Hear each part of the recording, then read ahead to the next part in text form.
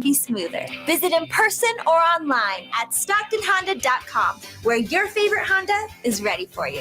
Anytime, anywhere, it's all here. StocktonHonda.com. Number one claim based on 2022 total new and Honda certified pre-owned vehicle car sales from American Honda Motor Company's own lawn report. KHTKAM HD1 Sacramento, KYMX HD2 Sacramento. From the Power Business Technology Toshiba Studios. This is Sactown Sports. Sactown Sports. Headlines.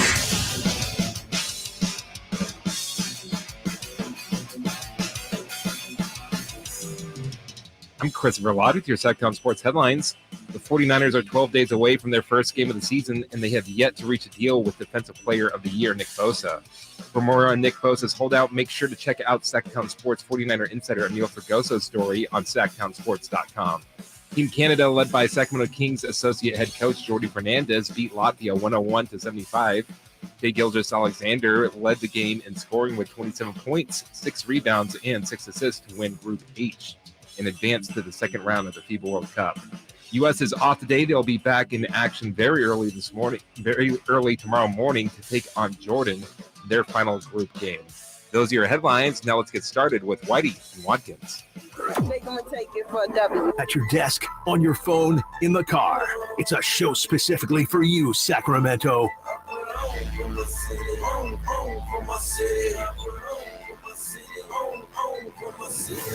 Whitey. She got a new song out of this anyway. Hoops, I did it again. So that's right. Hello, is this on? No, Watkins. I'm sorry. I know I don't want to be the wet blanket on everybody. It's Whitey and Watkins, and it starts. Hurry up! Now. No Chris Watkins today, but he's doing fine. He's doing much better, and he should be back in the plant tomorrow. So look who's here, the one and only Kyle Draper. Man, you guys got me out of bed early. This is early for me, you know. I'd usually just be on my second cup of coffee right now, watching a little First Take or whatever's on, but here I am ready to do 4 hours with you, my friend. We're thrilled to have you with us today. And when you and I were last together last week, that was the day that everything, as far as Trey Lance's 49er future, came unraveled before our very eyes and ears. Yes, exactly. And we had a spirited discussion. Yes. About Trey last week, and who knew, man? We knew something was happening, right? And you pegged it too. You said, maybe they're working on the deal, and then sure enough, a couple of hours before Friday night's game, it's announced, and I'm just like, it's over before it really even got started, right? The Trey Lance era, we never really got to see the real Trey Lance play. The one thing not the one thing, but one of the things you got right about it was when we were kicking it around, the fact that Trey wasn't at practice. I know I was saying, that means they're going to trade him. You said, he might just need a mental health day. And I think you hit the nail on the head there. I was talking to Emil yesterday, and apparently when they told Trey Lance that, hey, look, you're going to be the number 3 guy, he didn't take it well. He wasn't just upset. He was furious. Yeah, he was crushed, right? Yeah. And rightfully so. Let's be honest. Let's call it what it is, Whitey. You're talking about the number 3 overall pick.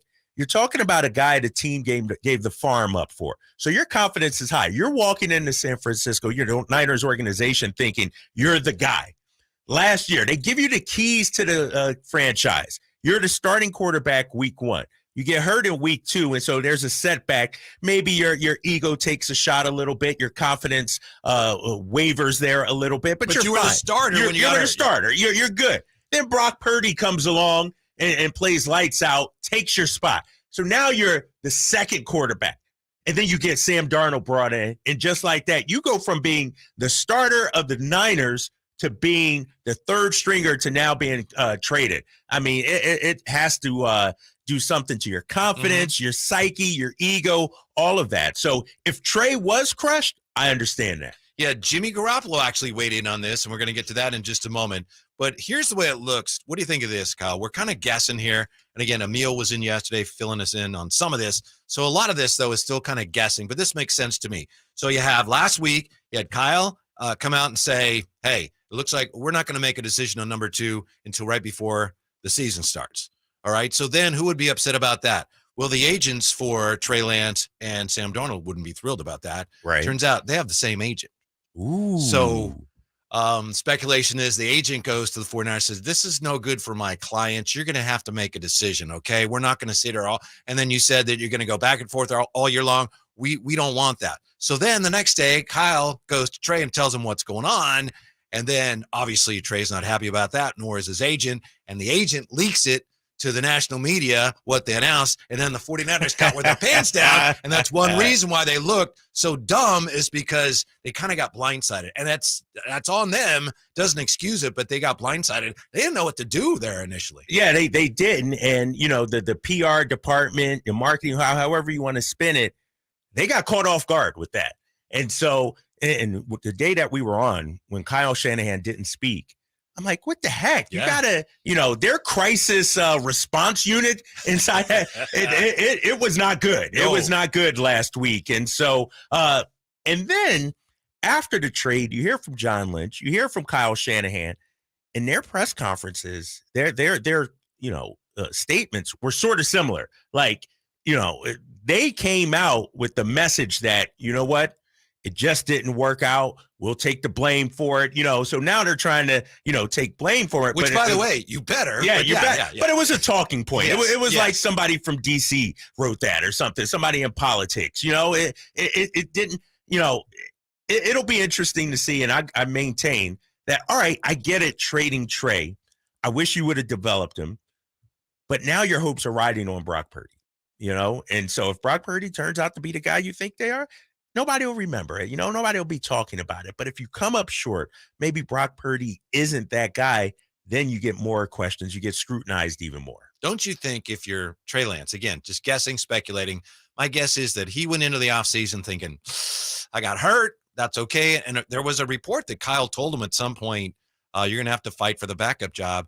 And Trey told him, no, I'm gonna make you change the way you see me. So that was his mindset. And that he had family and friends going, hey, Sam Darnold's terrible.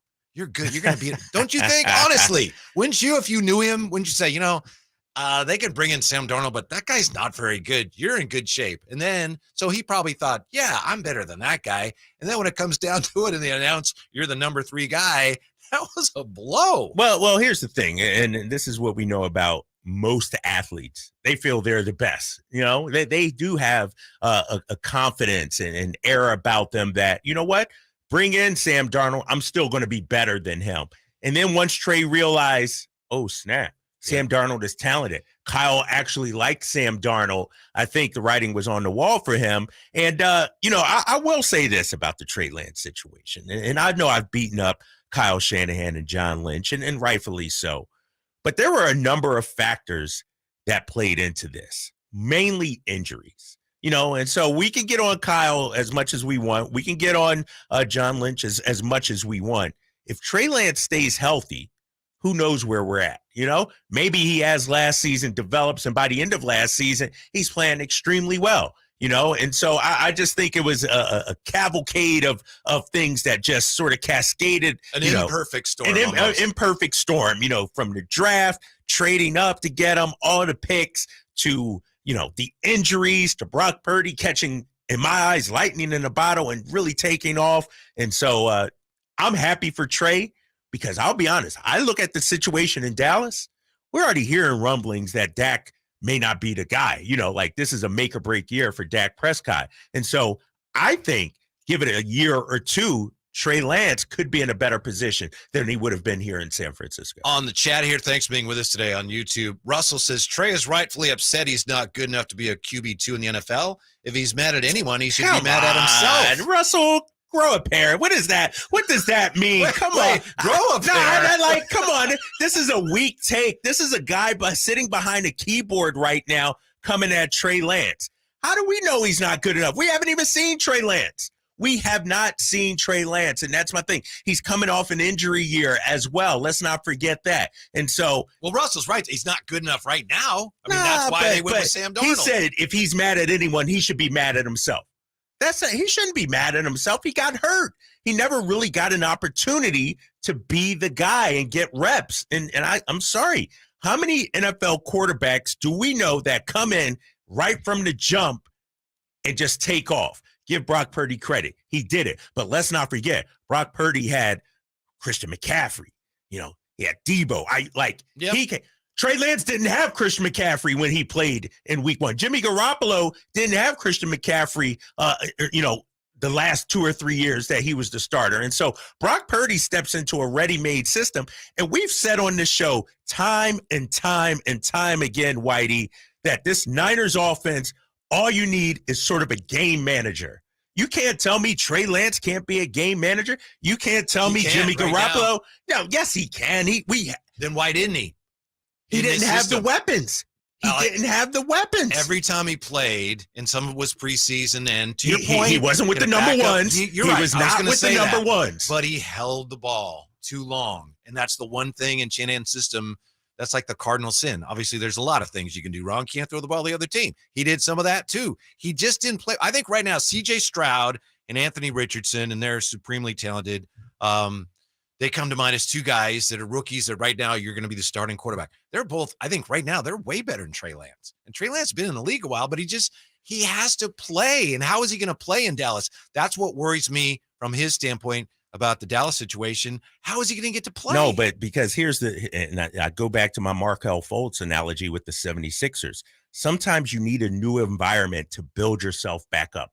Right now, Trey needs to be built back up confidence-wise. He needs to be built back up as an NFL quarterback. And I'm not going to put the blame on him. Russell in our chat says Dak, Joe Burrow, Brock Purdy, Josh Allen, Trevor Lawrence, just to name a few guys who just stepped in. Trevor Lawrence didn't just step in and take off running. Trevor Lawrence didn't they gave him the time. He knew it was his team to run. That's true. And so they instilled confidence in him, factual. let him take his lumps. Yep. And then by the end of last season, he was off and running. And so don't give me that. And so I honestly think that instilling confidence in your quarterback is maybe priority number one for a head coach, because you have to be on the same page as your quarterback. I don't know if Kyle and Trey were ever on the same page. But where was Kyle supposed to instill confidence in him? When he played, they gave him the job and he got hurt. He kept getting hurt, which again, and that's why we said it's an imperfect storm. And I'm beat up Kyle. I beat up John. I get it, but the injuries were a part of it. That it was bad luck for Trey Lance, not just last season, the year before that too. And so that's why I think this move to Dallas is a move that needed to happen. Not only for the Niners, but for Trey as well. He needed a fresh start, I think. Yeah, I understand all that. I'm just worried about, like I said, when is he going to play? And he's behind Cooper Rush now. He doesn't know the system there. So by the time he knows the system well enough to play, when is there going to be an opportunity? I hope there is. I'd like to see him succeed. To me, it's like the Dallas situation, it's different, but I don't see how it's that much better for him than the 49ers situation. But I see your point.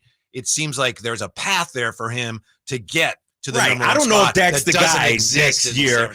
And I don't know how much they value and love Cooper Rush. And so I'm not thinking about this season for Trey Lance.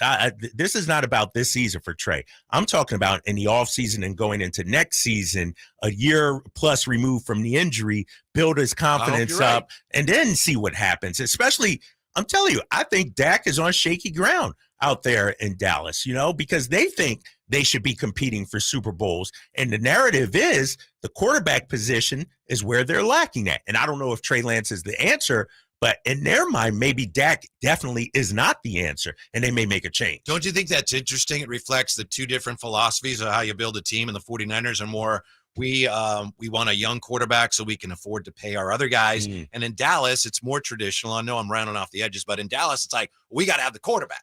That's not the way the 49ers really look at it. Right. I don't know which is right, which is wrong. It's all about ultimately winning, right? And if the Niners win, their philosophy worked for them. If the Cowboys win. But I maintain, when you look at the NFL, most of the time you need that guy. And most teams have that guy. Like, there's a reason why we talk about the Bengals as a Super Bowl contender.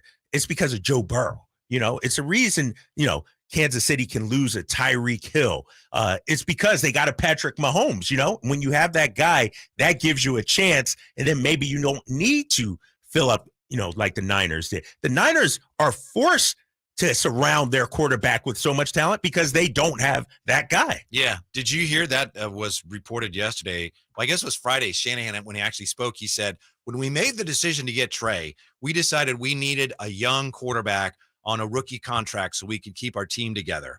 And so I think one of their mistakes was just deciding And I remember at the time they said, we're going to get somebody at 3. We're not sure who we want, but we know that person's going to be good enough.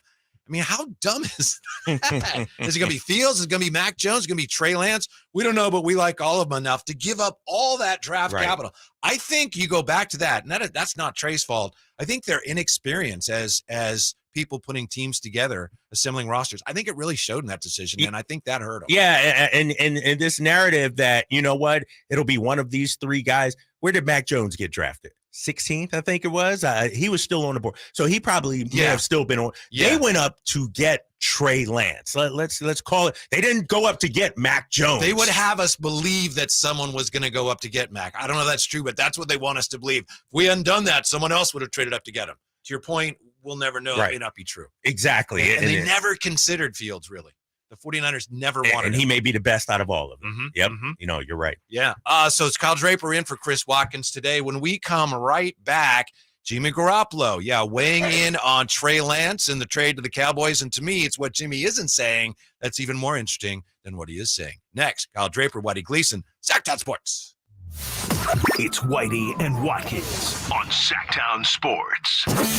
Check out the Golf to Go Hour with Frank LaRosa every week on Sactown Sports. Get the latest on equipment, area courses, people who play the great game, and plenty of good conversations about golf. It's the Golf to Go Hour every week with Frank LaRosa on Sactown Sports.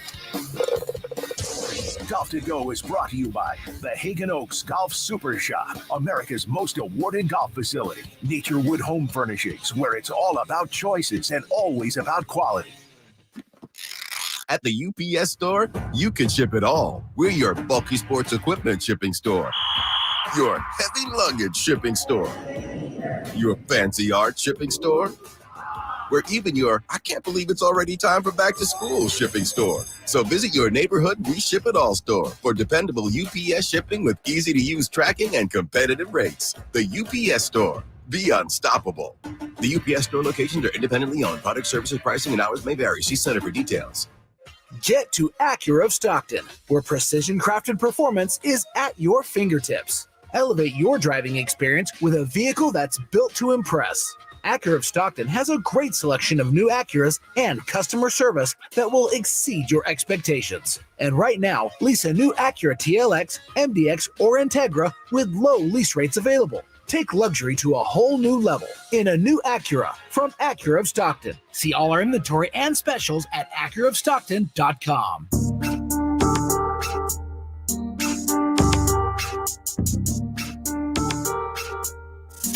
Check out Whitey and Watkins now on YouTube. Search Sactown Sports and watch the show from your desk. Hey, Kyle Draper just got taller. What's up? How'd that happen? Wow. Dude, I felt like I was at the kids' table over here. I'm like, man, my Trey Lance take and Brock Purdy take relegated me to the kids' table here. I need a more sturdy, upright now I'm chair. looking up at you. Exactly, And I'm like, hey, exactly. hey. All is right in the world now. Chris Watkins is off today. Chris should be back tomorrow. Kyle Draper in. Thrilled to have Kyle back with us today as we continue to break down what in the world is going on with the 49ers and Trey Lance. On the chat here, Kyle, from Sean, this is what do you think of this? You had a unique perspective on this comment. This is the NFL version of Marvin Bagley. If Lance was drafted at 11, this isn't even a story. I agree to an extent. If he was drafted in his original position where the Niners had him, they would not have given up so many picks. To me, when you make the kind of trade for Trey Lance that you make, you signal to me he's your guy. You're going all in. We're giving up 3 first rounders, a second rounder. We're giving up everything to get this guy. He's our quarterback for the next 10 to 15 years. And so if you just, so I'm looking at, I got to close my computer. I can't read the chat while doing this show. It throws me off. Some of your comments out there, but Chris looks like he's standing. I know. I do feel a little upright, but if you draft Trey at your current position at 12, then it's like, all right, first round QB, you believe in him, but you didn't jump up to get them. You didn't mortgage the house, the college kids, your kids' college education. You didn't put everything in this one basket. And so I agree there with the text. We're not having this discussion, but also, I'm gonna preface this by saying, I like Trey Lance. I think he's going to be a good quarterback. I don't know if he's going to be a stud, but the pressure that was placed upon him from day one, not only you give up everything to get him, but you're the Niners. You're the 49ers organization. The quarterback position, that comes with a little cachet, a little pressure as well. And so from day one, he was anointed, for lack of a better word, as he's going to be the guy. The pressure is going to be, and he never lived up to it. And don't you think the pressure was unique even for a young quarterback? Like, you compare him again to, I mentioned Anthony Richardson. He came out this week and said, you know what, people want me to lead the Colts to Super Bowl, and, I want to do that, but I don't know if I can now, but I want to. But with Trey Lance, it wasn't, hey, we're building on you. You'll lead us to the Super Bowl. It was, we got a Super Bowl team. Don't screw it up. Don't screw it up. Yeah. We need you right now to be your best. Yeah. Exactly. And Anthony Richardson, from all accounts, he looks like a good quarterback. But think about this.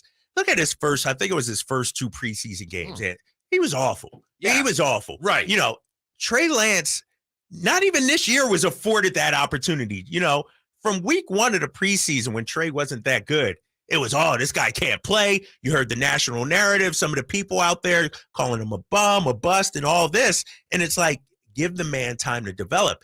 Anthony Richardson can go out there and sure, he's the face of the Colts franchise right now, but that's not moving the needle. If he has a bad game, nobody's, ready to call him a bust. Like, well, of course he did. Right, of course. Look, he's with the Colts. He's going to take some time and, and he needs weapons around all that, And so I just think, regarding Trey, the pressure was on him from day one. And the Niners, when they drafted him, I don't think they thought they had a Super Bowl team just yet. I don't think they thought, you know what, we're ready to win right now. I think they got hot at the end of the season, made a deep run. You can look at last year as well. And they're like, oh my gosh, we're ready to win now. You look at the landscape of the NFC. The NFC is down big time right now. There's maybe 2 or 3 Super Bowl contenders. And so the Niners, their fast track towards the Super Bowl, it was sped up. Their timeline was fast tracked. And so we talk about, just the situation with Trey and unfortunate events and all that. That's another one too. Nobody, when Trey was drafted, I didn't think that the Niners would be Super Bowl favorites in the NFC. I don't think they were one of the 2 or 3 best teams in the NFC. What's amazing to me as you're talking there, I'm remembering that rookie year for Trey Lance. Initially they had the Trey packages and that wasn't working. It was awkward. The team didn't get off to a very good start that year. And they were struggling to the extent, it was being talked about in the Bay Area that, if they lose a couple more games, they're just going to play Trey and let him develop. They're close to that. Right. But they turned it around and Jimmy started playing better and they started winning and he didn't get that chance either. The other thing that I'm reminded of is where you're talking about all the national criticism of Trey Lance a couple weeks ago. The 49ers, the only person that came out and defended Trey Lance was Raheem Mostert, who's not even there anymore. Yeah. And the only thing that Kyle had to say about it was, that's part of the position. It's like, so that was another sign. Yeah. Nobody bristled at that. No one said, hey, they don't know what they're talking about. There was silence other than Trey knows that's part of playing the position. Let me ask you this, though, Whitey. Kyle Shanahan gets a lot of credit. Offensive genius.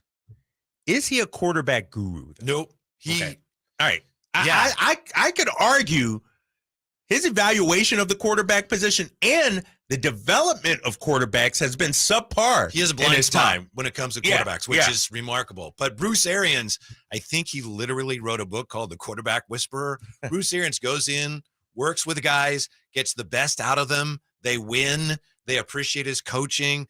Kyle works with guys and they end up being annoyed with him. and maybe he's harder on quarterbacks than any other position. And, he thinks the quarterback should be an extension of himself, should run the offense the way he sees it to be run. That's what he liked about Trey. I thought this guy didn't know anything. He's going to learn everything through my eyes. Right. And he can mold him and meld him into how he wants to be. And it just didn't happen. Yeah. Yeah, but even Matt Ryan talked about it. Kyle, the place took so long to get in. And we know, Jimmy and Kyle they really had an interesting relationship, to say the least. Jimmy, by the way, has weighed in on this. Jimmy Garoppolo spoke with Andrew Siciliano of NFL Network. That interview, I believe, is supposed to air tonight on NFL Network, but we have some comments from Jimmy. He just said, excited for Trey, just a new opportunity for him. Things didn't work out in San Francisco for whatever reasons. Glad he gets another shot, man. This league's all about opportunities. When you get a fresh one like that, you've just got to take advantage of it.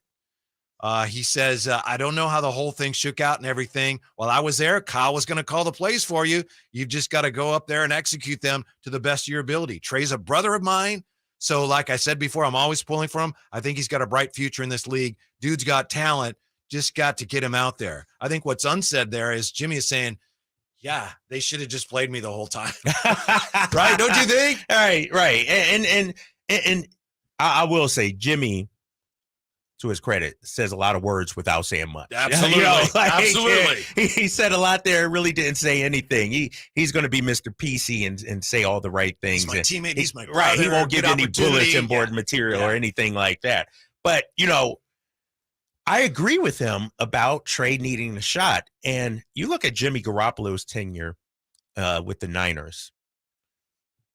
Did Jimmy develop as a quarterback over that time? If anything, he may have regressed. Right. And so I just feel playing quarterback under Kyle Shanahan is very difficult. I think, A, you got to do it his way, obviously. And B, you can fall out of favor extremely quickly, very quickly. And I think that's what happened with Jimmy G. And, last year with the injury to Trey, he had to play Jimmy Garoppolo. He had no intention of Jimmy G seeing the field last season. It was Trey Lance. It was a miracle that Jimmy was back on the team last year. Yeah, exactly. We thought the year before he was probably going to be gone. And so I think playing quarterback for Kyle Shanahan is extremely difficult. And right now, Brock Purdy is that nice, shiny guy. He's my guy, Kyle Shanahan has attached himself to Brock Purdy. But how long before Purdy falls out of favor? You know what I call that? Kyle, excuse me, but the guys get Shanatized. They play for him. And Jimmy G, that first year he was there, it took a while before they played him. And he was running around and playing loose and leading comebacks. Next year, he had a great year. But early in the year, it's like, what's wrong with Jimmy? It's like he's got the yips or something. He's processed. He got sanitized. Right.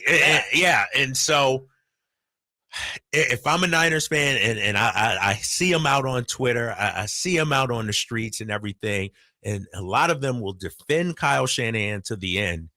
But if it doesn't work out with Brock Purdy, and I'm not talking about wins and losses, I'm talking about the quarterback himself. If Brock Purdy, who looked great last season, let's say he starts off great and then tails off, and then Kyle Shanahan doesn't believe he's the guy. I mean, how many quarterbacks are we going to cycle through this organization before we start pointing our finger at Shanahan and John Lynch? It's a great point. I thought Trey Lance would have to be the guy.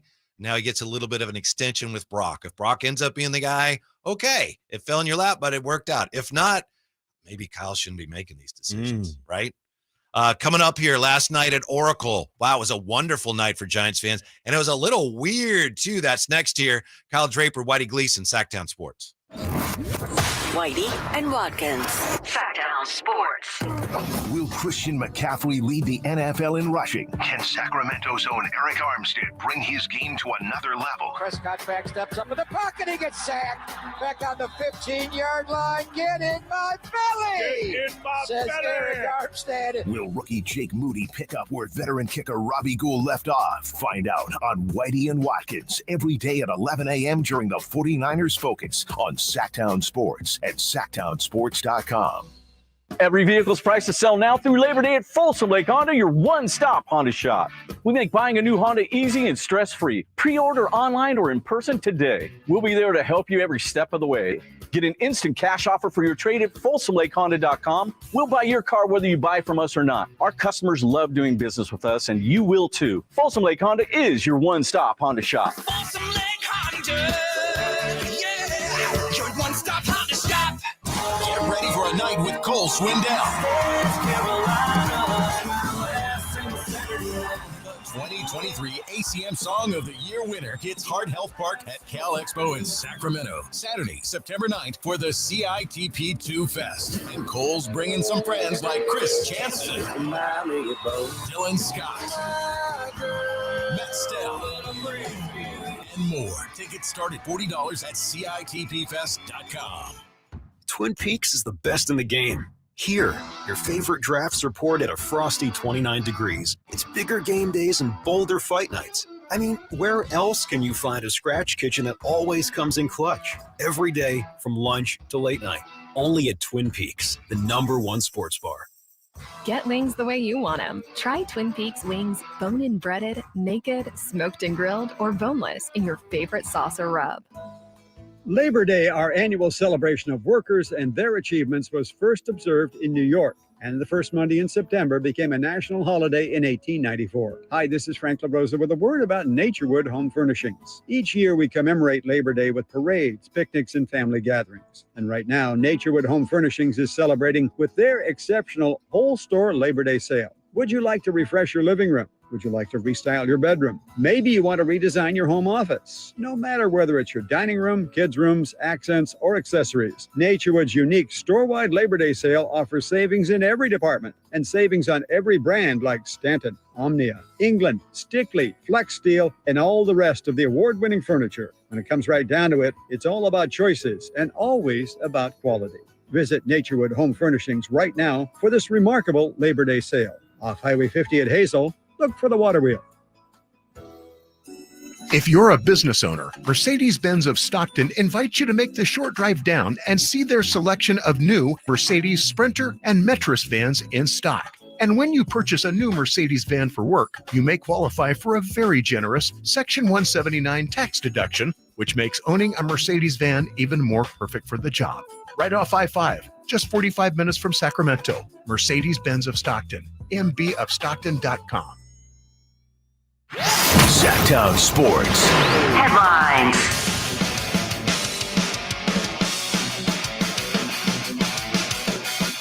I'm Christopher Laud with your Sactown Sports headlines. The 49ers are 12 days away from their first game of the season, and they have yet to reach a deal with Defensive Player of the Year Nick Bosa.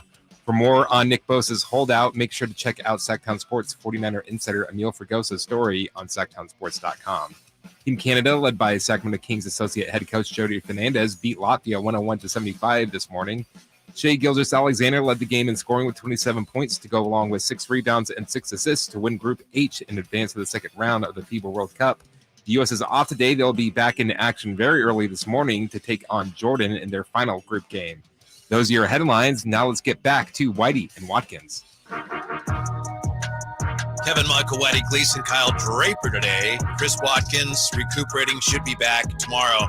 Jordy Fernandez, Kyle, how long before he's an NBA head coach? Oh man, I know Canada has a great roster, but he has those guys playing extremely well. I give it towards the first of the year. How about that?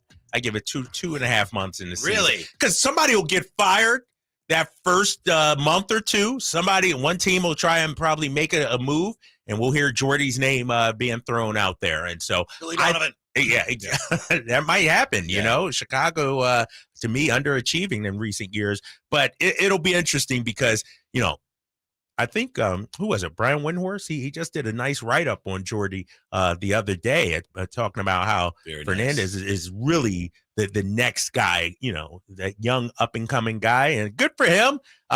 He's Mike Brown's right-hand man, though. So that would be a huge loss, I think, for the Kings. What an incredible story, too. The Windhorst story you mentioned. I believe, if I have my ducks in a row, Jordy Fernandez was involved in some investments or something, doing extremely well, and then just left that to become a non-paying coaching intern somewhere because it's like, well, that's what I want to do. And obviously he's made the best of it. Yeah, Mike Brown discovered him out in Vegas. He started working out with Mike Brown's son, training him. And Mike Brown said, hey, why don't you come to Cleveland with me? You know, when Mike Brown was in Cleveland, had him staying at his house. And his wife was like, why are we bringing this guy here? And he started training his son in Cleveland and then offered him an unpaid position on the staff. And then the rest is history. And, follow your dreams. Right. And now he's coaching Team Canada and a soon to be NBA coach, I would say, within the next year. Mm-hmm. Last night was a wonderful night for Giants fans. Also had to be strange because the Giants are chasing Arizona for the final wild card spot. Arizona is playing the Dodgers. So last night, Giants fans had to root for the Dodgers. That does not come easily. It doesn't come easily, and you got to do it again tonight as well. But you know what? This is one of those times where California, we all got to stick together, right? We're all from the great state of California. So let's band together. And, I would imagine, do the Dodgers want to see the Giants in the postseason? I don't know if the Dodgers are scared of anybody right now. Braves are certainly scared of the Braves. Braves, of course. Yeah, I think everybody's afraid of the Braves. But we saw even a couple of years ago when the Giants won, 107 games, the Dodgers said, all right, come on, let's go with it. And we saw what happened. But no, it's, this is what, expanding the playoffs, adding more wild card. This is what it's about, right? You got the final month of the season coming up, and now every game is important for the Giants. You're taking on the Reds, a team right behind you.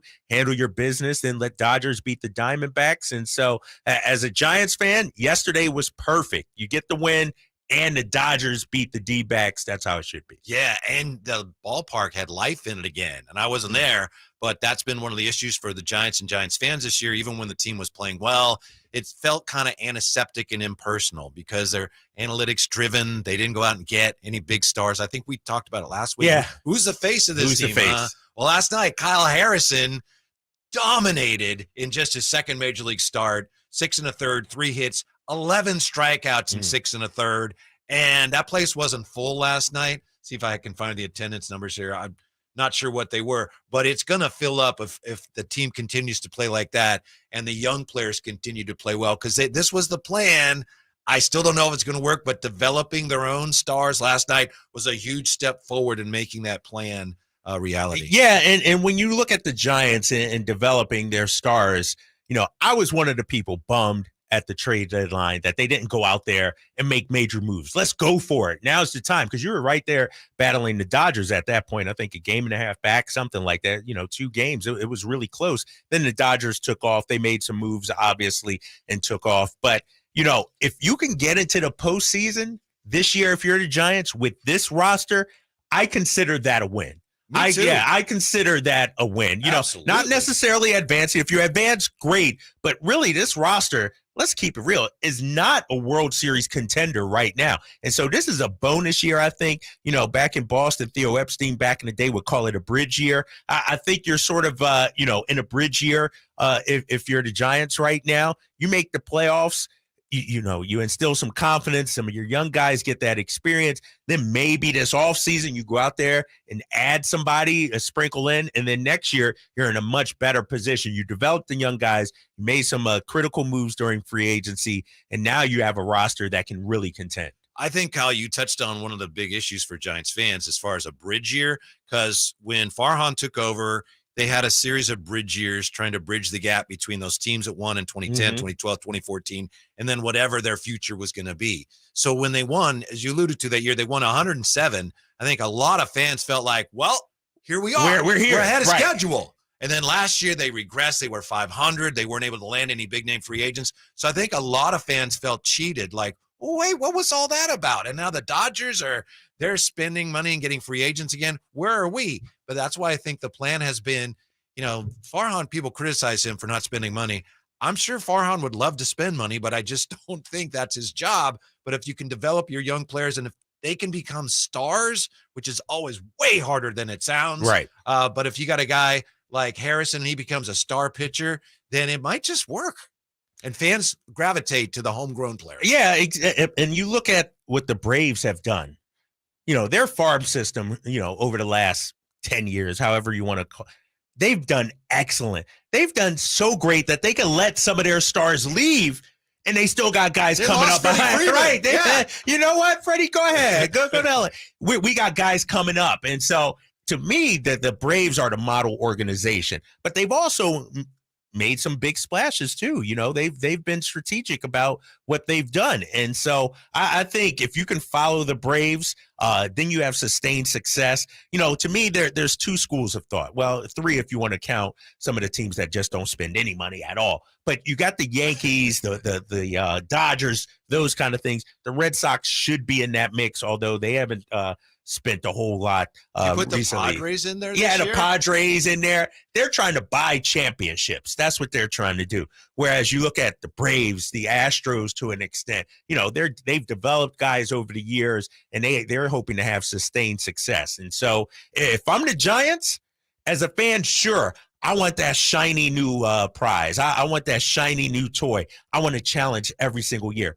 But if it means, you know, to playing a slow, long game and having 4 or 5 years, 6 years sustained success, I'm okay with it. Yeah, I think fans are too if the brand is exciting enough to get emotionally attached to, like what we saw last night. I mean, that was Kyle Harrison was unbelievable. Well, and that's the thing that's been the question mark with this team all season long to me is, you know, depth at the starting pitching spot. You know, a lot of times, you know, they've gone with openers or, you know, they just try to get you, you know, to the 6th, 7th inning. You know, you got a guy, what did he pitch last night? What was it? 6 into the 7th. Yeah. You'll take that every single night. You know, that's like a relic right there. His you know, parents were there and he had family there. And yeah, exactly. And so you got a guy that can eat up some innings, don't tax the bullpen, and it'll be interesting to see. 11 Ks last night. Yeah. 11 Electric. Ks. That's impressive. Mm-hmm. And you mentioned the Braves. What'd you think of what went down last night in Colorado? Ronald Acuna Jr. confronted by 2 fans in right field during the game.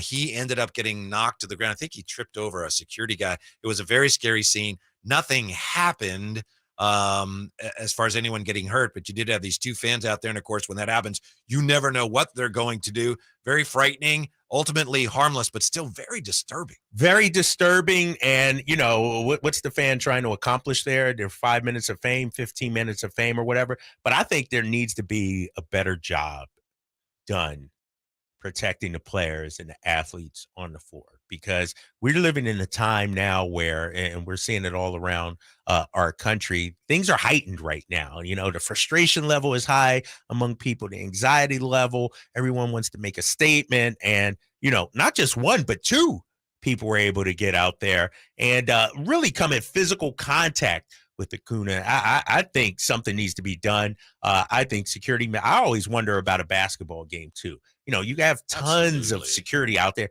but all it takes is one fan to just run out there and do whatever they want to do. And so I hate to say it, but you remember years ago, Monica Seles. Yes.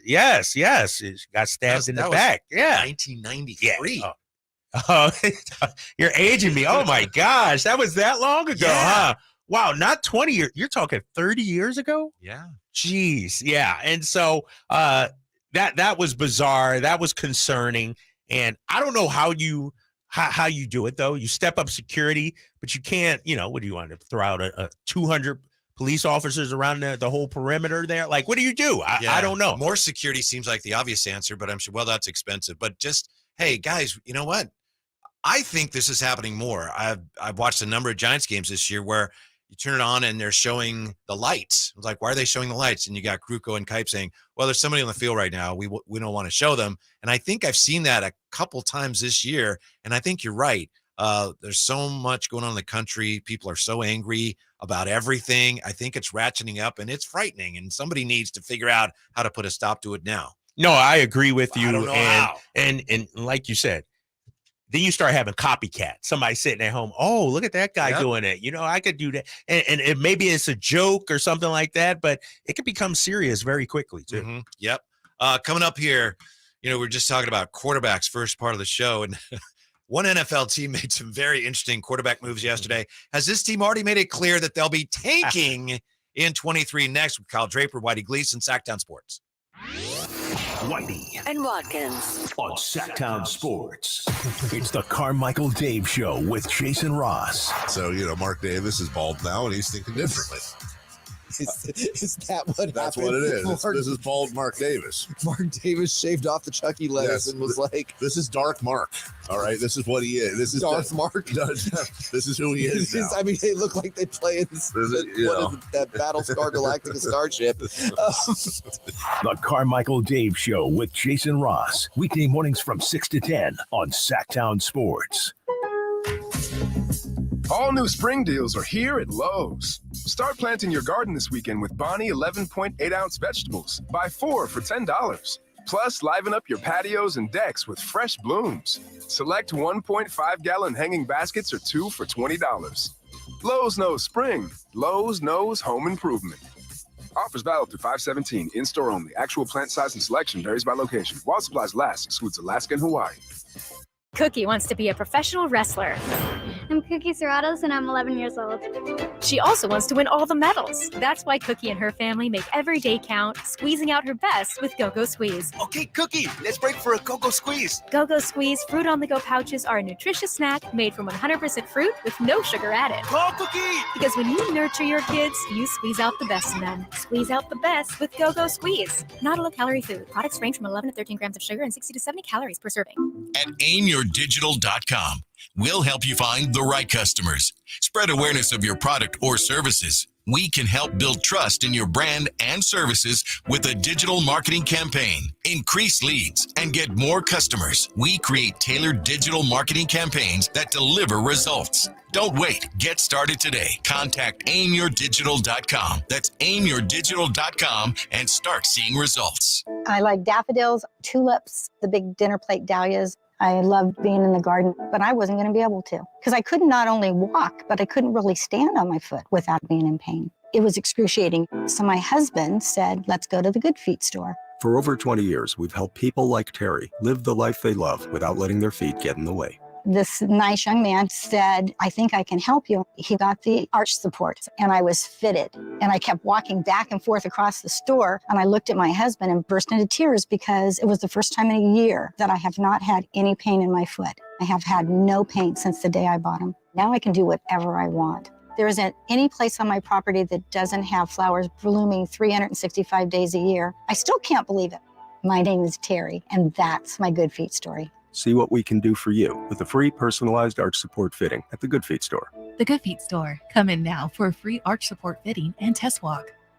Are you ready to cruise into the new school year in style? Look no further than Elk Grove Kia's back-to-school sales event happening right now. Rev up your engines because the 2023 Kia Forte LXS is calling your name. Zoom through town in this sleek ride for just $149 a month plus tax. Unbeatable style and affordability in one package. But wait, it gets even better. Feel the adrenaline rush with the 2024 Kia K5 GT line, the hottest sedan this side of the Pacific. Get behind the wheel for only $299 a month plus tax. Experience power, performance, and sophistication like never before. Don't miss out on the best selection we've had in over 3 years. Check us out at Elk Grove Kia or elkgrovekia.com. 2023 Forte 24-month lease of $149 plus tax of $41.30 required at signing residual of $15,256 at $10K per year, 20 cents per mile over reserve security deposit required subject to Kia finance approval. GK 8921 expires 8/31/23. 2024 K5 24-month lease of $299 plus tax of $47.12 required at signing residual of $21,782 at $10K per year, 20 cents per mile over reserve security deposit required subject to Kia finance approval. GK 8932 expires 8/31/23. Elk Grove Kia.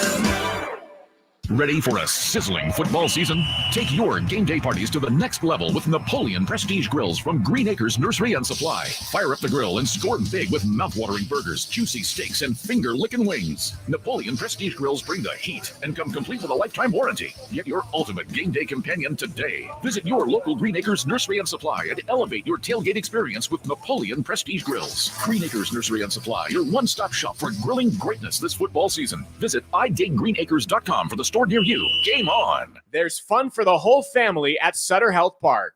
Join the River Cats every Saturday with the purchase of the Family Fun Pack. Starting at only $89, the Family Fun Pack includes 4 tickets, 4 hot dogs, 4 sodas, and 4 exclusive River Cats hats. Take your fan experience to the next level with the Governor's Club Family Pack and enjoy the post-game fireworks show from the field. Make your plans to join the fun at rivercats.com/familypack.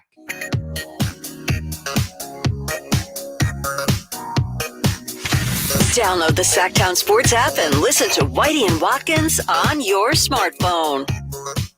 Coming to you via the Folsom Lake Honda hotline. Folsom Lake Honda, your one-stop Honda shop. Whitey Gleason, Kyle Draper. What's this, Kyle? I just see here. Son's DeAndre Ayton seen in video with porn star. What? Yeah, presumably working on his post moves. I don't know, but I hadn't heard anything about that. Had you? No, I have not. What site are you on, man? New York Post. I don't have those sites on my computer. I see it right now. New York Post. That's all. I just did a Google search of DeAndre Ayton, and I see some images I just don't want to see right now. So I didn't mean. My bad. My bad. I didn't mean for that to happen. Man. Isn't he playing in the World Cup right now? The FIBA World Cup right now? Like, I don't know. Where's this? I think he was with the Bahamas. Yeah. For their Olympic qualifiers. Olympic qualifiers, so not the in FIBA. Argentina. Okay. Oh, okay. That's right. All right. Yeah, Ralad with the info. Ralad coming off the top rope, giving us that info. Thanks, man. Yeah, the Suns are supposed to be a lot of fun to watch this year for Phoenix sports fans. Arizona Cardinals. Yeah. How do you feel about tanking, Kyle? Because it looks like that's what Arizona is doing this year in the NFL. And here's the question: who are they tanking for? Is it Caleb Williams? And if so, you got Kyler Murray. I thought he was the guy. You got a new GM. You got a new head coach in the organization. And, I've always said tanking. All right, I'm going to get on my soapbox. I had a feeling. Here we go. I've been really chill today so far. How come we only talk about tanking and it's only a problem in the NBA? We've seen the Colts historically in the past tank for Andrew Luck. We've seen it happen before. The Cardinals are tanking right now for Caleb Williams, perhaps, but nobody's raising an eyebrow. Nobody's saying anything. The A's are tanking for. I don't know the tank, but we've seen teams tank. The Cubs tanked, and it worked for the Astros tanked. The Astros tanked, yeah. But there's no criticism for that. There's no, you're right. Like the Sixers were heavily criticized for the process and open tank. Think about it. In the NBA, they changed the draft lottery to prevent taking. Yes. In the NFL, we've seen taking for years and years and years to come. It's happened. But nobody ever raises an eyebrow. All right, that's my soapbox right I think I know why that is. I agree with you 100%. Tell me why. I think, if anything, it's because in the NFL, you can maybe tank for a year. We've seen teams in basketball, the process in Philly, where it was Uber tanking. We're going to tank year after year after year after year after year. And then the league got to the point where we can't ignore this. We got to do something. I'd be surprised if the Cardinals do it for more than 1 year, because in the NFL, the seasons are so short. I agree with you, and I think you're right, just as far as, well, why is that? I think it's just easier for people to ignore in terms of 1 year. But already there are some Arizona Cardinal fans right now going, hey, wait a minute. Right. What is that? It's blatant. It's obvious. Yeah. You get rid of who they just trade. Isaiah Simmons, former first-round pick. They got rid of him, traded him. You got who's the quarterback? Colt McCoy. Yeah, you get rid of the pup list, so he can't play for a while. Then they get rid of Colt McCoy and they bring in Josh Dobbs, and it looks like he'll be the starting quarterback. Well, there's fewer than 2 weeks before the first game. And you got a quarterback who just got here. And the coach very cleverly saying, well, we're not saying whether it's Clayton Tune or Josh Dobbs at quarterback. We don't want to give our opponent, an advantage there. But it's just, it's ludicrous. It really is. And if you're a Cardinals fan, I understand tanking once the season is done. Like, you're out of the playoff hopes. You're 3-10, no hopes for making the playoffs. Rest your starters. If Kyler Murray's healthy, save him for next season, whatever. But you're tanking before the season. Yes, you're telling your fan base, you know what? We're not going anywhere this season. We have no hope this season. And I understand Kyler Murray's injured. But if you're going this route, why even bring him back this year, right? Like, is he going to be back in week 7, week 8, week 9? We don't know. But, you're getting rid of Isaiah Simmons. You're making the trades you're making, getting rid of Colt McCoy. Why not stem the tide until Kyler comes back? Why not have Colt McCoy and maybe go 3-4, and at least you're still in the mix for a wild card or something? Right now, you're signaling, you know what? We're trash. We're going to be trash. And you know what? That's our plan, and we'll catch you back next season. We are planning to be trash. We're planning to be trash. We are caving for Caleb. That's what they are. Oh, you just came up with that, huh? I was trying to think of something that, It's some not sort great. of alliteration. It's You know, not great. it just didn't come to me. I like that, though. Caving Yeah. for Caleb. I like Because that. to your point about Kyler, that's a previous regime. They were all in. They hired him and his coach, who never coached in the NFL. I was like, that's all right. It's going to be great. And it wasn't great. So now I think they're ready to move off of him, and that's going to take time. So yeah, Because they're you're gonna not need a tanking for quarterback. an offensive lineman. You're not tanking for a wide receiver. I don't think so. You tank for a franchise quarterback. And, according to And good scouts luck. and watching him, Caleb Williams is that guy. I'm a big Caleb fan. And so I get it. You want him to be. But now, if I'm Kyler, what does that signal to me? What does that signal to the fan base also? Yeah. And if I were an Arizona Cardinal fan, I'd say, why didn't you tell me you're doing this before I had to re-up for my season tickets, right? Seriously. Like, this is garbage. Right. It is. And you know it's garbage. But, the NFL in football, it's Teflon. You could do whatever and the fans will come. You got those 8 home games or whatever it is. And the fans will be, that'll be the biggest event in that state that week, and it's just the way it is. And that's the thing. The NFL and their owners are printing money.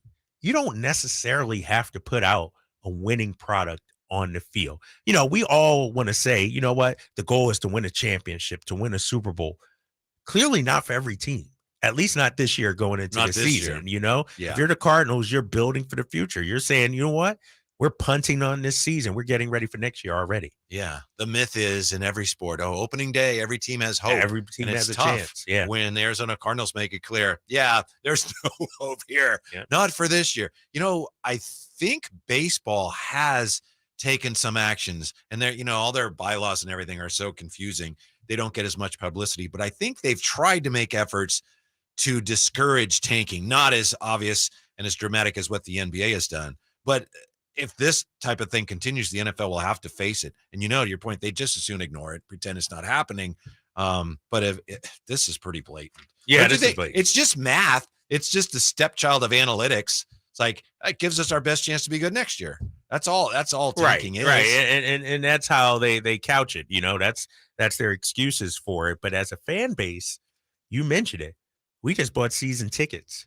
We want to go out there and support our team, and you have no pride in your team when you're tanking like this. Few things are worse for a sports fan when the fan realizes, I want to win more than my team wants to win, and I'm paying that. What's wrong with this equation? And in baseball, what you're seeing, I'm looking at Oakland A's games. They have no hope, and good for their fan base for not supporting that team, that organization, that ownership. I'm a big believer that fans are supposed to speak with their pocketbooks, their wallets. If you don't like the product on the court or on the field, you want something to change, either boo or don't go to the games. I'm a firm believer in that, because what incentive do owners have to change if they're still making money? And so I think, kudos to A's fans. You guys aren't standing up for that. You're putting your foot down and saying, we're not supporting this owner and lining his pockets with ticket money and concession money until he puts a good product on the court. Yep. Amen. By the way, coming up, tell you about the NFL coach who says tanking is mythical. It doesn't work. Is he right? Also, we'll tell you about the NFL reporter who says the Trey Lance deal leaves the 49ers, quote, looking like idiots. Do you agree with that? That more next year. It's Kyle Draper, Whitey Gleason, Sactown Sports.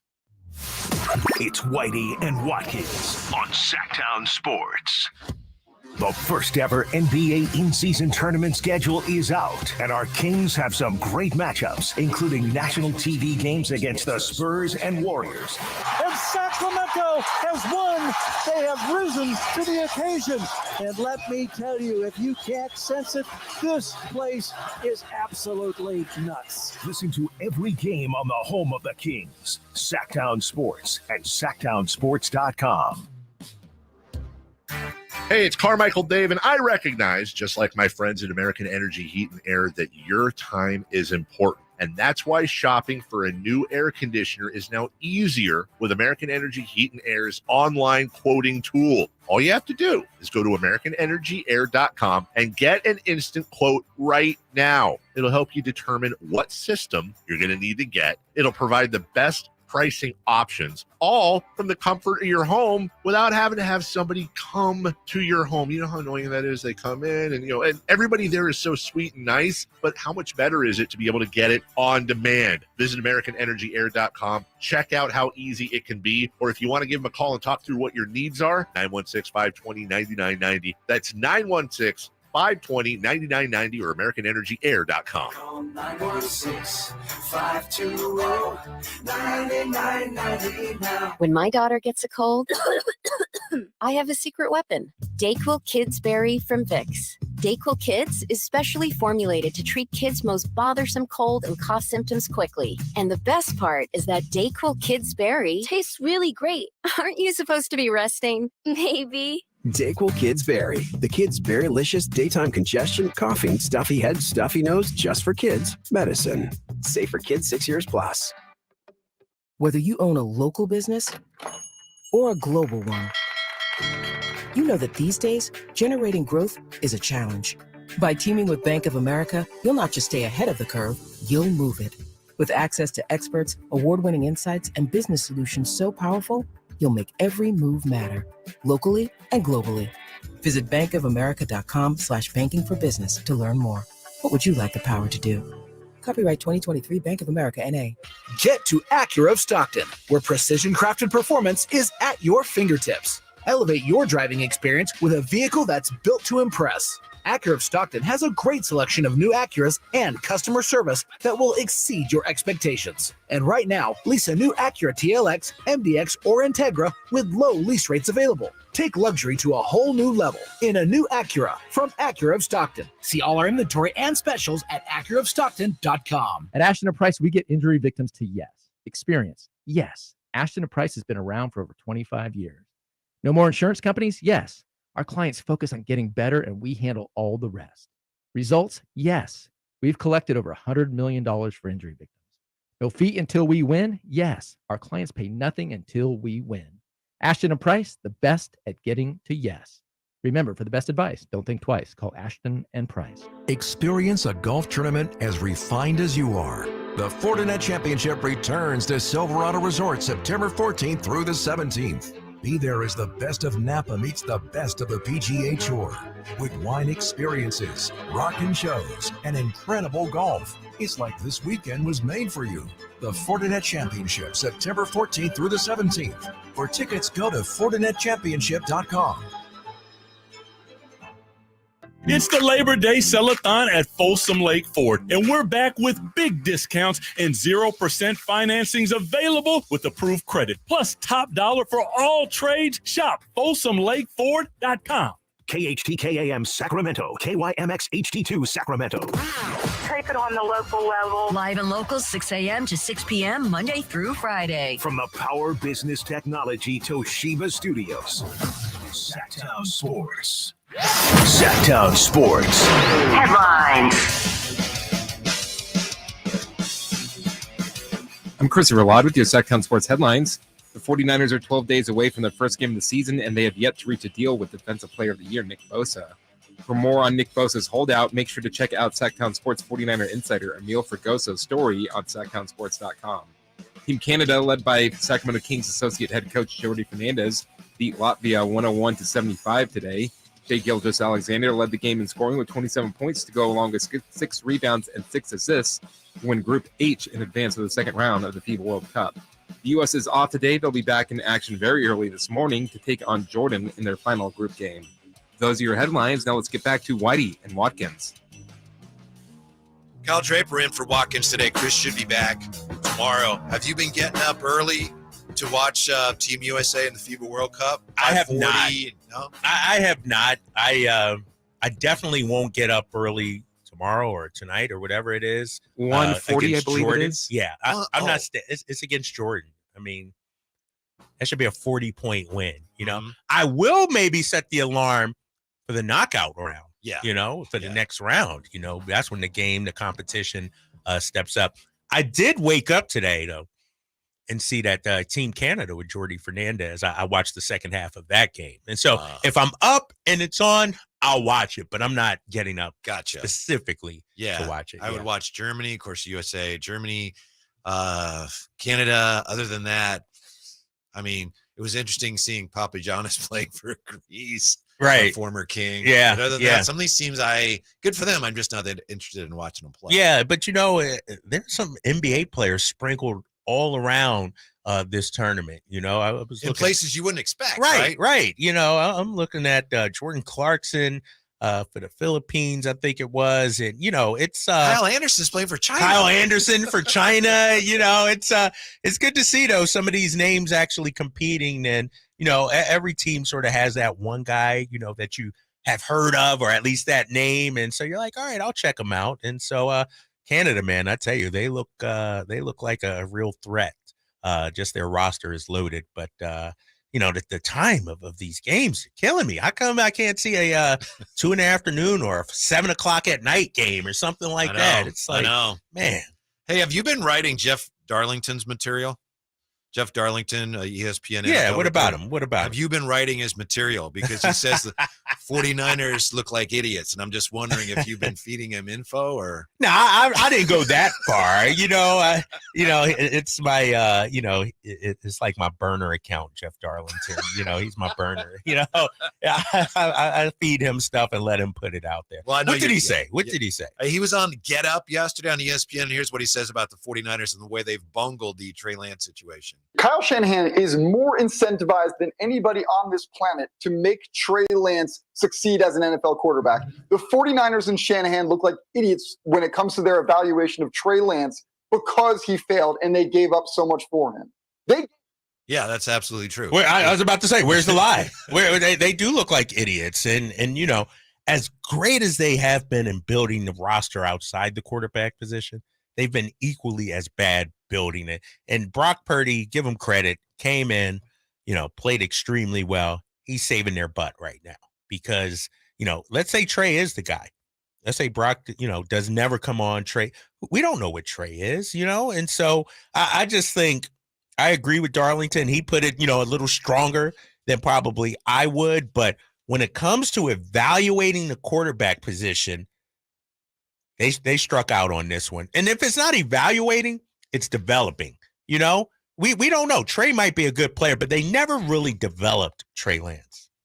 How much of that, though, is because, as we've been saying, he got hurt and he couldn't play? Should they have done more to make sure they spent time working on his development? Or was it a matter of, we got to win? We don't have – it kind of reminds you of the Wiseman situation with the Warriors as well. You can't do both things at once. You can't develop a young player while you're trying to win.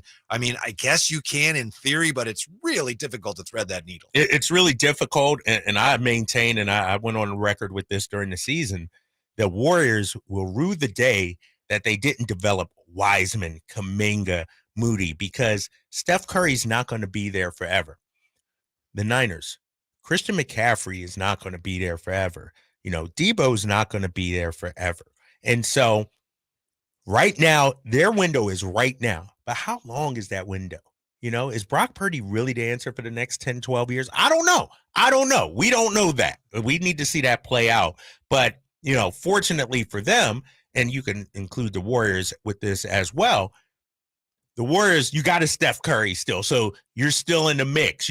If you were a Detroit Pistons and you whiffed on Wiseman, Moody, and Kuminga, heads would roll. Yeah, exactly. And so, the Warriors are fortunate they still have a championship level team. And that's the same thing with the Niners. And, I don't want to call them idiots, but the quarterback position has been a revolving door. Here we are, third straight season with a third different opening day starter. That's just, where's the stability at that position?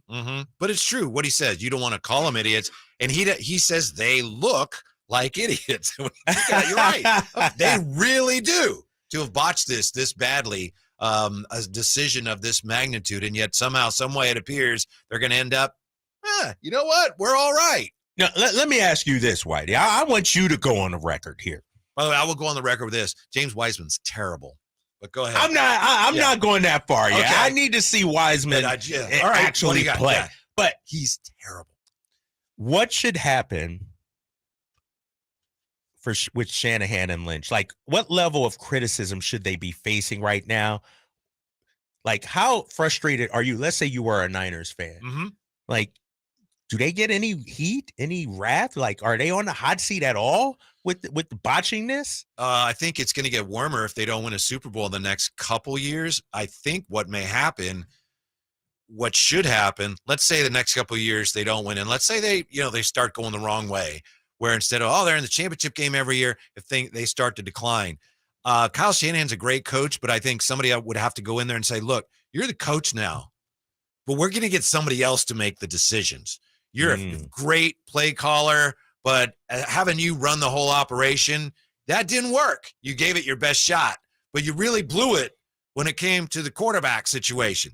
So if you understand my answer, I don't think they're there yet, but that's the danger where they are right now. If Brock Purdy works, it's like, wow. If he turns out to be, I don't know if you heard, but one of his teammates said he's Drew Brees, which we'll get to. If he ends up being a really good quarterback and they win a Super Bowl, if Kyle can win a Super Bowl, great. If we're still here, even 2 years from now, going, I don't know about this, then I think Jed York or somebody's going to have to step in and say, okay, you can't run the whole show anymore, Kyle. It didn't work. You made too many mistakes. Right. And you look at Bill Belichick in New England.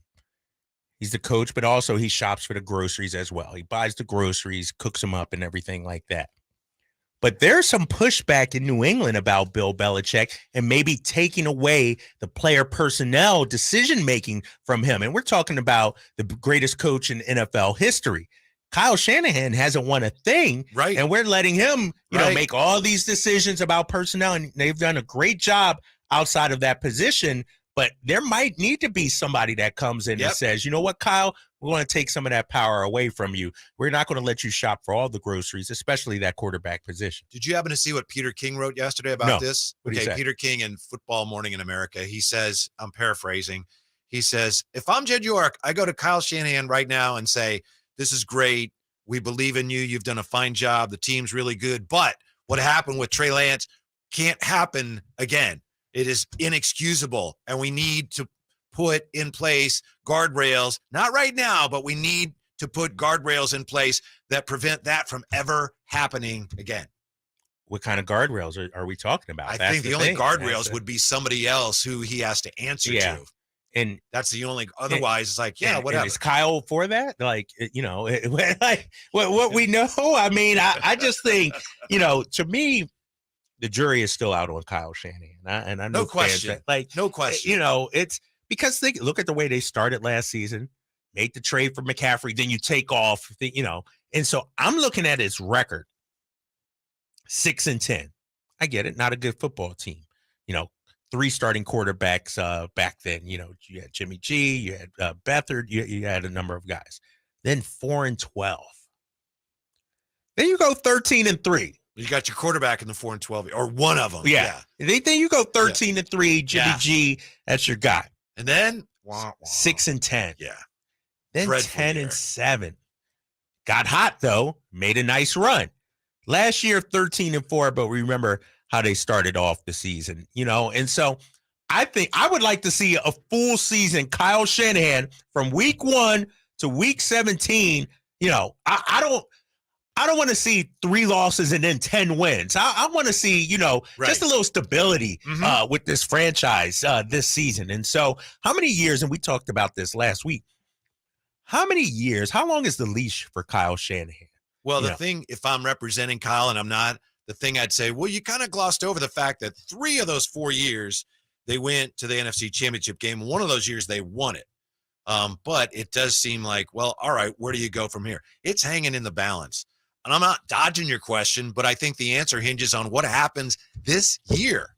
Do they make another run? Do they get back into the NFC title game only to collapse again? Even that is not progress. Do they get to the Super Bowl? Then, Kyle, it's working. If they don't even get back to the NFC title game, then this thing's starting to go the wrong way, Kyle. It's not working. I think that's all going to be in play depending on how this year plays out. Yeah, because this team, this roster is tailor-made this year. Yes. This is their year. Like, really. They will never say that, but you're right. Like, this is the year to get to the Super Bowl.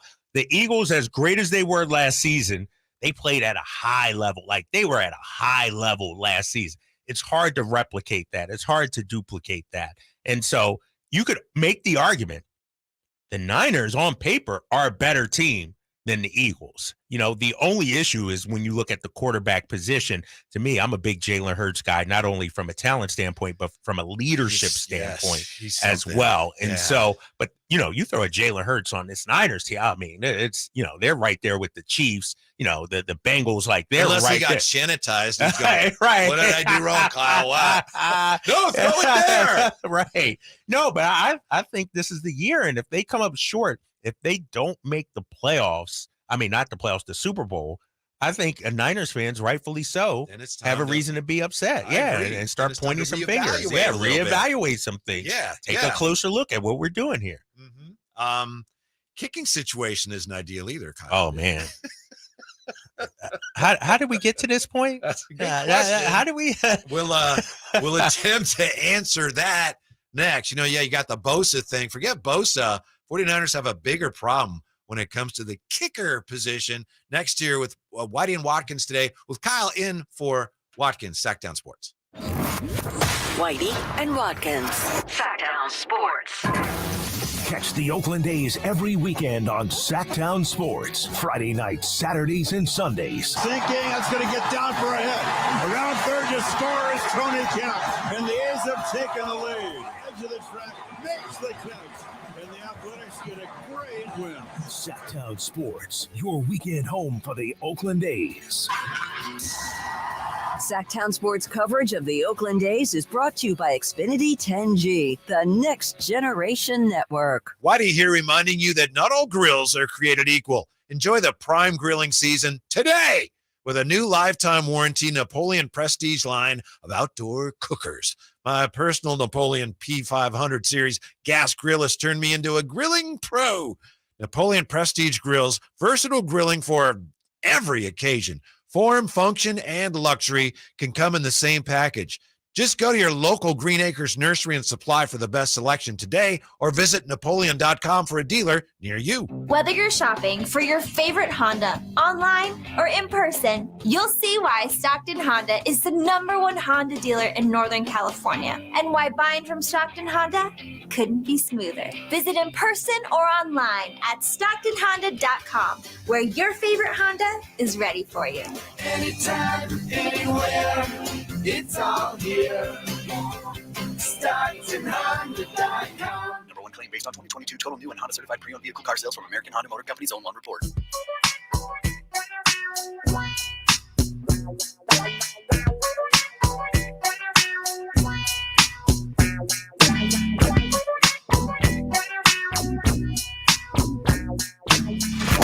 At your desk, on your phone, in the car. Whitey and Watkins on Sactown Sports. Kyle Draper in for Chris Watkins today. Chris feeling better, should be back tomorrow. We're hearing on the YouTube chat from some Giants fans, from some A's fans. Primo J says, Giants fan, electric game last night.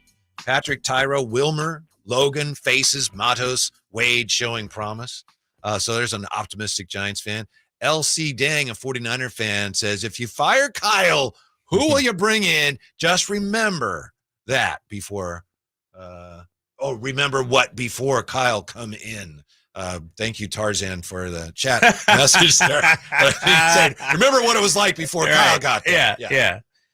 No, I understand. Kyle sort of brought you back, put you back on the map, developed this roster, improved it. But all I've been hearing from Niners fans in this building, out on the streets, they're about championships. They're about Super Bowls. Everybody says that. But they're a legacy organization, making it to the NFC Championship game is great. You're doing a great job. 3 out of 6 years for Shanahan. That's, he's either feast or famine so far in his 6-year tenure here. But at some point, you have to say, when are we getting over the hump? We're getting there. Because there's no excuses right now. This roster is built to be a Super Bowl champion, to make it to the Super Bowl. And if you come up short, whose fault is it? Barring injuries, of course. But are we talking it's, Shanahan's fault? Are we talking it's Brock Purdy's fault? Well, who, hitched his wagon to Brock Purdy? And so I just think, with Trey Lance now gone, They got to handle this Bosa situation. I get it. But the spotlight is on Shanahan now. It's not on Brock Purdy, believe it or not. Brock Purdy, he's playing with house money. Let's keep it real. I know he's playing for his livelihood, his job, his safety, and all that. But I'm not expecting Brock Purdy to go out there and beat Patrick Mahomes or Josh Allen or Joe Burrow. I don't think the Niners are asking him to do that. And so, to me, there's not a whole lot of pressure on Brock Purdy. To me, the pressure is on the head coach this season. Mm-hmm. I agree. I've been very optimistic about the 49ers' chances this year, but the way things have gone lately, and maybe it's just noise and doesn't matter, but it reminds me of the way things were in the preseason and early in the season in that 6-10 year. And of course, that was the pandemic year, and everything went sideways for everybody. But there was an odd feel about it, and it's starting to feel that way. Does that matter? I don't know ultimately if it will make any difference. But here's one of the things that concerns me from the 49ers standpoint. Remember the Crabtree game where they lost the NFC title game in Seattle and Richard Sherman made that interception? Yeah. I remember listening the next day, John Gruden, who wasn't coaching the Raiders again yet, he was on like Mike and he was talking about that game. He said, you know what? As a franchise, those tough losses for them, the 49ers had lost the NFC title game, the Kyle Williams game, then they lost the Super Bowl, which they almost won, the Beyonce blackout game. Then they lost the next year to Seattle. He says, you don't recover from that. And I always thought, wow. And well, turns out he was right. So, I mean, all these tough losses to the Chiefs and then the NFC title game where they had the lead against the Rams. And then last year, I don't know. It just seems like at some point you got to break through that. And this has to be the year. This has to be the year because, you look at the landscape of the NFC, and to me, your only real competition are the Philadelphia Eagles. You look at every other team, the Minnesota Vikings, they'll be good. But I'm not trusting Cousins in a big game, in a playoff game. Good thing Chris isn't here. He's a Vikings fan. Is he a Vikings guy? He'd come after me. But, there's different levels to it, right? Different tiers. And to me, there are only two teams on the top tier in the NFC, obviously the Eagles and the Niners. I think the Seahawks will make some noise. I think the Niners will split again, those games against the Seahawks. I think the 49ers season will beat the Cardinals twice. Yeah, they'll get that. Mark that down. No, they'll get that. But, and I went through the schedule, and I had them winning 11 games, I think, And so I just think the problem with the Niners is it's 11-6. 11-6. That's I think the over-under is 10.5 or something like that. But the Niners got hot last season. At the end of the season, they did the last 2 years. Yeah, last 2 years, and so I'm wondering, can they replicate what we saw the last 10 games of the year to start the season? Like historically, it seems like Shanahan's teams take some time to develop, to get rolling. And once they get rolling, man, they're hard to stop. And so this year, you would hope as a Niners fan, you hit the ground running. That first unit looks great so far in the preseason, but it's the preseason, And so I look at the schedule. I got them losing one of the first two. I got them 1-1. I got them, 2-2 after 4. And so I just think the Niners, they're a victim of their own success to an extent. Like they've set these expectations. Last year's run, it's sort of almost like the Kings to an extent, where you have a great run, a great season. Now, how do you go farther? What do you do now? And I think for the Niners, there's only one thing they can do is make it to the Super Bowl. Anything short of that is a disappointment. Hard to do that. Hard to win even 11, 12 games or more. Well, impossible without Bosa, but really hard to do if you don't have a reliable kicker. And right now, the 49ers don't have Bosa, and the kicking situation is nothing short of a disaster. Bosa, all the reports are that they're going to work that out, and he's going to get a monster contract.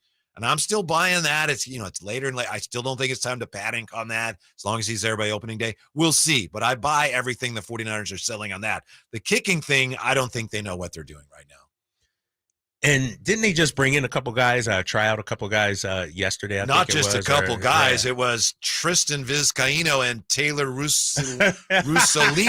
Who exactly, right? Yeah. But and Moody looks like he's not going to be available for week 1. Shanahan said is week to week at this point with him. This is a guy, your third round pick. You go out there and get him. Where's Robbie Gould when you need him, right? He's still out He's there. still out there. He's Yeah. chilling, but is he in his feelings about the way things went down, not being a part of this team? And so they have to get a kicker, right? For week 1. Like Shanahan's not that arrogant and say, it'll all work out. We'll just get somebody. I guess the hope is maybe by then, maybe Jake Moody's better. I don't know. I agree with you. The Zane Gonzalez thing is just, again, it's another example of things. How could it have gone any worse? Right. At this point, they're supposed to have Jake Moody as the guy. We love him, and we traded Zane Gonzalez for a pick because he was a good backup in camp, and other teams needed kickers. And now they're both disabled. And so Robbie Gould, and I know Shanahan this week, you probably heard, he did not rule out Robbie Gould. Someone asked him about that. He said, well, we're not there yet. We don't know, but he didn't rule it out. So everything is in play, including Tristan Vizcaíno and Taylor Russolino. Look at you. You got to look at the notepad to even name these guys. Nothing against them because, as you know, you got to be a really accomplished kicker to even get to that point. But Taylor Russolino last kicked for the Arlington Renegades of the XFL. Oh, my gosh. And Robbie Gould, you got a veteran guy, and I get it. You just bring him in and Just take care bring of it him in. now? Yeah, you just bring him cut. in, right? Today's cut. Do you cut you cut Moody? No, you don't cut Moody. What about Gonzalez? Like, what's he? He's hurt right now, Yeah, and so I just think. And Gould, he wasn't even talked to about his role with the Niners this season. I'm reading this article in New York Post. He said, I would have loved to have gone back there. I told them I wanted to go back there. We never got an offer from the team, and we never had a conversation about coming back. 49ers outsmarting themselves. We can plan ahead. We'll get this guy. We don't need Robbie Gould anymore. Get a cheaper kicker who can kick from further away, and there's risk involved in that. But he hasn't shown that he can kick from further away. Right. He's looked awful in the preseason, Moody. I'm Outsmarted talking themselves about. again. Yeah, and what's upsetting about this conversation in the last hour and 25 minutes we've sat here, Whitey, is I'm more upset than a Niners fan is. Like, Niners fans should be calling this right now and voicing their – but you know what? They're just drinking the Kool-Aid from Shanahan and John Lynch. We're the Niners, bang, bang, Niner gang. We'll get it together. We got McCaffrey. We got Debo. The Niners have some real question marks. The kicking situation, I argue I'm not sold 100% on Brock Purdy yet. The way they handled Trey Lance, it seems like everybody outside the organization and the fan base, they're more upset about it and angered about it than the actual fan base is. Mm-hmm. The fan base, the house, I said last week, is burning down. It's not burning down, but man, they're ignoring all these missteps from Shanahan and Lynch. And here's the thing. They got a lot of exposed wires. Like exposed wires. Like, and they've been dangerous. right. We're good. Yeah, we're good. We got through today. It'll be fine. But man, if you tie up those wires, you cover them up, you do all the safety checks on them, you can win a Super Bowl. Instead, it's like, no, we're good. We're good. But what's going to happen come week 17? What's going to happen come the playoffs? To me, ultimately, that's when this Niners regime will be judged. Well, we'll see. I think that narrative, I could be wrong, but my read on it, to your point, is that if things don't go well this year, then it starts to shift. Remember where 49er fans have been for years and years with, since Harbaugh, and that ended badly. And then you had Tom Sula and Chip Kelly. Kyle came in and struggled. And then you got a team that's Super Bowl relevant again the last few years. And right now they appear to be. So I think that's why fans have been as patient as they have been, because he has turned the whole thing around. And fans are still on board with, here we go. But I think it's getting to the point now where if they start backsliding, then I think that narrative's going to change. It's an absolutely pivotal year for the 49ers. A pivotal year. An opportunity is right there in front of you. The Eagles are your only competition. You could sleepwalk your way to the NFC Championship game. And so, not worried about those Cowboys, huh? I'm not worried. They always fizzle out in the playoffs. They always, a lot of hype, all bark, but no bite with the Dallas Cowboys. Not worried about them at all. Speaking of the Cowboys, Mike McCarthy has, this is a surprise, he has no problem with the way the Trey Lance trade went down for Dallas. I don't think he'd have a problem if Jerry Jones said, I want you to eat a mud sandwich. He goes, I got no problem with that. I'll do that.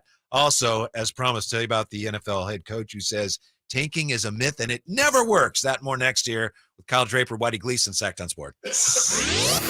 Whitey and Watkins on Sactown Sports. The first ever NBA in-season tournament schedule is out, and our Kings have some great matchups, including national TV games against the Spurs and Warriors.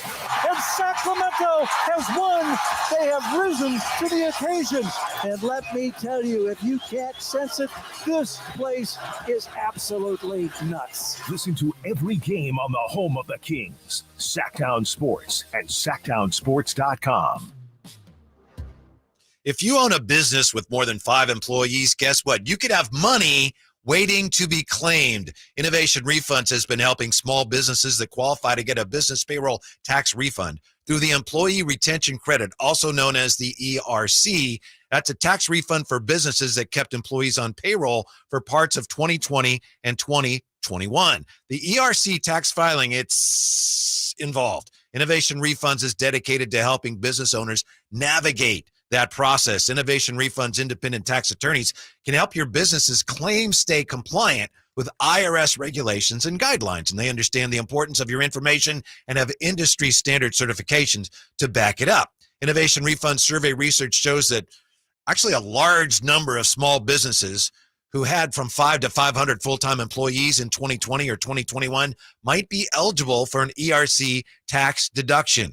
Innovation Refunds has hundreds of 5-star reviews on Trustpilot and Google. They are also accredited with the Better Business Bureau. Innovation Refunds won't charge you any upfront fees or any money until you get paid. Innovation Refunds does not provide tax or legal advice.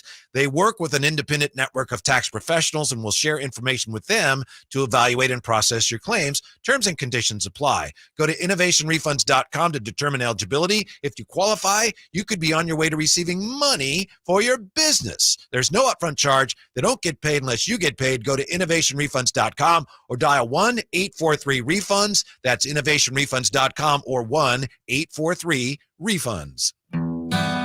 Everything that you'd ever seen with Miranda Lambert on it, I have my finger on pulse of what it is. Idlewind, I've seen every article of clothing. I've spent hours and hours sending inspirations. I've sent clothes that I love and fabrics, and I'm involved in every single garment that you see.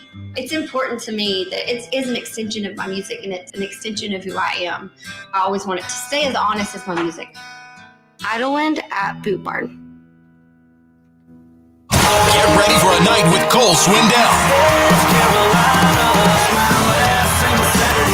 The 2023 ACM Song of the Year winner hits Heart Health Park at Cal Expo in Sacramento, Saturday, September 9th for the CITP2 Fest. And Cole's bringing some friends like Chris Jansen, Dylan Scott, Matt Stell, and more. Tickets start at $40 at CITPFest.com.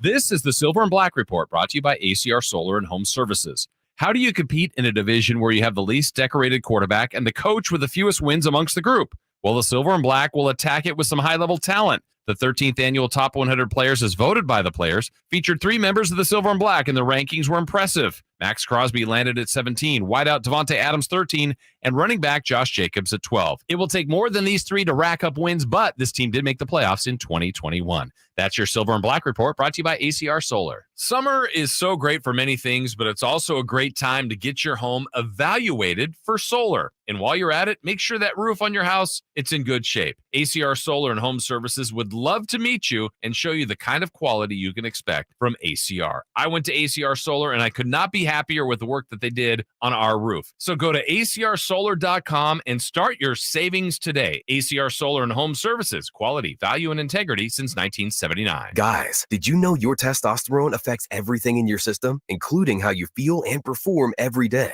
Right now, Revive Men's Health Sacramento will check your testosterone for free. Knowing your T levels is the first step in understanding if you have low T. Your testosterone level impacts your energy, libido, sleep, weight, hair loss, mood, and even ED. Maintaining an appropriate T level can change your whole life. Most men start to see changes in their hormone levels in their 30s. Experience and results matter. So what are you waiting for? Get your T levels checked today by local, experienced, and trusted men's health experts. They've helped thousands of men since 2011. They're so confident they can help you, they even guarantee it. Call Revive today and schedule your free testosterone test, free exam, and free consultation. Call Revive Men's Health at 916-277-8599. That's 916-277-8599. Or visit revivemenshealth.com. At aimyourdigital.com, we'll help you target the right audience, build your leads, and crush your quota. Take your business to the next level. Our digital marketing strategies help grow awareness of your product or service, all while building trust in your business. Our approach involves leveraging multiple tools and strategies to deliver exceptional results that are customized to your unique business needs. Don't wait to run out of sales leads.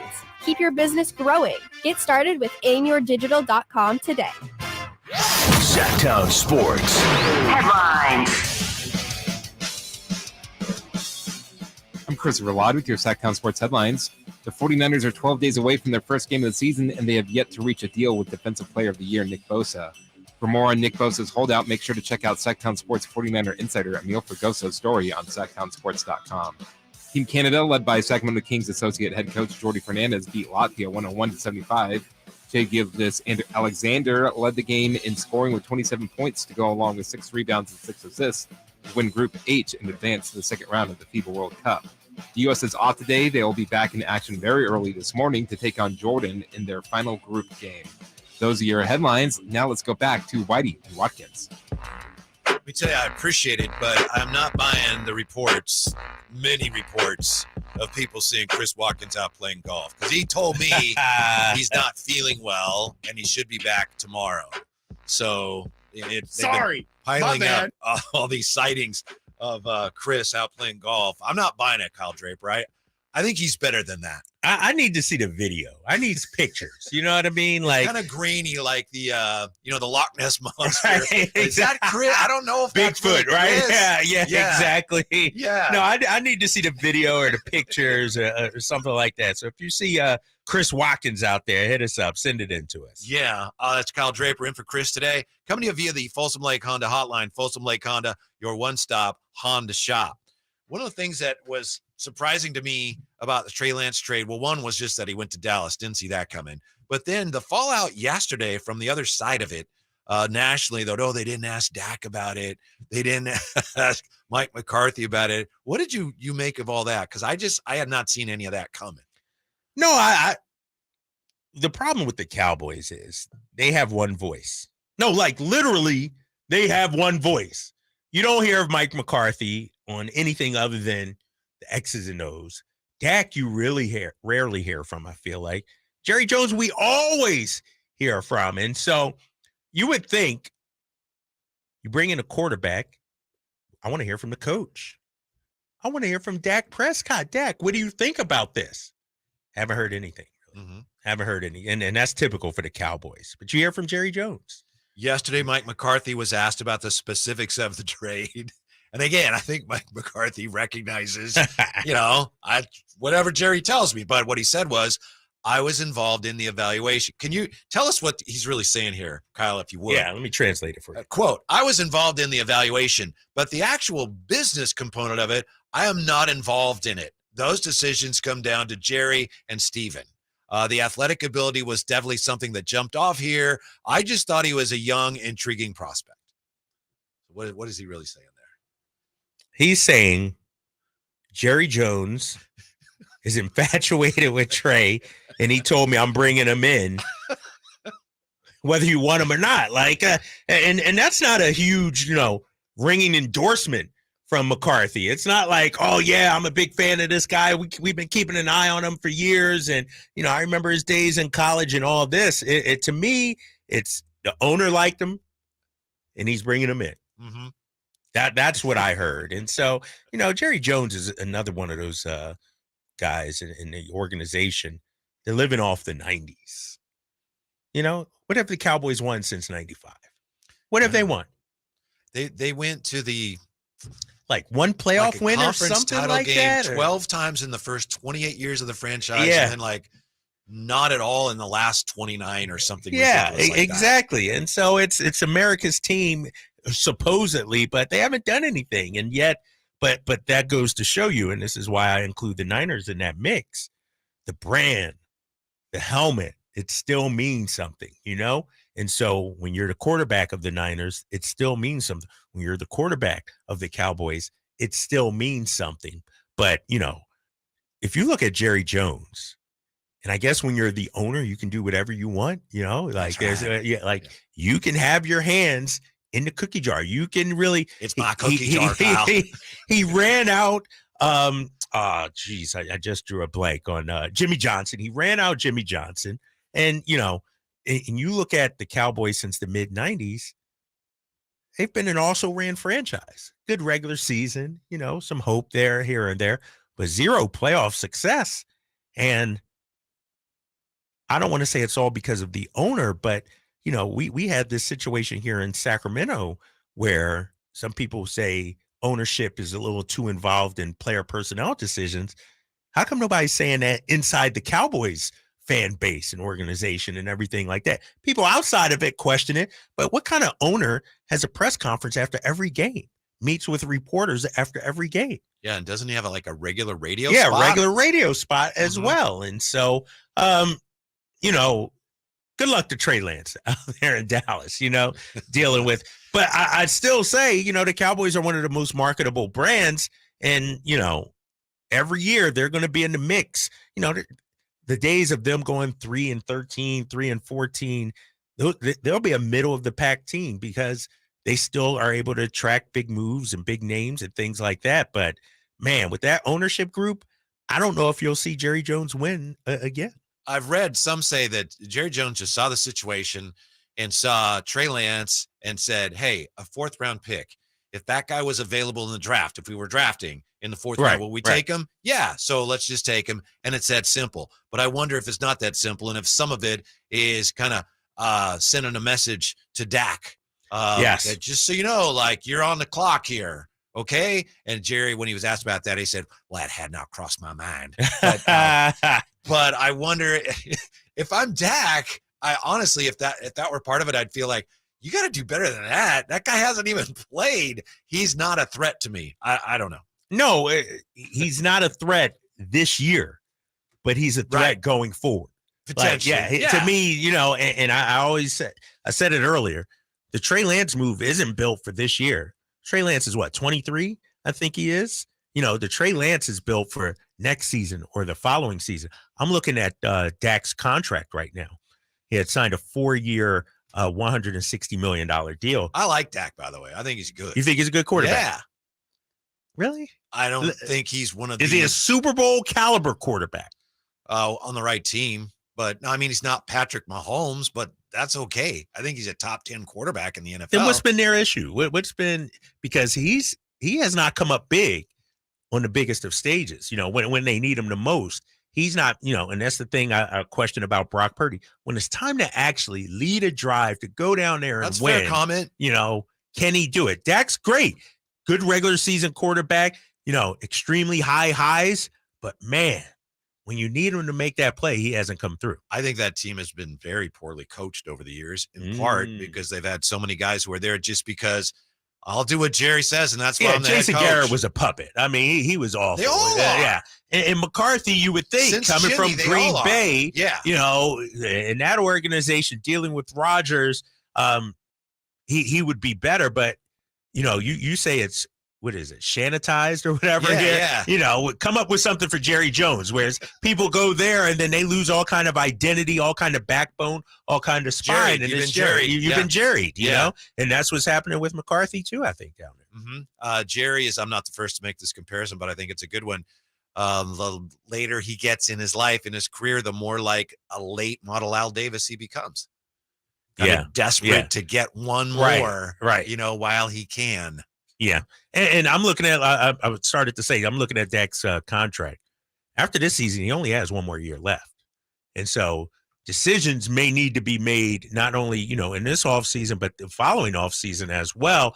And so for Jerry's credit, let's take a flyer on Trey Lance. You know, if he was there in the 4th round, we probably would have taken him. And so why not bring a young quarterback in and see if we could develop him for the next 2 years? I think their ultimate problems in Dallas are organizationally fundamental. They have more to do with the way it's run and how he puts the team together than it has to do with any one individual guy players. on the team. Yeah, no, I'm with you on that. Coming up next, maybe sprinters should stick to sprinting and leave the NBA analysis to NBA analysts. Tell you why so many NBA players are upset at something a sprinter said next. Whitey and Watkins. Kyle Draper in for Watkins today. Sactown Sports.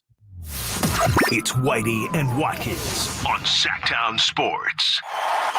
Need the breakdown of the latest 49er game? Everybody, Team Trey, Team Brock. Nobody likes Sam. I mean, to me, they're all 49ers. I don't care who plays. Want to know what to expect from the Beam team this season? I don't honestly know who's going to have a better record, the Warriors or the Kings. That's interesting because the Warriors did have a lot of injuries last year, but they're also old. Got to get that MLB fixed down the stretch? Looking for articles from your favorite hosts? For all that and more, visit SactownSports.com. That's Mike saying good morning. It's the best he can do right now. Yeah, not a cloud in the sky. What Mike could use is a fresh start. And Irish Spring Body Wash. The fresh scent of Irish Spring and those sensational Irish Spring suds are just the reset Mike needs. Now he's ready to go to work. It's Sunday. Irish Spring. When the spring hits you, you're ready. Pick up Irish Spring today. Labor Day savings start now at Lowe's. For a limited time, buy one, get one 50% off on select interior and exterior paints and exterior stains via Lowe's gift card rebate. And the savings don't stop there. Save on select 3-quart mums. Right now, just 2 for $12. Lowe's knows home improvement. Valid through 8/30. Mums offer in-store only. Actual plant size and selection varies by location. While supplies last. More terms and exclusions apply. See Lowe's.com/rebates for details. I'm Craig Ashton of the injury law firm of Ashton and Price. Whether you've been injured on a bicycle, as a pedestrian in a slip and fall, auto, Uber, Lyft, or big rig accident, you need Ashton and Price in your corner. When you call Ashton and Price, there's no chatbot telling you to hit 3 for accounting. You're greeted by a real-life person who will immediately transfer you to an experienced attorney. The consultation's free, and there's never a fee until you win. Remember, for the best advice, don't think twice. Call Ashton and Price. In this market, you'll find Fisher Investments is different than other money managers. Different how? Aren't we all just looking for the hottest stocks? Nope. We use diversified strategies to position our clients' portfolios for their long-term goals. You don't just provide cookie-cutter portfolios? No, we tailor our clients' portfolios to their goals and needs. But you still sell investments that generate high commissions for you, right? No, we don't sell commission-based products. We're a fiduciary, the highest standard of care for a financial advisor. It means we're obligated to act in our client's best interest. So when do you make more money? Only when your clients make more money? Yep, we have one transparent management fee structured, so we do better when our clients do better. Sounds like you really look out for your clients. We do, because our priority is helping them achieve a comfortable retirement. That might be why most of our clients come from other money managers. Visit FisherInvestments.com to find out why investors like you switch to us. Fisher Investments. Clearly, different money management. Investments in securities involve the risk of loss. You've waited long enough. Now, Grammy Award-winning rapper, entrepreneur, and actor 50 Cent is hitting the road. The Final Lap Tour 2023. Get Rich or Die Trying 20 years later. Featuring Busta Rhymes and special guest Jeremiah. Golden One Center, September 4th. Get tickets now at Ticketmaster.com. Hey, it's Carmichael Dave. Much like you probably, my kids are going back to school next week. What does that mean? It means end of summer blowout on all systems with American Energy Heating and Air right now. $2,500 off full systems, with systems as low as $34 a week. And American Energy Heat and Air offering a free Wi-Fi thermostat on high-efficiency units. As always, they're making the uncomfortable comfortable, but get in right now. This limited offer expires August 30th. You can call today to schedule your appointment at 916-520-90 $99.90. Better Business Bureau A+ rating. 1981 is when they started serving the greater Sacramento area. They are Sacramento's complete heating and cooling company and second opinion partner with heating, cooling, service, tune-ups, installations, and more. American Energy Heating and Air, 916-520-9990. That's 916-520-9990. Call 916-520-9990 now. If your passion is bass fishing, only one radio show has the action, information, and excitement of your favorite outdoor sport. Ultimate Bass, hosted by Tournament Bass Pro and California Outdoor Hall of Famer Kent Brown, takes you live to where the fish are biting every Saturday morning. Only Ultimate Bass feeds your passion with the latest news, products, tips, and advice from the pros. Ultimate Bass with Kent Brown, Saturday mornings at 5 a.m. on Sactown Sports 1140, part of SEP's Saturday Morning Outdoors. It's the Labor Day Sell-a-thon at Folsom Lake Ford, and we're back with big discounts and 0% financings available with approved credit, plus top dollar for all trades. Shop FolsomLakeFord.com.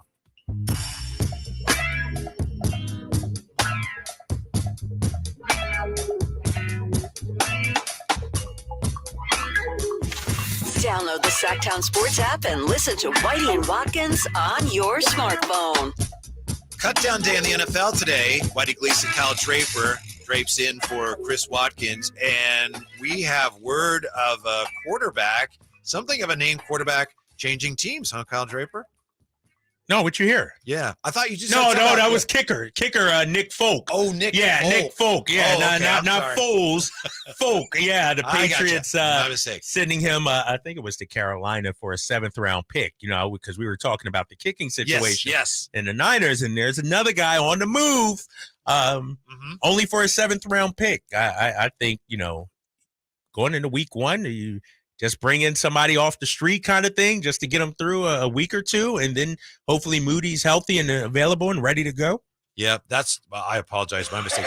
I don't know what Nick Foles is doing. I was like, man, who got traded? What happened? What? Dak got moved already? What? Yeah, Nick Foles is he's a free agent currently. So Good. Good for Nick Foles. Meanwhile, there's a sprinter that says something somehow that really angered some NBA players. Noah Lyles became the first man since Usain Bolt to complete a triple at Worlds with wins in the 100-meter, 200-meter, and 4x100-meter races at the World Championships in Budapest last week. But then he said something about world championships and world champions that upset some NBA players. The thing that hurts me the most is that I have to watch the NBA Finals and they have world champion on their head. World champion of what? The United States? Don't get me wrong. I love the U.S. at times, but that ain't the world. That is not the world. We are the world.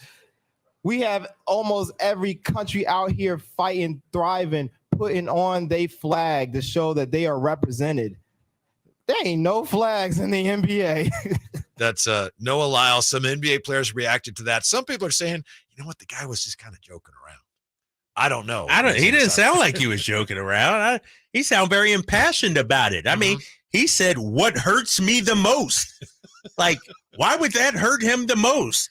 In the great words of the great De'Aaron Fox, why bro care so much? Fox tweeted that out. Like, why is this guy sitting at home? The Denver Nuggets win, and he's just like, oh, that just grinds my gears. They're not world champions. Like, why is he so impassioned about this? I just don't get it. That used to bother me too. I used to say the same thing about baseball when I was 6 years old. I kid you not. I was like, Dad, world champions? What do you mean? They don't play the whole world. Well, yeah. So, then you get older and you understand. Kevin Durant said, somebody help this brother. Devin Booker, facepalm emoji. Draymond Green, when being smart goes wrong, facepalm emoji. Aaron Gordon, whatever, I'm smoking, buddy, in the 200-meter. Then he has a running emoji. Nice. Yeah. Bam Adebayo. LOL, is somebody going to tell him? Tyus Jones, yeah, this ain't it. Again, facepalm emoji. So NBA players certainly took notice of whatever it was that Noah Lyles was trying to say. Yeah, I just, all right, let's say for argument's sake, he's right. So what? Who cares? Why does that bother you so much? My problem with what Noah Lyles said is he doesn't have to try and bring down another league to make what he's accomplished look so much better. That talk about grinding my gears, making me upset. I mean, dude, just do you. Why you got to bring down somebody else that has nothing to do with your sport, nothing to do with what you're doing? So let me ask you this. If Team USA in basketball wins the World Cup, they're world champions. Yeah. But are they the best team in the world? Nope. You know what I mean? Right. We're playing semantics here. It's just words. Like, why? The fact that he said what upsets me the most. Yeah. Dude, there's a lot of other things to be upset about other than NBA champions calling themselves world champions. I will say it is very American to have our sports teams called world champions. Yes, you could argue maybe in sports that no other country plays. Right, but the league that he chose to go after, the NBA, clearly it's like, look, Noah, it's like there's a sprinters league. All of the best sprinters in the world are all in this one league. Yeah. That's what we have in the NBA. The best players in all the world are in the NBA. Right. You're right, Chris. There was a time when maybe that wasn't true, but now it's more true than ever. So I'm not sure what his point is. He needed some attention, and he got it. Because think about it. We're not talking about Noah Lyles. Yeah, he's not on a sports talk radio station in Sacramento if he doesn't say these comments, So didn't say that. I assume, what is that? Trey's brother? I don't know. Right, exactly. Right. We'd be like, oh, Trey's brother got some hot takes, huh? What's going on here? No, but seriously, we would not know who Noah Lyles is. And so he's getting his 15 minutes of fame. Congrats on, what he was able to accomplish, obviously, at the World Championships. But, leave the NBA alone, man. Let the NBA have their thing. Doesn't that stink about his sport, that he accomplished something that hasn't been done since Usain Bolt? And all of us are like, you idiot. What are you talking about basketball for? No, he messed it up, though. Yes, exactly. That's his fault, right? He brought that on himself. Yeah. Christopher Laud, what United States World Championship is the most hollow, in your view? What league's world champion? The Super Bowl. No. There's no other football teams in the world. Well, so they're the best in the world, right? They're the best in the world. So then the World Series is what you would say. No, or I could say, if we call it the Stanley Cup, the but best hockey team in the world. And I don't even know if they call it the world champion in hockey. Do they? No, they don't. No, yeah, they're Stanley Cup champion. And so, the Super Bowl. There's no rival for it, so of course they're the best in the world. But nobody else plays it. But the World Series. Think about that, though. Yeah. I mean, let's say the Astros win it or the Braves. Can we definitively say they're the best baseball team in the world? Not until they play the Yokohama Whales. You had that ready. Good stuff. Exactly. But in the NBA, nope, Noah, sorry. Coming up next, what can the Kings, speaking of basketball, international basketball, Sasha Vezenkov, Mr. Vezenkov, what can the Kings expect from him? And more importantly, what do the Kings need from him? That's next with Voice of the Kings, Kyle Draper, Whitey Gleason, Whitey and Watkins, Sactown Sports. And now we're on YouTube here for the next few minutes here before we come back on the air. Okay. Yeah, we're just staying on the YouTube here. And we were mentioning. With our voices? Yes. They can actually hear me say how much see you and Verlad grinds my gears? No. A lot, I'm guessing. A lot, right? And we have a lot of Cowboy fans weighing in, Kyle. Yeah. Jerry Jones gets a lot of hate, but the only owner to win as many rings as him in the past 30 years is Kraft in New England. Who said that? Justin? Justin Quarles. All right, now, Justin, do 27 years for me. Do the last 27 years for me, Come on. Clearly a Cowboys fan right there. Pike 916, just like Belichick won't win another without Brady. Jerry was never the answer. It was always Jimmy. I wonder how many more they could have won had Jerry not run him out of Dallas. By the way, someone pointed out in Dallas, they have a ring of honor. They don't have retired, they have a ring of honor. Yeah. Jimmy ain't in it. And those two used to be tight. Yeah. Jerry and Jimmy, that's why he was brought on from their Oklahoma days, I believe. And so you could argue that Jimmy Johnson was the architect of those Cowboys Super Bowl teams. Yeah. Well, Justin's coming back at us. Good for you, Justin. If Jerry never bought the team, they never would have won the 3 he won. So it works both ways. Justin. You know what? Cowboys fans are like Warriors and Lakers fans to me. You know, they're so annoying sometimes. It's like, but here's the thing. Warriors fans and Lakers fans, they got a reason to be annoyed. They've actually won recently.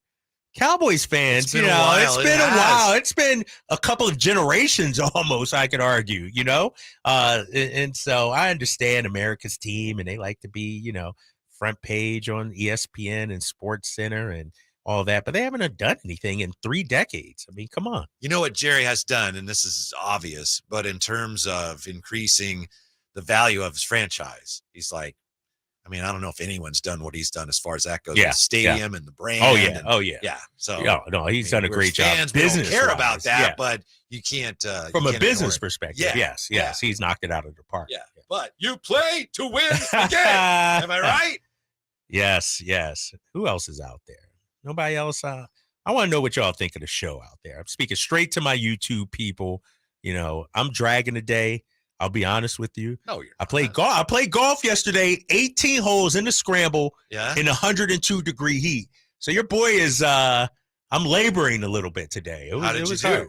No, terrible. You know, like usually when I play golf, 90 to 95. But dude, when you take 110 strokes, like, you know, it's it weighs on you. You know what I mean? You start to feel it. And so scramble's kind of we weren't good though. We weren't good. No, we were not.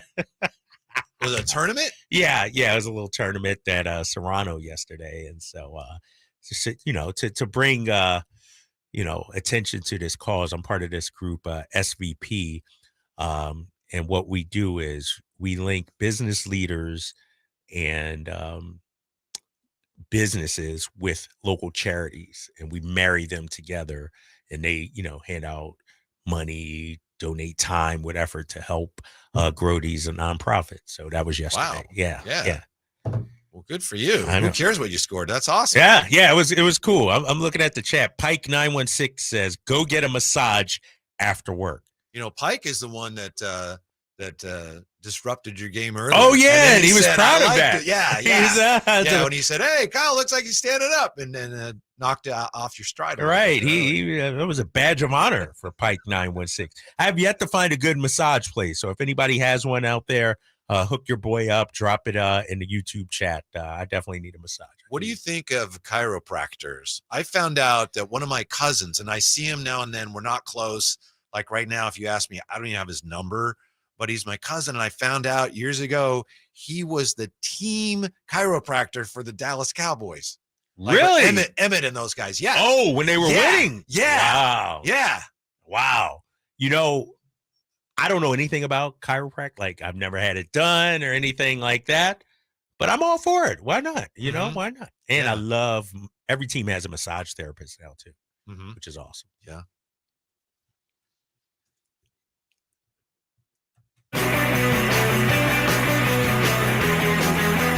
Coming to you the Folsom Lake Honda Hotline. Folsom Lake Honda, your one-stop Honda shop. Kevin, Michael, Whitey, Gleason, Kyle Draper in today for Chris Watkins, who is ill. I'll say feeling better, ? Because of the reports that he's been out playing golf, which are I can neither confirm nor deny them. I don't know if you've discovered anything. No, nobody's put out any video or texted us or anything like that. I'm not sure what he's doing. So officially he's recovering, and we wish him the I best hope he gets back tomorrow. That's his guy. That's his boy, Kirk Cousins. Yeah, no, he's got a little sniffles. He's like, cut me. I'm hurt.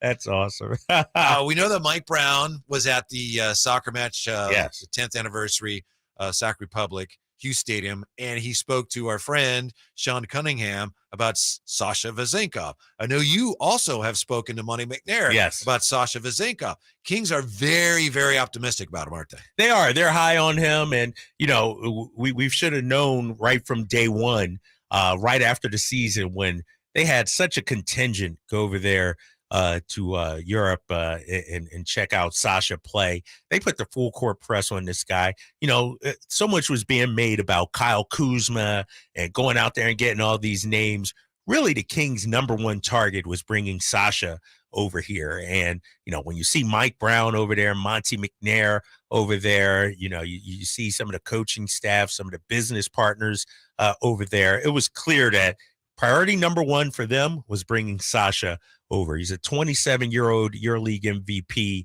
guy that can shoot the ball. And so high expectations for him. I wonder, are we placing too much on this guy? He's sort of like a Bigfoot, a unicorn or something like that. We've seen him a little bit, but how does his game translate to here? And so does the legend of Sasha, actually match the reality? That's what I want to see. First, here is what Mike Brown had to say to Sean Cunningham Saturday night about Sasha Vezenkov. You're going to enjoy him. Here's a guy that plays hard. He's tough. Very, very, very smart. Extremely good feel for the game of basketball. He can pass it. He cuts. He knows how to space. And he can shoot the mess out the ball. He's got a quick trigger, and I'm looking forward to seeing him out in action against other teams this year. Here's my main concern with Sasha Vezenkov. Can he guard people? Because we know that's been an issue with the Kings. And it was funny, the conversation that I think you had with Monty McNair, and I think you asked him about Sasha Vezenkov offensively, and he went on. And then I think you asked him about the other end, or he commented on the other end. He said, defensively, he's an improved rebounder. And I was like, that's it? Right. No, Yeah, he's not going to be a lockdown guy. He's not going to be, a guy that you can count on to lock anybody down. But, what you do hope is that he makes teams pay on the other end. He is kind of stronger, I think, than people know and give him credit for. When I watch him, and I've seen him in person as well, he's a little stronger than I think we expect him. No, he wasn't ready for this smoke. So I decided to take it easy. I said, next time, Sasha. Right. But no, I wonder just how much can he contribute for the Kings this season. Like, are we expecting a 10-point per game scorer, 28-minute per game guy? I think that's the big question, and maybe we'll get some answers the first month of the season. But, you're talking about a guy who's 27, who's played professionally for, a number of years, a decade, basically. And so I don't think there will take that much time for him to be adjusted, because when you look at the NBA now, the NBA actually, patterns the European game a little bit, the driving. That's what kick. Matt Barnes was telling us when we talked to him last week. Exactly. Yeah. It's not the same old days, the Detroit Piston bad boys or anything like that. The Heat and Knicks in the 90s, super physical, that kind of thing. So many advantages are given to the offensive player, and so I think Sasha will be fine. With that being said, when you look at the roster, Sasha's what, the 7th option on the team, maybe 8, and so, I just want to temper some expectations. Don't expect this guy to come over and be a 15, 16 point per game scorer immediately. It's interesting to me because we know that the Kings run a system that's very similar to what the Warriors run. Yeah. Mike Brown brought a lot of that over.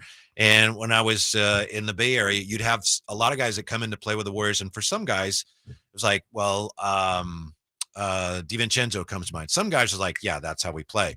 For other guys, it was like, what are we doing? Like Kelly Oubre, he didn't play that way.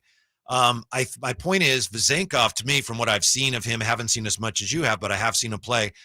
It's not going to be any problem. No. The way he plays off the ball. He plays naturally that way. That's how he plays. Yeah, he's not a ball dominant guy. Right. And he's a catch and shoot guy, really. Yes. And so I think he'll have a number of open looks. I want to see him out there. Can you imagine it? This 5-man unit? You got Fox out there. You got Herter and or Monk. You got Keegan Murray, Sasha, and Sabonis. I mean, if you're a defender, a team, how do you pick your poison? Because all those guys can shoot. Fox has the ball in his hands. He's creating. Sabonis is creating. And then you got 3 shooters out there with Monk, Keegan Murray, and Sasha. And so, as great as this Kings offense was this past season, I think personnel-wise, roster-wise, they're an improved offensive team. Yeah, that's scary. Mm-hmm. I think the whole thing will be, is a shot going in. Eventually it's going to, but will that be part of the adjustment? He's going to get open shots, but they probably will be more closely contested than anything he saw in the EuroLeague. Yeah. And I'm worried. I don't know if you remember when Marco Bellinelli, he was a really good shooter. Yes. He came over here the one year he was here.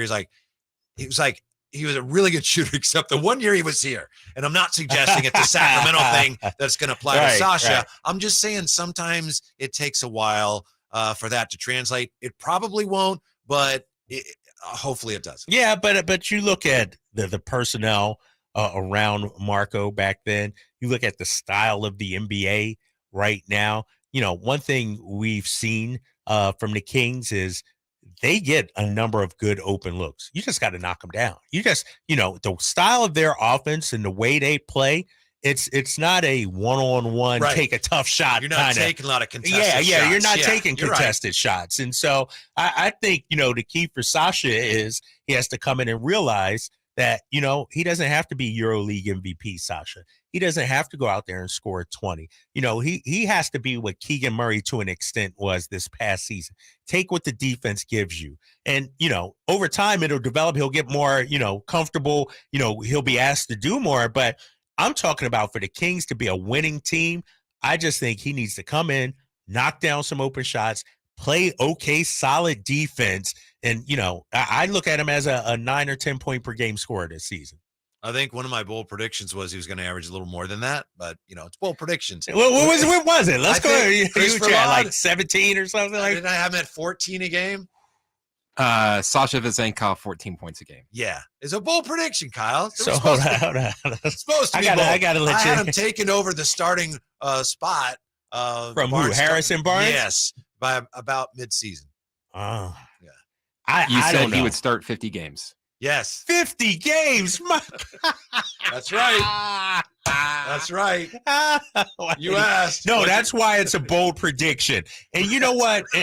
That's why it's a bold prediction. And I'm looking at the YouTube chat, and, sometimes people should just keep things to themselves. Just keep things quiet. What? Our person, Pike 916. 16, 7, and 3. Pike is if bringing Sasha it today. averages 16, 7, and 3, fit me for a ring right now. The Kings are winning the title. There's no way. Mark it down. Is that your bold Kings prediction of the season? What, that he won't average 16? Yeah. No, that he will, and you're getting a ring.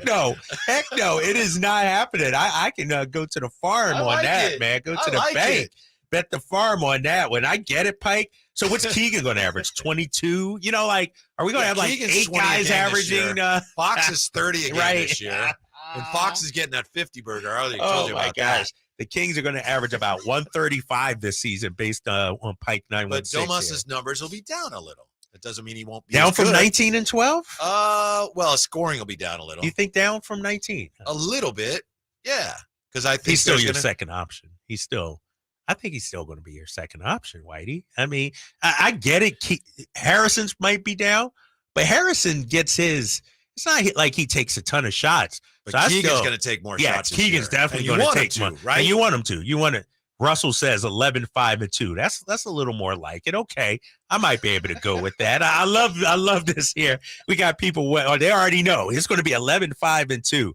Keegan could be around the same at 16, maybe 18, but I feel like both will have high percentage. Yeah, give us Mr. Vezenkov slash line points, rebounds, assists per game. I'm at 14 and I don't think I ever did the rebounds. I do 14, 5, and I think last year Sabonis was the only player on the team that averaged as many as 5 rebounds a game. Really? I believe that's correct. Really? Wow. Yeah. Barnes and Fox were both like 4 point something. Yeah. And so Sabonis led the league in rebounding, but I think he was the only guy on the team to average as many as 5 a game. Well, he got a lot of them. You know, he led the league in rebounding. I got Sasha at 10, 4, and 2. That's pretty good. Yeah. Verlon, write all this down, big fella. We need to go after the season. Let's bring this back in and see who's right on this one. So one more time, what's your slash line? I'm putting it 10, 4, and 2. 10, 4, and 2. And you're with me, right? You agree on the 50 starts, right? He'll get 30 starts. I don't think he takes over the position midway through the season. I think Harrison Barnes is your starting forward at that position. Maybe Sasha gets in from injuries or things like that, but I just think he's part of the rotation. Yes, he's one of the top 8.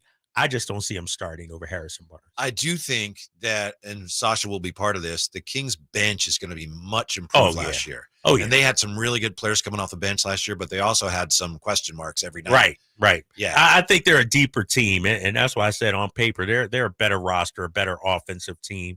You know, Chemezi Metu's my guy, Terrence Davis, they're my guys. But you've upgraded at those positions by bringing in Sasha. I even like Chris Duarte as well. I was talking to somebody yesterday. They were part of the Pacers organization, and, you know, they loved Chris Duarte coming out of college and had a great rookie year. The injury set him back in his second season. So I like the moves Monty made, and on paper, this is an improved Kings team, I think. Chris always gives me a hard time because I'm really high on improvement this year from Davion Mitchell. I think he's going to shoot better, and I think he's going to stay on the floor longer, and he's already a good defender. Well, he's looked good during summer. I don't know if you've seen some of the videos, and I know everybody looks good during summer pickup ball, but he looks aggressive, taking it to the basket. You know, he had the sophomore slump, I think, last season. You know, the defense was there, obviously, but I don't know about the confidence in the shot. If Davion can take that leap where the Fox goes to the bench and the production doesn't drop off like it did as much last season, that's going to be huge for the Kings. And he doesn't need to be a 40% three-point shooter. Why do you know that? I got him at 35, up to 35 this year, which would be that would be huge. Give me 35 with that great defense that he plays. You know, I think he'll be tremendous. And I do think he'll be an improved player than he was last season. I think his confidence was shot. He still put in the work, but he wasn't seeing the results. I think that'll be different this season. I think everybody wants to know from you what Sasha's three-point shooting number is going to be this year. Am I right, Christopher Law? Don't we? Is that what people are chiming in on? There, we all want to know. Simone ain't here. Is she? Oh, what's up, Simone? We got to catch up. I got him at 37%. 37 to 38. Yeah. You know, it may not surprise you to know I have him a little higher. Of course, you probably got him at like 43 or something crazy. I think 40. I think 40? Maybe. I just think it's going to take some time to That's what we were talking about. Sure. Adjust in terms of actually knocking down the shots. Very good. You did it with your left hand, too. Well, I'm left-handed, so yeah. Oh, you are too? Yeah. Okay. All right. So is he. Yeah, okay. so I got him at 37 to 38, some in between there. And Whitey, you said that he would lead the team in three-point percentage. Okay, Jeez. but I didn't give a number? You didn't give a number. Okay. Man, you're just on the money. money? Yeah, on the money. Yeah, your bold predictions truly bold. To be fair, it was together with Vezenkov for the lead the team in three-point percentage. Noel will lead in blocks per game, and Duarte in steals per game. Yeah. More so than Fox steals. Duarte? Well, yeah. I mean, I had to have a third one there. I didn't, with these bold predictions. Yeah, you got to be bold. You can't say, De'Aaron will lead. De'Aaron Fox going to be the leading scorer. Yeah, we knew that. Right, we knew that. That's not that bold. All right. Water. What do you think, honestly, what do you think the Kings need from Vezenkov this year to be better? And honestly, it's not just numbers, right? I want to see consistency. I want to see be a threat night in and night out. The problem with the Kings, I thought this last season, they didn't have, outside of Malik Monk, you could throw Trey Lyles out there too, but they needed that third wing scorer off the bench. And I think that's where Sasha comes in. And I always maintain, Whitey, that good teams to great teams have 7 or 8 guys that can get you 20 points on any given night. Sasha fits that mold. He doesn't need to average 20, right? But certain nights, it got to be a Sasha game where he comes in and hits 5 threes. Teams like that, you know, teams like you're describing, they're just hard to guard. Yeah, they're hard to guard. Exactly. We look at Denver and what they were able to accomplish. Bruce Brown came in and did a great job. Like, they had a number of guys that on any given night, we knew what Jokic was going to bring. We knew what Murray was going to bring.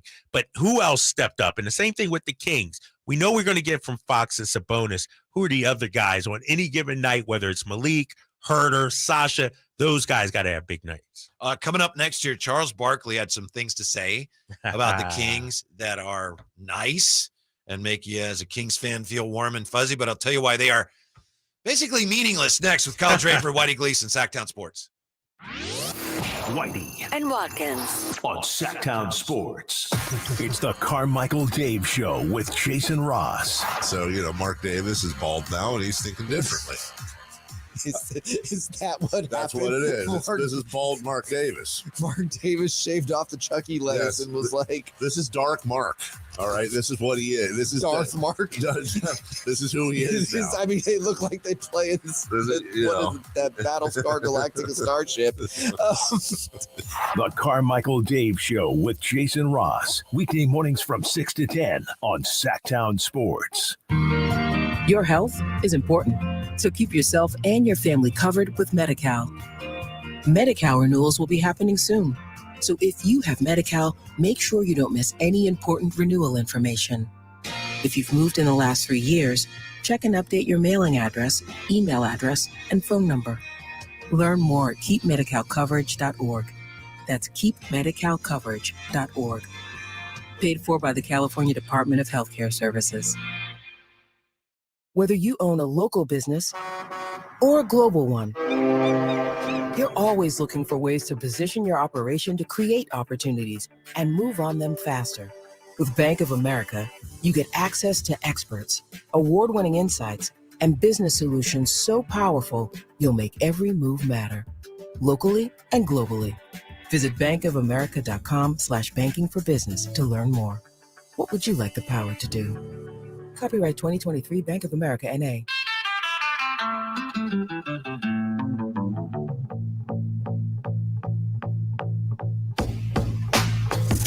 Check out Whitey and Watkins now on YouTube.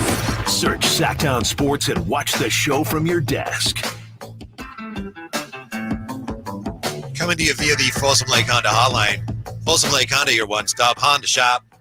Kevin Michael, Whitey Gleason, and Kyle Draper. Kyle Draper is in for Chris Watkins today, and Watkins should be back tomorrow. And I know you're a big fan of his bowl predictions, and I'm sorry you weren't able to hear some of them today. Yeah, exactly. We all missed out on that, man. That's you don't like appointment mine either. listening. You rolled your eyes at mine too, and that's fine. No, I get it. They're supposed to be bold. I get it. But, nobody said that they had to be wrong, too, though. You know what I mean? Like, geez. Chris's last bold prediction was De'Aaron Fox will shoot 80% or higher from the free throw line this year. That's pretty good. Ooh, that's if that happens, solid. Yeah, that's a good bold prediction because that could happen. Mm-hmm. That could happen. The ones you say, there's no shot at happening. And so, which one? About 50? About Sasha starting 50 games? Yeah, Sasha. Yeah.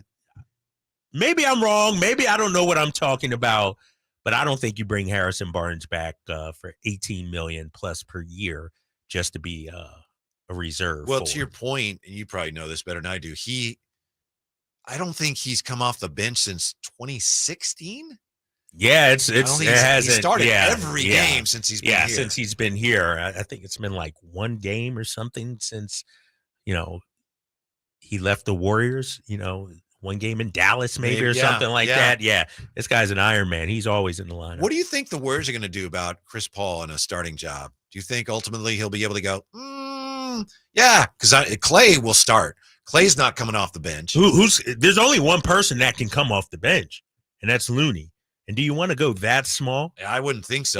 No. And then, Clay is your 3, and then Wiggins and Draymond. Ray. Yeah, no, Chris Paul's coming off the bench. He doesn't know it yet. He hasn't accepted it yet, but he's coming off the bench. Mm-hmm. He's not going to be happy about that. I mean, what's he going to do? What can you? He's still going to play his 30 minutes per game. He's still going to be out there at the end of games, I think. But I can't see the Warriors. Then you're in the same situation, though, end a game or start a game. I mean, how small are you going to go? Right. And who's on the bench at that time, Yeah. And I just think if I'm Steve Kerr, it depends on matchups. It depends on, am I winning? Am I losing? Do I need offense? Do I need defense? Like, I think it's going to be situational. I'm surprised by how many pundits making predictions already. And of course, we don't have camps open yet, but a lot of people are already assuming, the Warriors are like a 50-win team and they're a contender this year. Where's that coming from? They're giving Steph and Clay and Draymond, those guys, ultimate respect. Winners of 4 championships. They're giving them the benefit of the doubt. And this is something we talked about with Matt Barnes last week. Why are the Warriors, the Lakers, and all these teams, the Kings, are taking a step back record-wise in the minds of many. I just don't get it. How come the Kings aren't getting the benefit of the doubt? Here's a bold prediction about the Warriors and the Kings from Charles Barkley on Bill Simmons' podcast. He says, quote, "Let's not sleep on the Sacramento Kings. They might be the third or fourth best team in the Western Conference. Now they got confidence. I'm telling you, the West is going to be very interesting. I would take Sacramento over Golden State," end quote. Charles Barkley. On the one hand, I think if you're a Kings fan, that's great. On the other hand, you have to remember this. Charles Barkley has been dead wrong about the Warriors going all the way back to 2015. He ain't got anything right about the Warriors in nearly a decade. Yeah, he's picked their demise for a while now. And no, but I you know what? I agree with Charles, and I've been right 100% of the time. So Kings fans should feel encouraged by that, you know? And so, no, I'm 100% with Charles. And I don't think anybody's sleeping on the Kings. And if you do, okay, to your own detriment, because I think you got the same roster intact. You got another season under Mike Brown. You actually added some pieces as well. Defensively, they have to be better, right? At least a slight improvement, right? I'm trying to figure out how, but I don't know how, but you would think Mike Brown, a defensive-minded coach, let's get something out of them. Like we said with when you brought Matt on last week, just playing in the system another year, maybe they're better by virtue of that. And I'm hoping Charles Barkley isn't the kiss of death, because he's been wrong a lot. But it's good to see some national guys, noticing what we're doing out here in Sacramento. But the issue with the Kings isn't about them. It's about, I do think some of the other teams have gotten better that have finished behind them. I do think Phoenix is better. The Lakers, they've gotten better. They'll have a full season. And so it is going to be interesting. I could argue the Kings will be a better team, but not finish as high in the conference. And that's okay. To me, if I'm a Kings fan, that's one of my predictions, by the way. They'll be better, but they will win fewer games. Right. They'll be better. But I'm judging them on the postseason. Yeah. Maybe you don't finish third in the Western Conference. Maybe you finish fifth, but you win a round. To me, that's a successful season. Yeah. And so, I'm not about first round exits. To me, it's sort of like the Niners, making it to the NFC Championship game. All right, nice. You've done that. Now take it a step farther. Same thing with Sacramento. All right, you made the playoffs. You made the first round. Great. Now take it a step farther. To me, second round or bust, at least with this team. And I think they have the talent to do it. But the West is going to be tough. I mean, you look at, there are no off nights. You may say Houston, sure, they'll still be a bad team, but they got talent. San Antonio, they got the #1 overall pick. There are no off nights in the Western Conference. Here's part of the problem, if the way people are perceiving the Kings is a problem, to your point. I think that a lot of people, not just fans, but even, media members, people who for a living evaluate these things, they still look at the Kings as, well, they've got some nice players, but they don't have the superstars. I think it's fine, and I think you can win that way. I don't think it's an issue, but I think people look for the teams that have the superstars that are going to bust through, and when they look at, look what Phoenix is doing. I'm not as high on Phoenix this year as you are. I understand why a lot of people are high on them, but I know why people say Booker and Durant and Beal, look out. But look what Denver did last year. Denver did not have a superstar-laden team. Murray's great. Yeah, Murray's I know. He's up there, but but you had guys like Brown, who was phenomenal. Yeah. And Christian Brown, Michael Porter Jr., they built a team. And Bruce Brown. And Bruce Brown, They built a team, and I get it. But I just think we live in a headline society. And role players and good players, like Domantas Sabonis is not a sexy player. He's not going to be on SportsCenter's top 10. You're not going out there and buying Domas' shoes at Foot Locker or anything like that. But at the end of the day, he's a winning basketball player. He makes winning plays. I think a lot of people wonder if he can be as good this year as he was last year. I think so. I think, and I don't think, maybe I'm in the minority, I don't think he's reached his ceiling yet. 19 and 12 and 7, that's great. That's nice. He could be a 22 per game scorer. The 12 rebounds. And so I don't think we've seen the best of Domas, which is so crazy because let's not forget, he played most of last season with a thumb injury as well. Like his hand was busted up. And so, I was talking to somebody yesterday. They're like, Kyle, when is Domas going to use the right hand? And I'm hoping part of the reason we didn't see a whole lot of Domas going to his right is because the injury, messed him up. I'm sure he's been working on it this offseason. So I'm looking for Domas to be even better this season. To your point about he could average 20 a game, he actually did in 2021. Man. Yeah. He was 20.3 points per game, only 62 games, but he's proven right. He can do that. Right. He's actually done it. Yeah, exactly. And when you look at his numbers, and I'll pull them up really quickly right here. How many field goal attempts did he have last season, Whitey? 11.9 per game. On. That's like fourth on the team, like a fourth option on another team. If Domas shoots 13 to 14 times a game, he's easily a 20-point per game scorer. Yeah, he was at 13.5 his partial year with the Kings. Before that, then last year, just under 12. Yeah. Under 12 again. I'd like to see him get a few more shots up. We'll take a quick break. When we come right back, there's one NBA player that I'm just sick of. I'm hoping you can help me with this, Kyle. Yeah, just already sick of this guy, and it's only going to get worse. That's next year. Kyle Draper, Whitey Gleason, Sactown Sports. It's Whitey and Watkins on Sactown Sports. Will Christian McCaffrey lead the NFL in rushing? Can Sacramento's own Eric Armstead bring his game to another level? Prescott back steps up in the pocket. He gets sacked. Back on the 15-yard line. Get in my belly. Get in my says belly. Eric Armstead. Will rookie Jake Moody pick up where veteran kicker Robbie Gould left off? Find out on Whitey and Watkins every day at 11 a.m. during the 49ers Focus on Sactown Sports at SactownSports.com.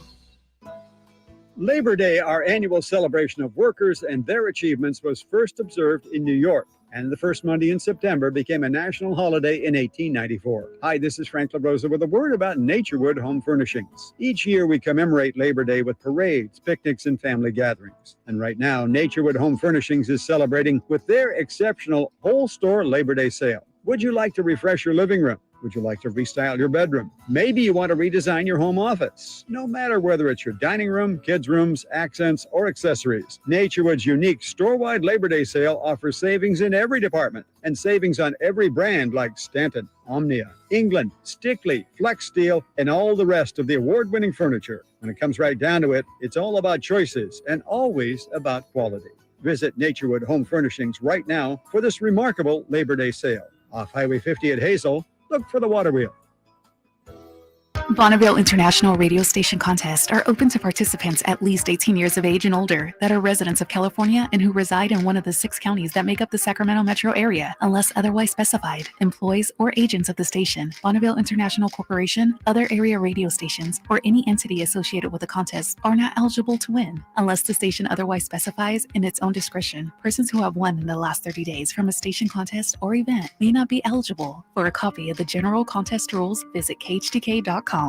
Twin Peaks is the best in the game. Here, your favorite drafts are poured at a frosty 29 degrees. It's bigger game days and bolder fight nights. I mean, where else can you find a scratch kitchen that always comes in clutch? Every day, from lunch to late night. Only at Twin Peaks, the #1 sports bar. Get wings the way you want them. Try Twin Peaks wings bone-in breaded, naked, smoked and grilled, or boneless in your favorite sauce or rub.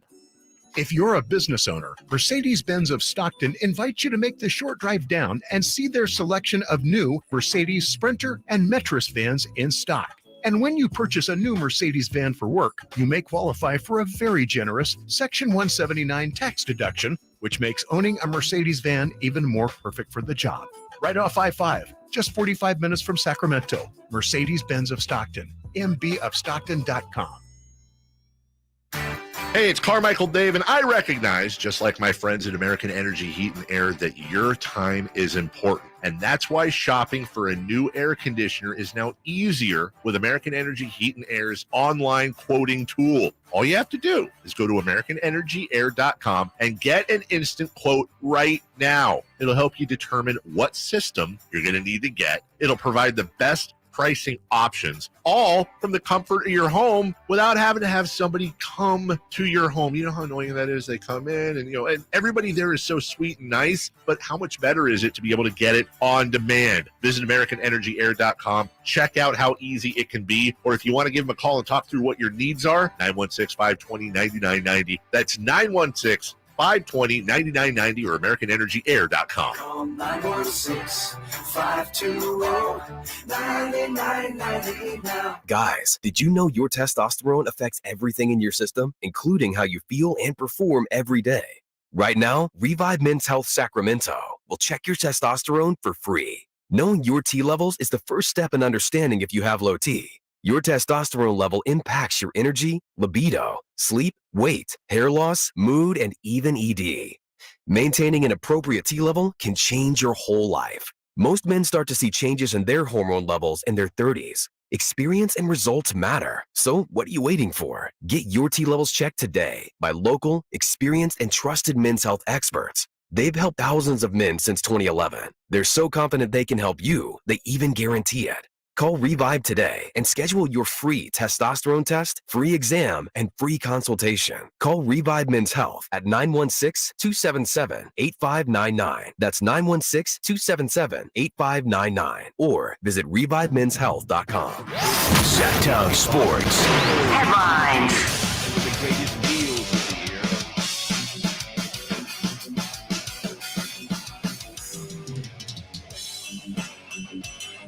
I'm Christopher Ladd with your Sactown Sports headlines. The 49ers are 12 days away from their first game of the season, and they have yet to reach a deal with the Defensive Player of the Year, Nick Bosa. For more on Nick Bosa's holdout, make sure to check out Sactown Sports 49er insider Emil Fragoso's story on SactownSports.com. Team Canada, led by Sacramento Kings associate head coach Jordi Fernandez, beat Latvia 101-75 today. Jay Gilgeous-Alexander led the team in scoring with 27 points, 6 rebounds, and 6 assists to win Group H and advance to the second round of the FIBA World Cup. The U.S. is off today. They'll be back in action very early this morning to take on Jordan in their final group game. Those are your headlines. Now let's get back to Whitey and Watkins. Kyle Draper in for Watkins today. Chris Watkins should be back tomorrow. I know I was going to tell you about the NBA player that I'm just really getting tired of. Before we get to that, Kyle, I just saw this. Jimmy Garoppolo, as we mentioned, he did an interview with Andrew Siciliano that's supposed to air on NFL Network later this afternoon tonight. I don't know if Jimmy is making the rounds or what. He also did an interview with Robin Lundberg of SI. And listen to this. This is what he told this Jimmy Garoppolo to Robin Lundberg, SI, on the Trey Lance trade. Quote, weird situation. Been a lot of weird situations over there in San Francisco. Just leave it at that. But I'm happy Trey got another shot, man. How about that? Been a lot of weird situations over there in San Francisco. Hey, Jimmy would know. He was involved in one, right? I mean, at least one. Yeah, at least one. And so that's Jimmy's way of that's probably the strongest comment you'll hear from Jimmy on this regard. And so I'm going to look deep into that and try to parse that and what he's actually talking about and what he's saying. It's not all sweet. I just think from a quarterback position under Kyle Shanahan, and I said this earlier, it's a difficult position to play because from what I see, he's sort of a micromanager. I don't know if he lets you be yourself either. You mentioned it early. When we saw Jimmy Garoppolo first season here, when he came in late in the season, he's running around, he's making plays, he's improvising. Exactly. It's sort of like, you said he was sanitized, it's sort of like he was stripped of his personality, like, stripped of, what made him special. But if you compromise any aspect of the system, then the system is compromised. Thank you, Mr. Christopher Ladd. Exactly. And so I think that's what Jimmy G is talking about. It's a lot of interesting things going on behind closed doors with the Niners organization. And I'm just talking about the quarterback to coach relationship. I mean, we can examine it since how many quarterbacks have they had since Shanahan has been? I mean, like 6, 7, something like that, something crazy. And so I just think, that's the most important position in the NFL. But yet it's been the most unstable position for the Niners. it might not be the most important position on this team. Maybe not, but it might be. And whether it is or not, you're right. They've really haven't done a very good job figuring out who's going to handle that position. I have to think on some level that Jimmy right now, as he talks about this, as you said earlier, Jimmy's not saying much, but I think it's what he's not saying that is much more interesting. And to me, he's implying, like, hey, this was a tough situation, but I'm good. And they're still trying to figure it out. Right. Maybe they should have just kept me there the whole time, but they didn't want to do that because they would have had to pay him. Yeah. They would have had to pay him. And, I wonder how much fun Jimmy had as quarterback of the Niners. Like, you would know better than me. You've been around longer than I have. You've seen his tenure. Like, how do we look at Jimmy Garoppolo just from was it an enjoyable experience, you think, for him? Or I think was he it loved and was loved by his teammates? And he played, he used to be a linebacker in high school, and sometimes he plays quarterback that way a little bit. You don't think of him that way, but right. And I think that was embraced by his teammates. He led them. They rallied around him. When they weren't sure, is he playing? Is he not? Is he the guy? When he was the guy, they rallied around him. So he had leadership skills that I think no matter who takes over. I think, it's Brock now. I think they're going to miss some of the things Jimmy brought, but I don't think he ever quite had what would you call it? The relationship with Shanahan was never smooth. It was always rocky, always challenging, but ultimately I think he loved playing for that team. And I think they responded to him as a leader. What do you think Shanahan looks for from a quarterback? Does he want just a yes man, or somebody that, just goes along with what he says? Yes, coach. Yes, coach. Throw yes, the ball coach. where you're supposed to throw Throw it. the ball where throw it when you're supposed to throw a good soldier Yeah. to an extent, and so Look, maybe he that's loves his perfect quarterback is Kirk Cousins. Yeah. And he's denied that, but it's right. it looks that way. And maybe that's Brock Purdy. We talk about comparisons. We're talking about Drew Brees. Brees would improvise too. And we saw a little improvisation from Purdy also. He made some plays. Things would break down. He, scrambled out, make some throws on the run. But, Kirk Cousins might be a better comparison to a Brock Purdy. Just get the ball out, make the safe throws. He probably doesn't have the arm. I mean, I'm with you. I can't figure out Kirk Cousins. Sometimes you look at him and think, man, that guy's really mediocre. Great, yeah. And other times, like, oh my goodness, look at those numbers. Exactly. And the quarterback position is I think we have to judge it differently in today's day and age, because there are a lot of quarterbacks that can put up numbers. The offenses are so much different than, our days of like watching. Empty calories. Empty calories. Exactly. 4,000 yards, used to be a magic number, now, and I'll have to look it up now. We've seen quarterbacks go over 5,000 yards. And so I just think, when you look at the quarterback position, and I maintain this about Brock Purdy, great numbers, looks good, plays well. I don't care about the system when it's time to win a Super Bowl in the final 2 minutes. I care about the guys on the field. Can they make the plays? You got the best system in the world, but if you don't have the guys to make the plays when the pressure is turned up the hottest, that's where I want to see Brock Purdy thrive in. I want to see him, answer those questions for me, because he's going to have a good regular season. Then, unless something goes catastrophically wrong, he's not what we thought he was.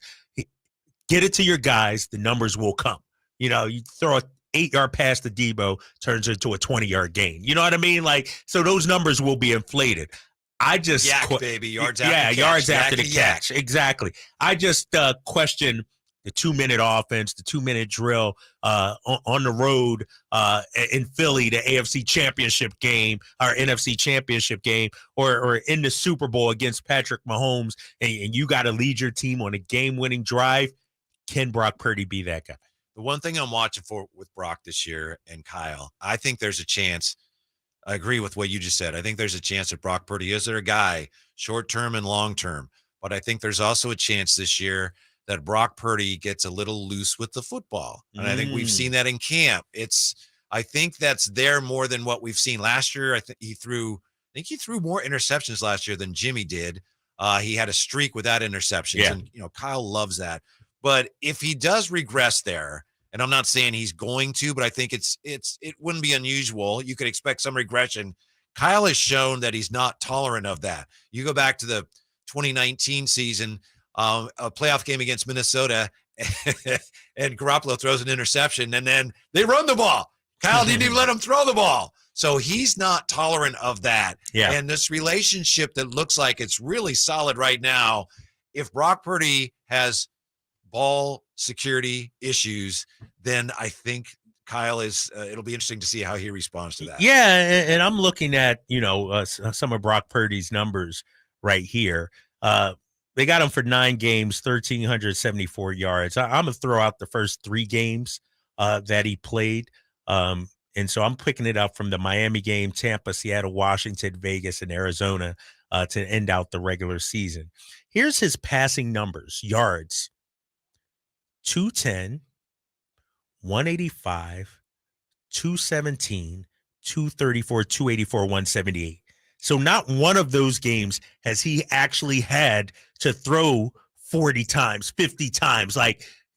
Those aren't big numbers, those yards numbers. I mean, the completion percentage is there. He's good, but he hasn't had to go out there and win a game. I guess, at the Raiders, they won in overtime, 37-34. But does he have a 300, 400-yard passing game in him? I don't know if he does. I don't know if he's that kind of quarterback. Yeah, obviously, if he's not throwing the ball that often, that means, guess what? We're winning, and we're running the ball. But people used to say that about Jimmy, and in the Super Bowl, maybe there was truth to that, but he had a great game against New Orleans in that 2019 season where he was that gunslinger guy. But it's interesting, people keep asking that question of quarterbacks in this system because the system isn't designed for them to do that. So it's a fair question. Brock Purdy better continue throwing the ball to the guys in the right colored jersey, or all of a sudden he's going to be in the doghouse, and then we're going to have problems. All right, coming up next here, are you ready for the Fact or Fantasy Showdown? You know how this works? Are you ready? Nah, you're going to have to school me on this one. All right. Oh, I'll school you. All right.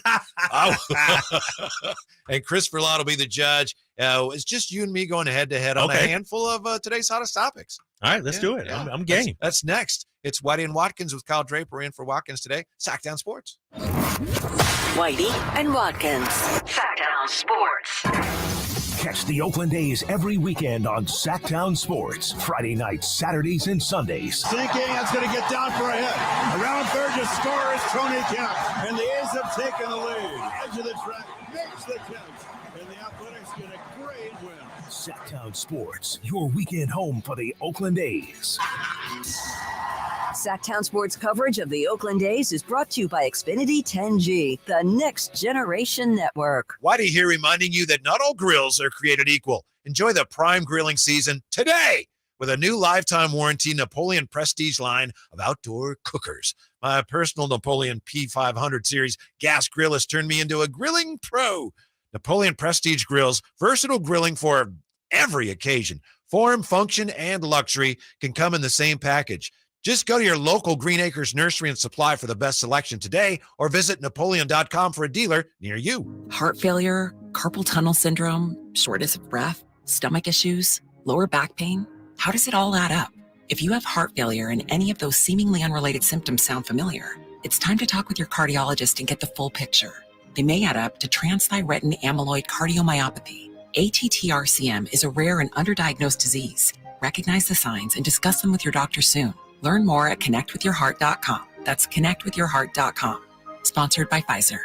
Are you ready to cruise into the new school year in style? Look no further than Elk Grove Kia's Back to School sales event happening right now. Rev up your engines because the 2023 Kia Forte LXS is calling your name. Zoom through town in this sleek ride for just $149 a month plus tax. Unbeatable style and affordability in one package. But wait, it gets even better. Feel the adrenaline rush with the 2024 Kia K5 GT line, the hottest sedan this side of the Pacific. Get behind the wheel for only $299 a month plus tax. Experience power, performance, and sophistication like never before. Don't miss out on the best selection we've had in over 3 years. Check us out at Elk Grove Kia or elkgrovekia.com.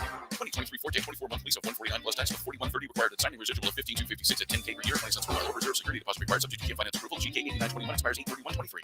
2024 K5 24-month lease of $299 plus tax with $47.12 required at signing residual of $21,782 at $10K per year. 20 cents per mile. Reserve security deposit required subject to Kia finance approval. GK 8932 expires 8/31/23. Elk Grove Kia. Get ready for a night with Cole Swindell. 2023 Ace CCM Song of the Year winner hits Hard Health Park at Cal Expo in Sacramento, Saturday, September 9th for the CITP2 Fest. And Cole's bringing some friends like Chris Jansen, Dylan Scott, Matt Stell, and more. Tickets start at $40 at CITPFest.com. Hey, it's Carmichael Dave for my good friends at Fire Wings with some bullet points for you to remember so you can be a professional fire wing eater. Like Wings Day Wednesday, 88-cent wings each and every Wednesday. 3 flavor lineup includes 7 classic wing flavors, 7 dry rub wing flavors, 7 fusion wing flavors. It's the perfect fast casual eating establishment for the entire family. Go to firewings.com or download the app, find a location near you, order online, earn rewards. Fire Wings, just wing it.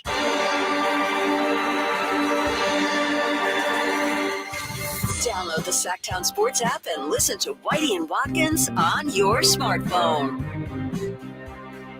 Heading for a showdown. I feel like I have a little bit of an unfair advantage here, but I don't feel bad about that. I intend to take full advantage of it. Kyle Draper, Whitey Gleason, the Factor Fantasy Showdown. This is your first Factor Fantasy Showdown, yes, right? Yeah. By the way, really nice comment here before we get started on the showdown. Gammon Brown on the chat. Both of these gentlemen with a G, both of these gentlemen have smooth voices. Makes me feel self-conscious about my nerdy tone, LOL. Great show. Gammon, whatever you sound like, right? You do you be you, and don't worry about it. That's one thing we can't control, right? We can't control our voice. Like, our voices are given to us. That's right.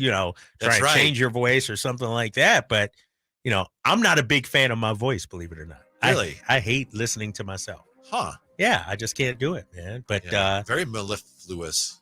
Huh? Mellifluous? Let me look at is that one? Yeah. Mellifluous? Give me a spelling on that one. MELIFLOUS. Oh yeah, MELIFLU. Sweet or musical, pleasant to hear, my man. Okay, I'm gonna pull that out during the season. Oh, that's good stuff. My wife's a speech therapist. She says everyone. Maybe you, Gammon, you need to find what's called your optimal tone. There's a pitch for everybody, optimal pitch. Right. Everybody has one pitch at which your voice is most resonant. So you just need to find that. But if you do or don't worry about it. Anyway, it's time for thank you for being with us and for the comment. Factor Fantasy Showdown. Christopher Laud, all rise for Your Honor, the honorable judge for today, Christopher Laud. Hello, Your Honor. You may be seated. Thank you very much. Just for the record. Do I actually have to stand up? It's just like you don't have to. I don't respect the law. I do my own thing. You know that. I don't follow rules. You may take note if you don't, but you certainly don't have to. But if it pleases the court, I was standing. I would just. Thank you, Your Honor. So usually we go with the winner goes first. It's been quite some time for Whitey, but we're going to go with you since Draper has never played this before. Also, I did win yesterday. Did you? Yes. Okay. I beat Frankie. Oh, it's Frankie. That doesn't count. That's easy. That don't count. Come on. He gave up. Win's a win. So let's go first with you, Whitey. All the right. 49ers are going to win the Super Bowl with Brock Purdy. So trading up for Trey won't matter in the end. Fact or fantasy? That is a fact, Your Honor. That's the fact. I always have to start with your fact or fantasy, and then I'll explain. It's going to happen. Brock Purdy is the real deal, as Kyle Shanahan says. He fell in Kyle's lap. Brock Purdy is giving the 49ers what Trey Lance was supposed to give them. That didn't work out. They botched that. And yet, they got lucky with Brock Purdy. This team, and this is the year also, has to happen this year. This team is stacked. They aren't as deep as they've been in the past, but they've got everything in place here to finally get to the NFC title game, advance, and win the Super Bowl. And then none of the Trey Lance stuff will matter. So the question for you, Kyle. So now my turn. Yeah, so I'll set you up. 49ers going to win a Super Bowl with Brock Purdy. Trading up for Trey Lance won't matter in the end. Fact or fantasy? Fantasy. And, what I'm hearing, Your Honor, is a lot of homerism coming from my partner over here. He's kissing and sucking up to the fan base. That's something I will never do. The reason why the Niners will not win the Super Bowl is because they will have to go on the road in the NFC Championship game to the great city of Philadelphia, which is now known as the House of Horrors for the Niners. That's where quarterbacks go to die, excuse me. And Deebo Samuel, he's going to have some flashbacks, PTSD, about being in Philadelphia. And so I got the Niners losing once again in the NFC Championship game. Both of you make great points. Kyle, I think you're completely right. I can't see the Niners winning the Super Bowl this year. And we're all going to say, what did they trade up for Trey Lance? So point goes to you. Next question. You got only 1 point there? Only 1 point. Okay, only 1 fair point, enough. yeah. All right. You're up for this one. So, Kyle. So this is me, okay. If the A's move to Las Vegas, they should leave the colors, name, and team history in Oakland. Fact or fantasy? That is 100% fact. That's the fact, yeah. And here's why. Those colors, the name, has historical significance. What are the Oakland A's colors? Anybody know? Can somebody recite those for me? Anybody in the audience? Anybody in the crowd? I'm not supposed to talk. It's not my turn to talk. Green, yellow. Name me another franchise who had a similar color and they moved. Seattle Supersonics. Remember them? When they went to Oklahoma City, they didn't become the Oklahoma City Sonics. No, they left all that in Seattle. And that's why Oakland, out of respect for the fans, John Fisher, that's your one last thing you should do is leave the name and the colors in the great city of Oakland. If the A's move to Las Vegas, they should leave the colors, name, and team history in Oakland. Fact or fantasy? That is a fantasy.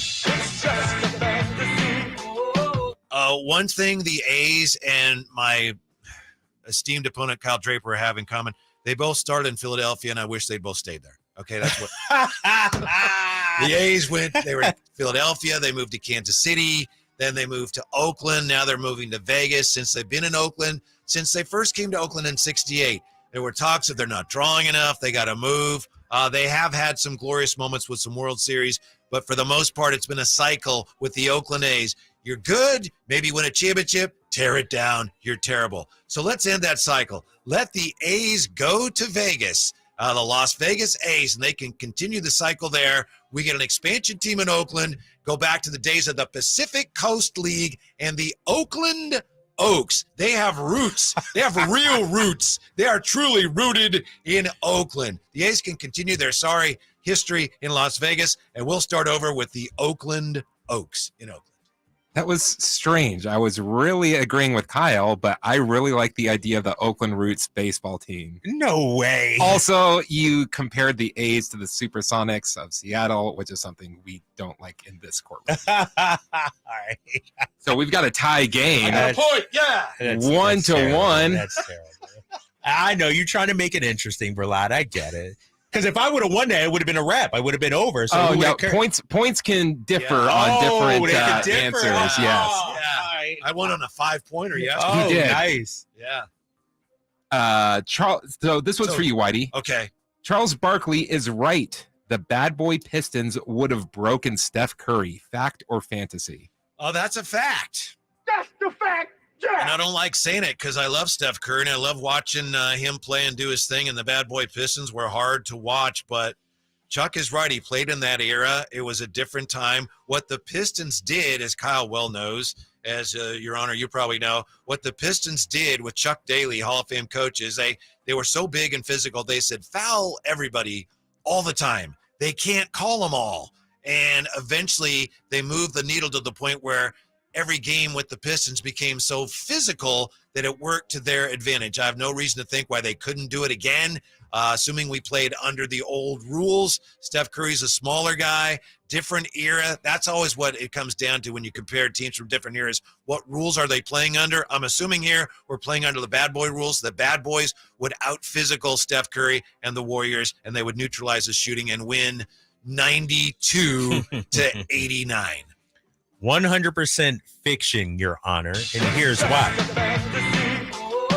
Steph Curry today would have been the same Steph Curry 20, 30 years ago. We're talking about Steph Curry, the man, who he is right now, his game. You transport his game 30 years ago, he's not going to the basket. He's pulling up from half court. He's pulling up from 28 feet out. How do you defend that? And did they break Michael Jordan? Remember, the NBA instituted rules, got rid of the hand checking to free up offense to allow guys like Jordan. You don't think at the time Commissioner David Stern would see that Steph Curry is the future of the league and make some rule changes? There was nobody in the league office a fan of the Detroit Pistons and the way they played the game, so they would have changed the rules in favor of Steph Curry. Both make excellent points. This one's a tough one to judge. It's all tied up. Whitey, I completely agreed with you when you said they would just break him. But Kyle made an amazing point of David Stern would not let the league hurt him. So, Kyle, you get the point and the win for fact or fantasy showdown. I gotta Congratulations. wear this. You don't have to, but it's kind of a tradition. Yeah. There we go. It's the crown of superiority. You I look earned like that. Vince Lombardi over here, Newt Rockney or something. That's impressive. That was a good match. I mean, he played really well for never having played before. Thank you. Something tells me that, Kyle, you've argued from time to time. Oh, yeah. Shoot, I wake up arguing in my household. Trust me on that. Congratulations. Well done. Thank you, Your Honor. I will be filing an appeal shortly. I think we'll probably argue some more here coming up because you have to guess the Hall of Fame quarterback that Brock Purdy has been compared to by a teammate. That's coming up. He's the champ today. Kyle Draper, Whitey Gleason, Sactown Sports. Whitey and Watkins on Sactown Sports. The first ever NBA in-season tournament schedule is out, and our Kings have some great matchups, including national TV games against the Spurs and Warriors. And Sacramento has won. They have risen to the occasion. And let me tell you, if you can't sense it, this place is absolutely nuts. Listen to every game on the home of the Kings, Sactown Sports and SactownSports.com. All new spring deals are here at Lowe's. Start planting your garden this weekend with Bonnie 11.8-ounce vegetables. Buy 4 for $10. Plus, liven up your patios and decks with fresh blooms. Select 1.5-gallon hanging baskets or 2 for $20. Lowe's knows spring. Lowe's knows home improvement. Offers valid through 5/17. In-store only. Actual plant size and selection varies by location. While supplies last, excludes Alaska and Hawaii. Have you Googled yourself lately? Are there negative posts from an ex-employee or from a former client? Maybe an outdated news article or sensitive personal information about your family? Search engines don't always get it right. For right or wrong, it's your reputation on the line. That's where Reputation Defender by Norton comes in. One of the most trusted names in online reputation repair. Reputation Defender has been fixing people's search results for over 15 years. Their cutting-edge approaches help you to wipe away unwanted information in your search results. They also promote the good stuff so that it rises to the top, helping you put your best foot forward. Your good name is too valuable to leave to the whims of a Google algorithm. Take control with Reputation Defender. You can start by getting your free reputation report card at reputationdefender.com or call 800-401-6681 to speak to an expert. That's 800-401-6681. Did you know the average person walks 100,000 miles in their lifetime? It's true. That's a whole lot of stress, strain, and pressure ultimately put on 2 feet. Hi, DC Doug Christie here for the Good Feet store. As a spokesperson for Good Feet, I run into all sorts of surprising foot-related facts. Like despite relatively few Americans being born with foot issues, over time, 75% of all adults will experience painful foot or foot-related problems. By supporting all 4 arches of the foot, the Good Feet 3-step arch support system can help return your foot and whole body to its proper alignment. Come to the Good Feet store for a free, no obligation arch support fitting, then take them for a test walk. Experience the comfort, balance, and support of the Good Feet 3-step arch support system. The Good Feet store in Sacramento, Roseville, Stockton, Modesto, and now Vacaville. Online at goodfeet.com. Celebrate the crowning of the NTT IndyCar Series champion at the season finale Firestone Grand Prix of Monterey at WeatherTech Raceway, Laguna Seca, September 8th through 10th. International athletes hitting 180 miles per hour as they roar by. Experience autograph sessions, Ferris wheel, go-karts, and delicious Monterey cuisine. And don't miss IndyCars descending the famous corkscrew at astounding speed and accuracy. Tickets are on sale now at WeatherTechRaceway.com. Don't miss IndyCar racing and the season finale September 8th through 10th. It's the fastest action in America. It's the Labor Day Sell-a-thon at Folsom Lake Ford, and we're back with big discounts and 0% financings available with approved credit. Plus top dollar for all trades. Shop FolsomLakeFord.com. From the Power Business Technology Toshiba Studios. KHTK AM Sacramento, KYMX HD2 Sacramento. Sacramento's official home for the San Francisco 49ers. Touchdown! San Francisco! Sactown Sports. Sactown Sports. Headlines. I'm Christopher Lott with your Sactown Sports headlines. The 49ers are 12 days away from their first game of the season, and they have yet to reach a deal with Defensive Player of the Year, Nick Bosa. For more on Nick Bosa's holdout, make sure to check out Sactown Sports 49er insider Emil Fregoso's story on SactownSports.com. Team Canada, led by Sacramento Kings associate head coach Jordi Fernandez, beat Latvia 101-75 today. Jay Gildress-Alexander led the team in scoring with 27 points to go along with 6 rebounds and 6 assists to win Group H and advance to the second round of the FIBA World Cup. The U.S. is off today. They'll be back in action very early this morning to take on Jordan in their final group stage game. Those are your headlines. Now let's get back to Whitey and Watkins. Kyle Draper in for Chris Watkins today. Chris Watkins hopefully back tomorrow. Should be feeling better. Appreciate the concern. Chris is doing fine. Thanks for asking on the chat. Also, 339-1140, 1-800-920-1140. Somebody, by the way, on the text line, not crazy about my Oakland Oaks idea. I didn't mean any disrespect to the Oakland A's. Believe me, I just think in some ways a fresh start might be the best thing. But as some people are pointing out, the A's leave, there's no guarantee Oakland's getting an expansion. Right. Team. Yeah, that's true. That's true. I mean, do you see Rob Manfred saying, you know what? Let me bring MLB back to Oakland. Like, he's part of the reason why the team is leaving. He's making it so easy for John Fisher and the team to leave. And so, yeah, I don't, it's just a sad situation all around. Oakland deserves a team. But I can't see those colors and everything in Vegas. It just, like, those colors scream Oakland to me, when I look at it. The uniforms and the A's, and it's just, and I don't know, man. And when you look at Oakland, the Raiders, that says Vegas a little bit to me. Like, I could see it, I would think Oakland or Vegas would want its own name, come up with something different. But if you're John Fisher, then that's money and, rebranding and everything like that. I don't know. It'll be interesting to see what happens. I know we kicked this around a little bit yesterday. Their new stadium is not supposed to open until 2028, and their Coliseum lease expires after next year. So that means they got a 5, 6, 7 in there. Where are we going to play? Yeah. And there's a report, and some of this is political posturing, and I understand all that. But there's a report that the mayor of Oakland has told baseball and John Fisher, we might be willing to extend your lease. Maybe you could stay at the Coliseum if you will, A, either agree to leave the team name and colors in Oakland, or B, if Major League Baseball will promise we'll get an expansion team. But I just don't think that's enough leverage. I don't see the A's or baseball going, oh, yes, yeah, sure. Because we definitely want to stay in Oakland where we're going to be, treated like pariahs. So, yeah, for another, 3 or 4 years or whatever it is.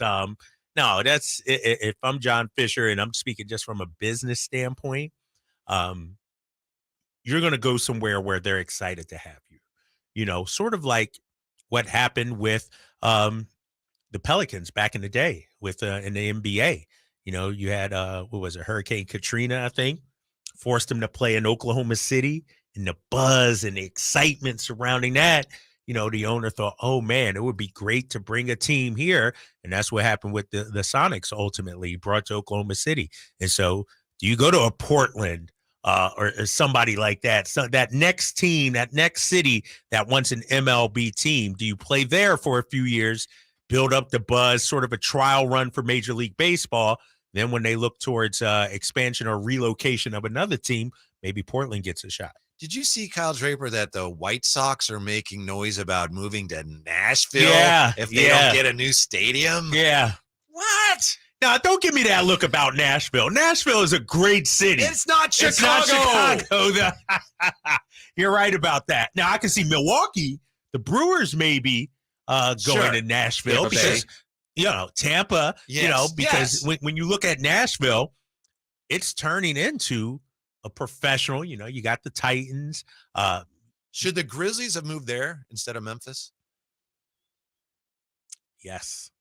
Okay. Yes. I'm not that familiar with the area, but from what I understand. Yeah. Nashville is a growing, thriving area. Memphis is a great city, a lot of heritage, a lot of culture and things like that. But in terms of, growing city, I don't see Memphis as a young up-and-coming city. I see it more. Nashville is more of a young, hip city. Fan base would be great there. And so we'll see what happens. But the White Sox, that would be devastating to leave the Chicago. Barack Obama's team. Right. Yeah. To go to Nashville. Yeah, that's kind of backwards. We've been talking a lot about Brock Purdy and Trey Lance. And obviously one of the topics that keeps coming up as you kick this around is Brock Purdy. How good is Brock Purdy? Well, one of his teammates thinks he's pretty good. Former Saint Willie Snead made this Brock Purdy comparison at practice. And lastly, what's your impression on a young guy like Brock Purdy? Glock Purdy? Yeah, that's my guy, man. No, I love Brock, man. I remember when I first met him last year when I first came in. Humble kid, work ethic out of this world. It reminds me of young Drew. I tell him that all the time, but, he's just a really humble kid. He comes to work every day with the same mentality to get better. And just to be around a guy like that, it makes you want to come to work and make plays for your quarterback. Well, I have to follow up on that. To compare him to a guy like Drew, what are those similarities? And is that something you're really serious about? No, I mean, I told him last year, it's just something that I see in him. I've been around Drew for 3 years, and just the professionalism, the way he approaches the game, studying, comes to work every day, throwing after practice, taking practice reps serious, that just implements what Drew was. And that's why he was a Hall of Famer. So, it's a stretch to say that, but, I've been around that guy and I know what that guy does. And Brock has very similar, elements to his game. So it's happy to be around him, happy to be a part of this team. It should be exciting to watch. Best of luck this season. First of all, I don't think anybody I didn't catch it until that time. Glock Purdy? Yeah. Nice. All right. I don't know about that. All right. Let me give Snead a little a lifeline, if I will. You just called him by his last name, so I'm guessing you're disagreeing with it. Yeah, exactly. Yeah. I'm just because he said from work ethic and things. He didn't say from talent. Okay. And so that's why, I'm going to let him slide with that one, because at first you're like, yeah, Kyle, we're going to talk about him being compared to Drew Brees. And I'm like, you're talking about Hall of Famer, Super Bowl MVP. Like, do we think if the Niners win a Super Bowl, the MVP will be Brock Purdy? Come on now. And so I'm going to cut him some slack because he was talking about some of the intangibles, the work ethic, the behind the scenes stuff, not the actual talent on the field. And so I'm going to let it slide. I'm not going to hit him too hard with that. All right. So you're not buying that at all? Not at all. You know why? Because I just mentioned last segment or 2 segments ago, Brock Purdy's passing numbers in each game. Never had a 300-yard passing game until his first playoff game. When you look at Drew Brees, and I got the numbers right here. I always got the numbers to back it up. Drew Brees has not only 1, 2, 3, 4 seasons of 5,000 or more yards. Drew Brees beat you with his arm. Like, Drew Brees is one of the game's all-time greats. I don't think we're ever going to be calling Brock Purdy an all-time great quarterback. Now, all-time great game manager? Yes. But if Joe Montana played today, would he be a game manager? Joe was clutch, though. Joe made the plays. So you say yes? No, I didn't say that. You said don't. no. Don't tell me. Don't try and I'm back asking. me into the corner of calling Joe Montana a game manager. The game was different back then. Could Joe Montana throw it 40 times a game today? I think he could. I mean, and he was clutch. That's what made Joe Montana so great. No question. That's what made. Same with Tom Brady. He's no Tom Glock Purdy, Brady though. wasn't. He had the one season with Randy Moss in 07 or whatever it was, but he's not a 5,000-yard kind of passer. But when you need him to make the plays, he's clutch. Like, you turn the ball over Tom Brady, 2 minutes left in the game, it's a loss. Same thing with Joe Montana. Drew Brees, he beat you with his arm. I liken Drew Brees to like a Dan Fouts, but yet Fouts never won. I don't think he ever won the big game. He didn't have the talent around him. Drew Brees, even though he has one Super Bowl, right? It was Air Court. Like, Drew Brees is that he will beat you with his arm. I can't expect or ever say that Brock Purdy is going to beat me with his arm. Like, I'll lose to a Brock Purdy coach team, but Brock Purdy will not be the reason why I lose. But looking at Drew Brees and his numbers and then comparing Brock Purdy to those numbers, especially even in terms of like attempts, it's not fair. It's not to say Brock Purdy's as good as Drew Brees, but when you compare the numbers, he's never asked to throw that often unless they're behind. And I do think the one thing about Brock Purdy that leads me to believe he could be for real, the real deal, the guy going forward. I don't know about Joe Montana or Drew Brees, but the guy, he showed a little bit of the clutch gene. The clutch gene last year as well. He made some plays, but I've seen Jeremy Lin hit game winners in Madison Square Garden too. That doesn't mean he's the guy and going to be a Hall of Famer. I want to see it for a full season. And give Brock Purdy credit. Everybody thinks I hate Brock. I'm not a fan of Brock or anything. He's done phenomenal. He's exceeded anyone's expectations. Give him credit. The reason Trey Lance is no longer on this football team isn't because of Sam Darnold. It's because Brock Purdy. Because Brock Purdy took his job, took Trey's job, and Trey was never able to get the chance to develop because Brock Purdy came in and took his job. If not, it would have been Trey Lance this season, going into this season. No, Brock has done everything right. He's done phenomenal. He's made some plays as well. I agree with you on that. But it's easy to make plays when you got all-stars all around you. You got all-pro receivers. You got all-pro running backs. You got all-pro tight end. You got an all-pro defense also. And so, when it comes to winning, the reason that the Niners win a game, Brock Purdy's not 1 or 1A or anything like that. But the reason they'll lose a game, I think Brock Purdy would be the reason they don't win the Super Bowl. I think Kyle Shanahan used to see it the way you just described it. And I think Kyle Shanahan learned he was wrong. And it's not that easy. And it's not something like Brian Hoyer can do it. Or Jimmy Garoppolo. Jimmy Garoppolo's pretty good. He's good. Exactly. But people around here have this negative opinion about Jimmy. I thought Jimmy was pretty good, but he didn't make the plays when they needed. And it's not the first time you've made it. The Jeremy Lin comparison is ill-conceived, poorly produced, and badly executed, as Commissioner Stern would say, and you should apologize for it. Jeremy Lin. And you slid in there like... I think the comparison is spot on.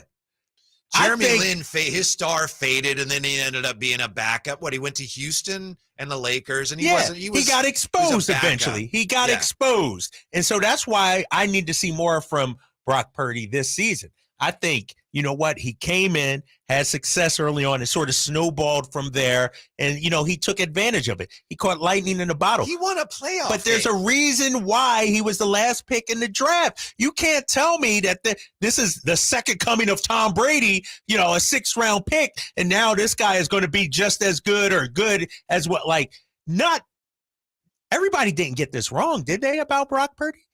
Did everyone get it wrong about Tom Brady? Exactly. So you're calling him the second coming of Tom Brady. No, that's my point. Your point seemed to be he can't be any good because he was the last player picked. Whitey, that's and then you were saying disingenuous. I never said he can't be any good. That was what you just I never said that. You said, I never said that. Wrong? I'm saying Brock Purdy could turn out to be a good quarterback, but I'm not ready to give him the keys to this Super Bowl championship team based off of last season.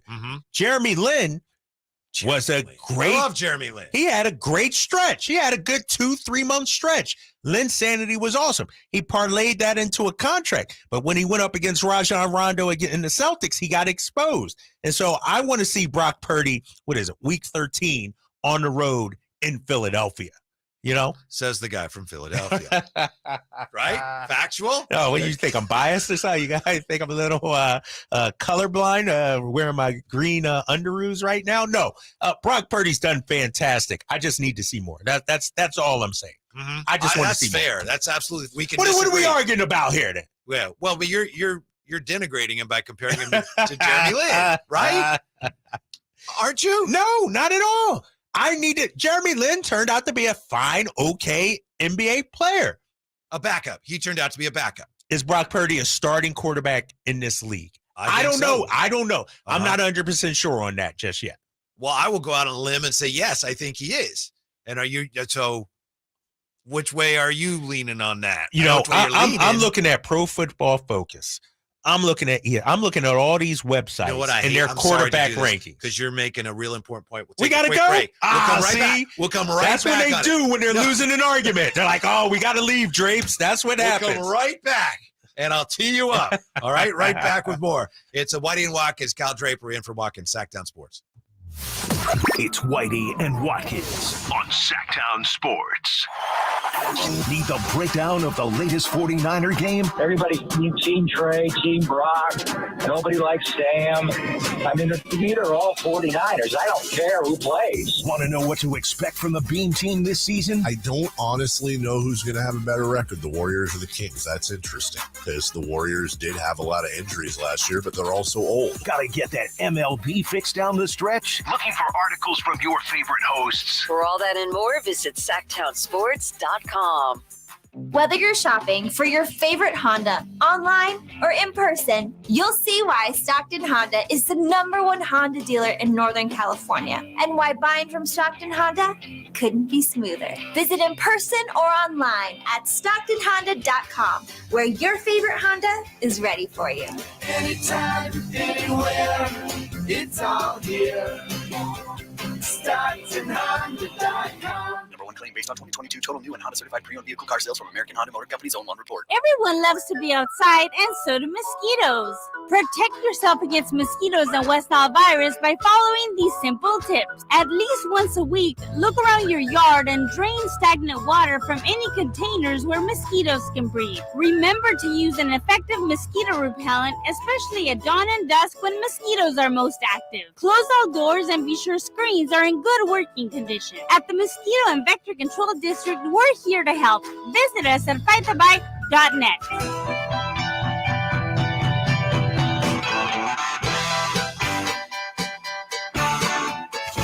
Download the Sactown Sports app and listen to Whitey and Watkins on your smartphone. Thanks for being with us today. Appreciate it. Kyle and I going back and forth and around on Brock Purdy. And he didn't like that we had to stop right in the middle of him making a point. And just for the record, we were overdue there. So I don't want you to think there was some sort of tactic. Had the bills to pay. I get it. I was using. But let's reset here. And by the way, we know it's cutdown day. And the deadline was 18 minutes ago. So we'll let you know what, if anything, we hear across the NFL or in Santa Clara. But here was Willie Snead. And I think I said earlier it was a practice. Clearly, it's not a practice here. But Willie Snead, former Saint, now 49er. Here's what he had to say about Brock Purdy and the player that he reminds Willie Snead of. And lastly, what's your impression on a young guy like Brock Purdy? Glock Purdy? Yeah, that's my guy, man. No, I love Brock, man. I remember when I first met him last year when I first came in. Humble kid, work ethic out of this world. It reminds me of young Drew. I tell him that all the time. But, he's just a really humble kid. He comes to work every day with the same mentality to get better. And just to be around a guy like that, it makes you want to come to work and make plays for your quarterback. Well, I have to follow up on that. To compare him to a guy like Drew, what are those similarities? And is that something you're really serious about? No, I mean, I told him last year, it's just something that I see in him. I've been around Drew for 3 years, and just the professionalism, the way he approaches the game, studying, comes to work every day, throwing after practice, taking practice reps serious, that just implements what Drew was, and that's why he was a Hall of Famer. So, it's a stretch to say that, but, I've been around that guy, and I know what that guy does, and Brock has very similar, elements to his game. So it's happy to be around him, happy to be a part of this team. Willie Snead, and to his point, and you pointed this out, Kyle, yes, he says it's a bit of a stretch, but right. What do you think of the Brock Purdy debate, where it stands today in this comparison to, for what it's worth, Drew Brees? Drew Brees is a Hall of Famer, one of the game's all-time greats, a Super Bowl MVP, I think a 13 or 14-time Pro Bowl. And to even mention Brock Purdy in the same sentence as Drew Brees is disrespectful to Drew Brees. Brock Purdy had a good 9 games, a good run to the playoffs, got hurt in the Eagles game. We know that. But I'm looking at 4 different sites right now here, Whitey. These are not my grades or my rankings. This is not biased Eagles fan Kyle Draper saying Brock Purdy isn't good. Let's start with Sporting News. They rank Brock Purdy the 20th best quarterback in the NFL. Behind Deshaun Watson, Jared Goff, Daniel Jones, Russell Wilson, Jordan Love. He's behind Jordan Love. That's just wrong. This is Sporting News. It's not my opinion. I'm just going with. Do you agree with it? No, let me finish my take. Okay. Let me finish my take. All right. This is unbiased Sporting News having Brock Purdy 20th in the NFL. CBS. No, CBS has nothing against the Niners. Jim Nantz and them, I'm sure they love to watch the Niners. Sure Big Joe do. Montana fan back in the day. Yeah. He has Brock Purdy. CBS has Brock Purdy, a tier 5 quarterback with Mac Jones and Kenny Pickett. Behind, mind you, Geno Smith, Jimmy Garoppolo. Behind Jimmy Garoppolo. Behind Daniel Jones, Tua Tagovailoa, Justin Fields. That's unbiased CBS. Okay. Hold on. There's more? Pro Football Focus. PFF. The Bible. The gold standard when it comes to football. 23rd Brock Purdy is listed as. Behind Kenny Pickett. Behind Mac Jones. Behind Justin Fields. Behind Daniel. So this is not Kyle Draper, Niners fans, and my Eagles love and my hate for the 49ers saying Brock Purdy isn't the guy. I just named 3 unbiased sites, and they're telling me Brock Purdy is in the bottom 3rd almost of NFL quarterbacks. That's what I'm saying. He still has more to prove. That's what I'm talking about. Those are not accurate. Oh, my, what? Hold Jordan on. Love is better than Brock No, Purdy? Whitey, you can't do that. No, what makes your opinion more valid than Sporting News, CBS, and Pro Football Focus? It's not just my opinion, it's fact. What has Jordan Love ever done?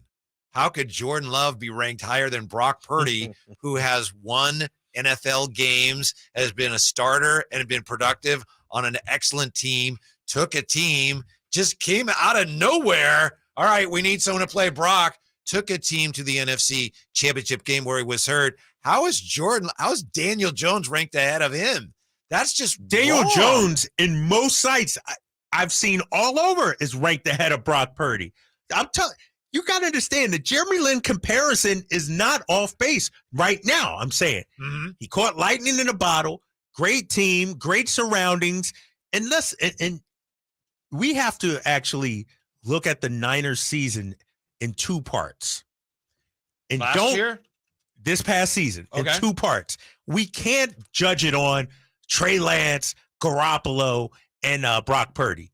It was before McCaffrey and after McCaffrey.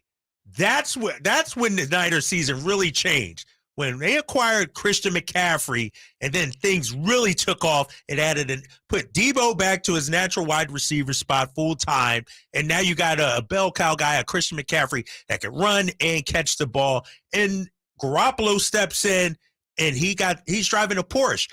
When you were a kid and you got your license, what was your first car?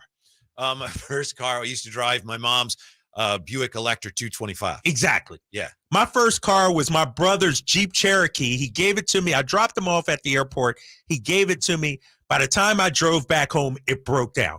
My dad didn't give me the keys to the BMW or the Mercedes on day one, and that's what's happened to Brock Purdy. He's been handed the keys to the Mercedes Benz, so he doesn't have. You know what he's driving? He's driving a Tesla Y with the automatic driving capability. How does it look now that he's had it out on the road and he brings it back in? How's it look? What happened? Still looks good. How'd he do? Still looks good. Looks great. I think he's humming. He just went to the corner store and back. I need to store. The corner store.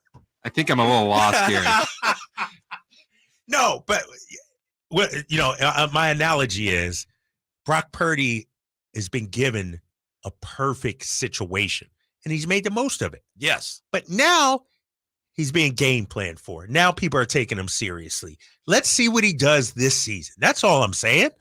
There's a reason why he's 23rd, 20th, tier 5 or because whatever it whoever is. wrote that is an idiot. No, That's the because reason. they need to see more also. Like we need to see more from Brock Purdy. Do you know how many games Jordan Love has played? You're gonna latch on to the Jordan Love. Well, yeah. He's played 10 games and he's ahead. So here's where we differ. You're right. Absolutely. Nobody knows for sure what Brock Purdy's going to be. I think it's more likely than not that he's going to be a very good quarterback. You don't seem to think he is. And we don't know yet, but that's where we differ. I think, to me, there are a lot of indications, especially because he's in this system that fits his skill set so well. I think he's going to end up being widely recognized as a very good to excellent quarterback. Is he going to be? We'll just have to wait and find out. But I think the 49ers are in great shape with him, assuming he's healthy. It's interesting because he had like a pitch count day, his last practice, where he didn't throw as many. Hopefully that's nothing to worry about. I think they're in excellent shape with Brock Purdy this year. Excellent. Yep. Excellent. Yep. I think they're in excellent shape. And I think he proved that last year, what he could do. Jeremy Lin had a great run too. And then got exposed. He didn't make it to the end of the season. And Carmelo came and said, we're not doing this anymore, Jeremy. Brock Purdy had 9 games, was it? And the numbers weren't that great. Let's not act like he went out there and threw 350 yards, 4 touchdowns every game. Winners. They won. You know what? Jim McMahon was a winner on the 85 Bears as well. Yeah. Come on now. Yeah. So that's – and you feel 100% confident in that. In Brock Purdy running the ship, controlling the offense, I think they're in winning. great shape. And we'll see. I think you're in the boat with Shanahan. You hitched your wagon as well. I've been Shanatized too. All right, we'll take a quick time out here. Is that okay? We take no. I done make my point. All right. I want to ask you. I don't know if we have enough time to get into this, but Brock Purdy, is he going to be good? We'll see. Trey Lance, we thought he's going to be great. Will he be? We'll see. Who did you think was going to be great in whatever sport? And for whatever reason, they never got there. Who did you think this player is going to be great? For whatever reason, they never got there. Next, Whitey and Watkins. Kyle Draper in for Watkins today on Sactown Sports. Whitey and Watkins. Sactown Sports. The first ever NBA in-season tournament schedule is out, and our Kings have some great matchups, including national TV games against the Spurs and Warriors. And Sacramento has won. They have risen to the occasion. And let me tell you, if you can't sense it, this place is absolutely nuts. Listen to every game on the home of the Kings, Sactown Sports and SactownSports.com. Every vehicle's price to sell now through Labor Day at Folsom Lake Honda, your one-stop Honda shop. We make buying a new Honda easy and stress-free. Pre-order online or in person today. We'll be there to help you every step of the way. Get an instant cash offer for your trade at FolsomLakeHonda.com. We'll buy your car whether you buy from us or not. Our customers love doing business with us, and you will too. Folsom Lake Honda is your one-stop Honda shop. Folsom Lake Honda, yeah, your one-stop Honda shop. There's fun for the whole family at Sutter Health Park. Join the Rivercats every Saturday with the purchase of the Family Fun Pack. Starting at only $89, the Family Fun Pack includes 4 tickets, 4 hot dogs, 4 sodas, and 4 exclusive Rivercats hats. Take your fan experience to the next level with the Governor's Club Family Pack and enjoy the post-game fireworks show from the field. Make your plans to join the fun at rivercats.com/family pack.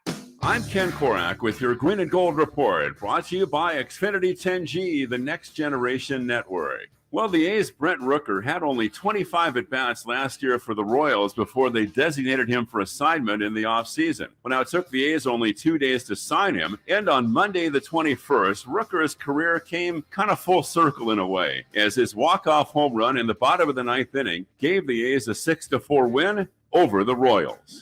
Ken Korak here, introducing you to the Xfinity 10G network. Xfinity is undergoing a multi-year network evolution, giving you a powerful connection today while building toward a faster, more reliable tomorrow. The Xfinity 10G network gives you the fastest internet with even faster speeds rolling out all the time. You also get a consistent and reliable connection when everyone's online, even during peak hours. That's a home run. If you want to learn more, go online at xfinity.com/10G. Whitey here reminding you that not all grills are created equal. Enjoy the prime grilling season today with a new lifetime warranty Napoleon Prestige line of outdoor cookers. My personal Napoleon P500 series gas grill has turned me into a grilling pro. Napoleon Prestige grills, versatile grilling for every occasion. Form, function, and luxury can come in the same package.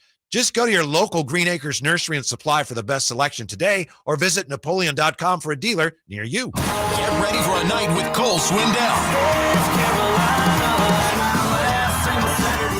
The 2023 ACM Song of the Year winner hits Heart Health Park at Cal Expo in Sacramento, Saturday, September 9th for the CITP2 Fest. And Cole's bringing some friends like Chris Jansen, Dylan Scott, Matt Stell, and more. Tickets start at $40 at CITPFest.com. Twin Peaks is the best in the game. Here, your favorite drafts are poured at a frosty 29 degrees. It's bigger game days and bolder fight nights. I mean, where else can you find a scratch kitchen that always comes in clutch? Every day, from lunch to late night. Only at Twin Peaks, the #1 sports bar.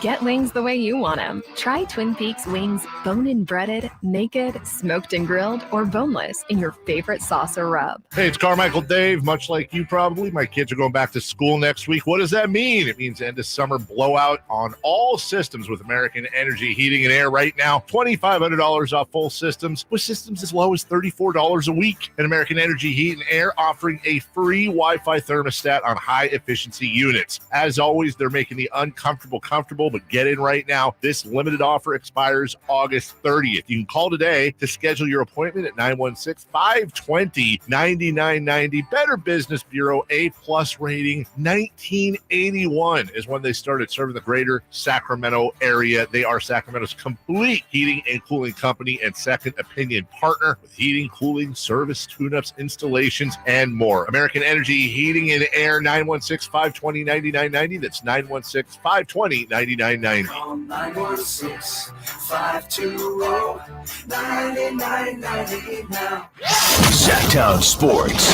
Headlines.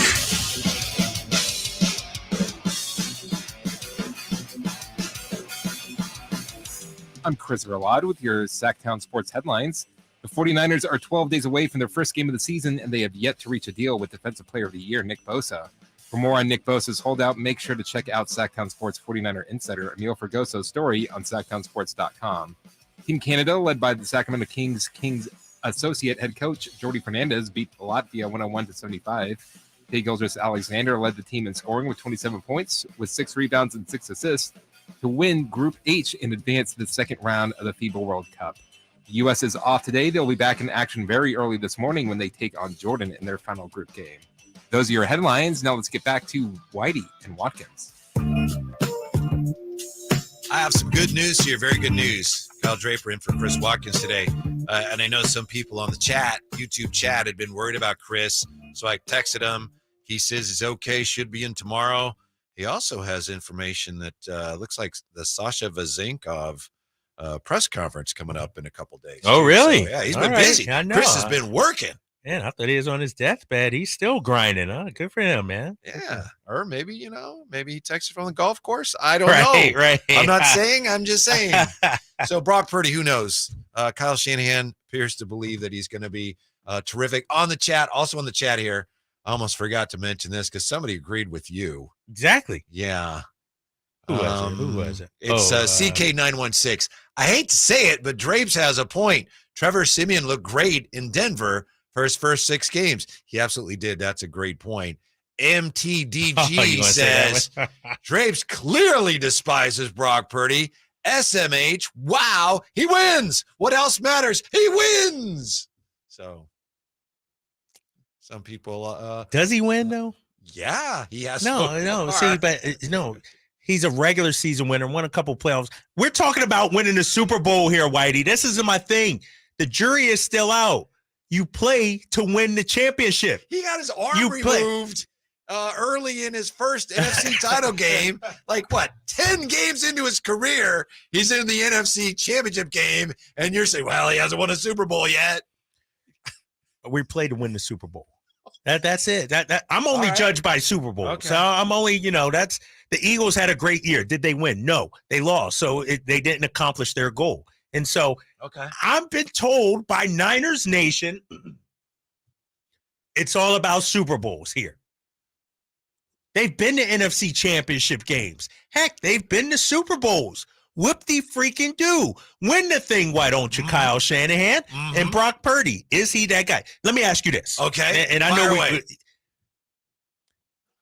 if Brock Purdy is not the guy to win a Super Bowl, as the head coach, as the president of football operations, it's incumbent on you to go out there and get the guy to win this, because that's all you're not playing to make it to the NFC championship game. No. You're not playing to, make the playoffs. You're playing to win. Maybe some organizations, but not the 49ers. Exactly. You play to win the Super Bowl, and that's what I want to see from Brock Purdy. That's it. No, I don't hate. You said you're going to ask me a question, and you never asked me a question. I didn't ask you the question? No, I did. Didn't I? Or no? No, you didn't. But if Brock is not the guy to get it done. Yeah. As the coach, as the GM, shouldn't you go out there and find a guy? If the only thing standing between you and a Super Bowl is the quarterback position. If he's wrong on Brock Purdy, if Kyle Shanahan's wrong on Brock Purdy, and he's got Brock Purdy here only because he was wrong on Trey Lance. If he's wrong on Brock Purdy, then I think ownership has to come in and say, oh, you can't you can coach, but you're not making the personnel decisions anymore. You need help. And I know, well, yeah, they have Lynch as the GM. Yeah, but Kyle runs the show. Lynch helps. And they need somebody. If he's wrong, if he's not, great. But if he's wrong again on a quarterback and they're hitching the wagon all the way to Brock Purdy, and I think it works. If it doesn't work, then at that point, I think you got to say, Kyle, we got to change the way this is set up. Right. You can design plays, coach, but someone else needs to help you. What's your dad doing? Someone else needs to help you put a team together. Yeah. We're not there yet, but I think they've done a great job so far. But now you got to get over that hump. Yeah. Now you got to get to the mountaintop. You're getting close, but now you got to get it over the hump. You know, when they lost that Super Bowl to the Chiefs, I know it was easy to assume, well, they'll get back there, but you know how it is in sports. Maybe you will. Right. Maybe. It's hard. Yeah. It's difficult. All right. I'm going to calm down. I'm going to bring it down a few notches. You got my blood pressure up. Good. You know, my mom warned me about that. She's like, Kyle, calm down sometimes on TV. You get a little too hype. Get a little too hype on radio. I have nothing against Brock Purdy. What I do have is this whole Brock Purdy is definitely our guy. You know, he's going to be great. This whole, it's sort of snowballed into this, Brock Purdy is like this golden unicorn that's going to lead us to, I need to see more. That's all. Of course. That's it. Yeah. Yeah. And you're right. Everybody does. No matter what Kyle says, everybody needs to see more from him. Is there anybody here that comes to mind, top of your head here, as we look at some of these quarterbacks? Trey Lance, is he going to be the guy we thought he would be? Maybe not. Brock Purdy, he could be. We'll see. Who comes to mind as a player that you thought in any sport, man, that guy's going to be great, or that woman, and it didn't work out for them? I thought about this one, and I got to go basketball, obviously, because that's my wheelhouse. I have this thing where Drapes guys, that's an actual thing. And so there's first team all Draper, second team all, guys that I really think, you know what, right situation, they're going to take off. One guy I was completely wrong about, and I still love his talent. I was a big Adam Morrison guy. You remember him out of Gonzaga? I thought that dude was going to be great. I thought he was better than JJ Redick. I thought, you know what, this dude, He is nice. He's going to be great. And never panned out, man. Never panned. I missed on that one big time. He's got 2 rings. Yeah, he's got rings, though. Think about that. He's a winner. He's a winner, White. Hey, all he does is win. He has 2 championships. All he does is watch people win for him. Or did. 2 guys with the same last name. And one of these my brother always talks about, and I'm with him. Do you remember, I think he went to Arizona, and he was with the Kings briefly, Derek Williams. Oh, yeah. Number 2 I pick, remember Minnesota. Derek Williams, yeah. And I thought, whoa. Yeah. Just look at him. He was, yeah. And he had his moments here or there. The other guy was going back to the Kings of the 90s, and I think he was the 7th pick out of Maryland, Walt Williams. Walt Williams, I thought Walt Williams, whoa, he's magic light. He's going to be great. And he was okay. Yeah, and speaking of another King, L-Train, Lionel Simmons. Oh, yeah. Lionel. Yeah, I thought, played at LaSalle right around the corner from where I grew up. Mark Macon, also a Temple guy, led the NCAA in scoring when he was there.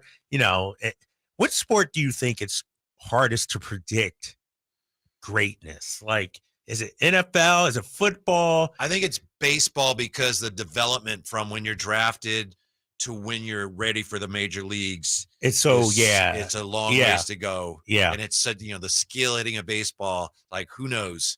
So to me, they're all really tough. But to me, you got to project and guess on a lot more for a baseball player. You're right. Any quarterbacks come to mind? Jamarcus Russell, Achilles Smith. Do you remember Robert Griffin? You're a Philly guy.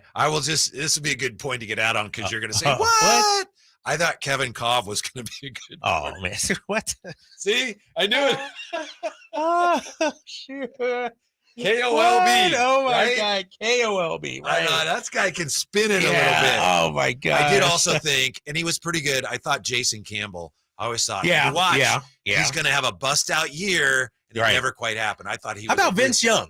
Even though he had a weird delivery, I think, but as great as he was at Texas, I don't know what happened to him. What happened to him? Did he have some issues? Did he have some issues? Yeah. I think so. I shouldn't say, but I thought he had I some might have to look that up. Yeah. Matt Leinart, these are great, you know what? Brady Quinn. Exactly. Oh my gosh. The Golden Boy? Come on, man. Uh-huh. All right. Well, we got the crossover coming up. Jay Mars and Scott Marsh. They'll be joining us next right here. It's Whitey and Watkins with Kyle Draper in for Watkins today. Sactown Sports. And Watkins. On Sactown Sports. Check out the Golf to Go Hour with Frank LaRosa every week on Sactown Sports. Get the latest on equipment, area courses, people who play the great game, and plenty of good conversations about golf. It's the Golf to Go Hour every week with Frank LaRosa on Sactown Sports. Golf to Go is brought to you by the Hagen Oaks Golf Super Shop, America's most awarded golf facility. Nature Wood Home Furnishings, where it's all about choices and always about quality. That's Mike saying good morning. It's the best he can do right now. Yeah, not a cloud in the sky. What Mike could use is a fresh start. And Irish Spring Body Wash. The fresh scent of Irish Spring and those sensational Irish Spring suds are just the reset Mike needs. Now he's ready to go to work. It's Sunday. Irish Spring. When the spring hits you, you're ready. Pick up Irish Spring today. Labor Day savings start now at Lowe's. For a limited time, buy one, get one 50% off on select interior and exterior paints and exterior stains via Lowe's gift card rebate. And the savings don't stop there. Save on select 3-quart mums. Right now, just 2 for $12. Lowe's knows home improvement. Valid through 8/30. Mums offer in-store only. Actual plant size and selection varies by location. While supplies last. More terms and exclusions apply. See Lowe's.com/rebates for details. Are you ready to cruise into the new school year in style? Look no further than Elk Grove Kia's back-to-school sales event happening right now. Rev up your engines because the 2023 Kia Forte LXS is calling your name. Zoom through town in this sleek ride for just $149 a month plus tax. Unbeatable style and affordability in one package. But wait, it gets even better. Feel the adrenaline rush with the 2024 Kia K5 GT line, the hottest sedan this side of the Pacific. Get behind the wheel for only $299 a month plus tax. Experience power, performance, and sophistication like never before. Don't miss out on the best selection we've had in over 3 years. Check us out at Elk Grove Kia or elkgrovekia.com. 2023 Forte 24-month lease of $149 plus tax of $41.30 required at signing residual of $15,256 at $10K per year, 20 cents per mile over reserve security deposit required subject to finance approval. GK 8921 expires 8/31/23. 2024 K5 24-month lease of $299 plus tax of $47.12 required at signing residual of $21,782 at $10K per year, 20 cents per mile over reserve security deposit required subject to finance approval. GK 8932 expires 8/31/23. Guys, did you know your testosterone level impacts your energy, libido, sleep, weight, hair loss, mood, and even ED? And right now, Revive Men's Health Sacramento will check your testosterone for free. They've helped thousands of men since 2011 feel and perform better. They're so confident they can help you, they even guarantee it. Schedule your free testosterone test, exam, and consultation today. Call 916-277-8599. That's 916-277-8599. Or visit ReviveMen'sHealth.com. I suffered with plantar fasciitis for almost 20 years. I thought that foot pain was going to be with me for the rest of my life. If you suffer with plantar fasciitis, the search for pain relief can feel like an endless and hopeless ordeal. I would try drugstore, insoles and supports. I've been through surgeries, foot injections. I was trying all different things. Not a single one worked. If you think you've tried everything to relieve your foot pain, you probably haven't tried arch supports from the Good Feet store. And then I was driving past the Good Feet store, and I thought, why not? Give it a try. They wanted to make sure that they gave me the right arch support for my feet. Then it was like, okay, this is different. These make a difference. I don't have foot pain anymore. I'm so glad I met Good Feet. That changed my life. See how Good Feet arch supports work for you before you buy with a free fitting and test walk at the Good Feet store. The Good Feet store. Come in now for a free arch support fitting and test walk.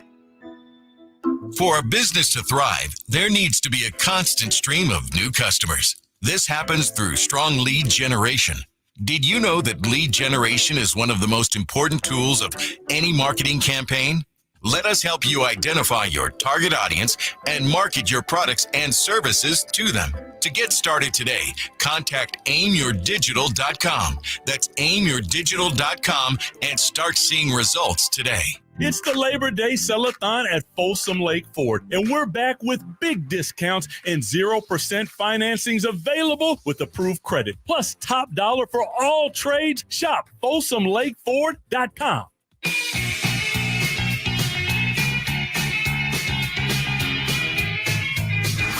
At your desk, on your phone, In the car. Whitey and Watkins. on Sactown Sports. Chris Watkins should be back tomorrow. Thank you, Kyle Draper, for being here today. It's been a lot of fun. Jeremy Lin is Brock Purdy. Got to find out what. Did y'all hear that tape? Yeah. No, I actually didn't, but I'd love to hear it. Frankie Cardicelli, Scott Marsh. They'll be taking you up to 6 o'clock today. Yeah. So he says, we're talking about Brock Purdy, how good he's going to be. Kyle Draper. Well, you go ahead. You say it. I don't want it because you'll say it. I'll put words in your mouth. I said, and I'm on here. Yeah. I said, Brock Purdy reminds me of Jeremy Lin and Linsanity of the NBA. Caught lightning in a bottle, Okay. all the hype, hoopla surrounding him. And then ultimately he got humbled, brought down back to earth. I think Brock Purdy will be brought down. Like, people are making him out to be some golden unicorn, some guy that's a future Hall of Famer. Kyle Shanahan is hitching his horse to this wagon and everything like that. And I need to see more.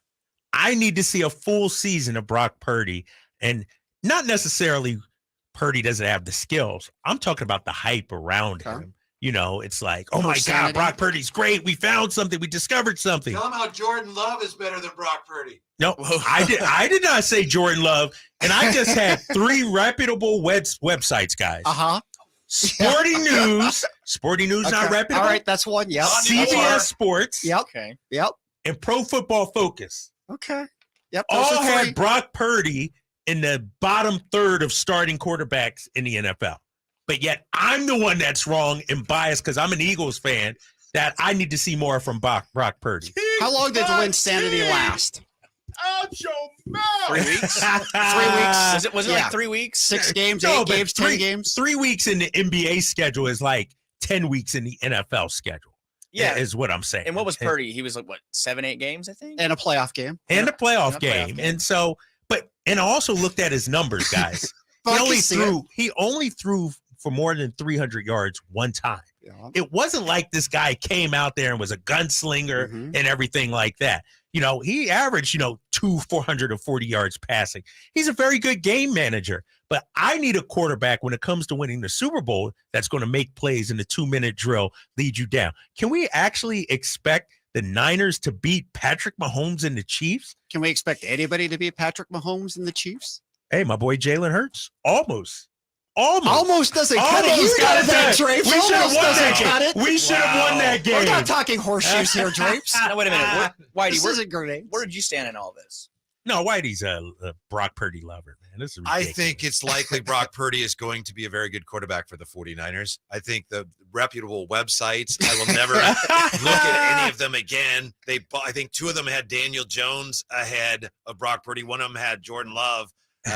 And see, the thing is, Drapes will read those, and then I'll ask him, well, what do you think? And he'll say, I'm just it's reading not about me. I'm going with unbiased people. I'm just reading it. So no, because people think because I'm an Eagles fan, I got something against the Niners and Brock Purdy. I don't. So I went to unbiased journalists, guys who cover the NFL, who do this for a living. And who are wrong. It just happened all 3 writers were from Philadelphia who did those articles. But if you look at most sites, Brock Purdy's not listed in the top half. Quarterback. Nor should he He's be. right on the line of Jimmy Garoppolo's of the world, that kind of thing.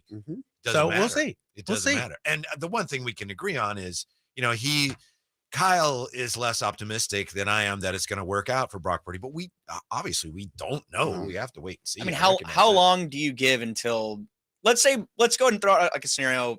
It's weeks 7, 8. If the Niners are 3-5, are you concerned in Brock Purdy's? I don't know. Oh, of course you are. At that point, 3-5. That would be 5? horrible. Yeah. I mean, the Niners are going to be favored in every game in the first half of the year. Who's your kicker? We're going back to this. Is Bosa there yet? Let's say sure. Let's say Bosa's there, and let's say they went out and got your guy Gould. The only thing about that, and their panic would be starting to creep in, the fact that, and we talked about it, the last 2 years, the 49ers have started really slowly, that I think they'd be hanging on to that. But if Kyle's right and Brock Purdy is like, or worse, then I don't think Kyle Shanahan can make your personnel decisions anymore. Whoa. But we'll see. Wow. Big statement. Yeah. Who's more important right now to get in, Bosa or Robbie Gould or whoever it might be as a kicker? I think Bosa's the most important player on the team, but obviously you got to have somebody to kick. You got to have a kicker. Yeah. And it's there are a number of things here that seem to be forming a dark cloud over everything in Santa Clara. Man, I'm looking at the second half of the schedule for the 49ers. They can't afford to get off to a slow start. They with the second half schedule, listen to this after the bye week. At Jacksonville. Win. Sorry, go ahead. Right. Oh my God. We talk about bias. I talk about bias. Thinking out loud. All right, Tampa Bay. They'll be at Seattle. Exactly. He's biased. At Philadelphia. Oh, that's a win. Come on, Drake. You see what I'm saying? You see what I'm getting at? Home against Seattle. Arizona, they'll beat. Baltimore, that's going to be a tough one. At Washington, they'll win. Home against the Rams. Rams might be playing for something. Yeah, Rams might be. Well, and the Niners also open up at Pittsburgh, at LA. It's not the easiest start on the road. No, that 1-1. I got them. I got them losing one of those games. Yeah. So no, my outlook on the 49ers season is much sunnier, but I agree. Like I said, if Kyle's wrong this year and things go the wrong way and things start to backslide, I do honestly think Jed York has got to look at this, go, I'm not sure, Kyle, if you should be making the decision anymore, because the Trey Lance thing, if they win a Super Bowl, doesn't matter. If they don't, it's like, whoa, that was a colossal mistake. Listen to this. I'm sorry to interrupt. Colossal mistake. You're not sorry to interrupt. No, because I'm doing a deep dive on the schedule. Listen to this 4-game stretch. Dallas home at Cleveland. Cleveland. Don't act. We've seen them lose games they shouldn't lose before. Diving straight into at Minnesota. Deep end right there. Home against Cincinnati. A healthy Joe Burrow back.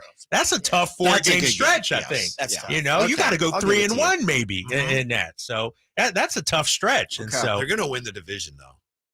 I think you struggle with a lot of those games, but I still think they're going to win.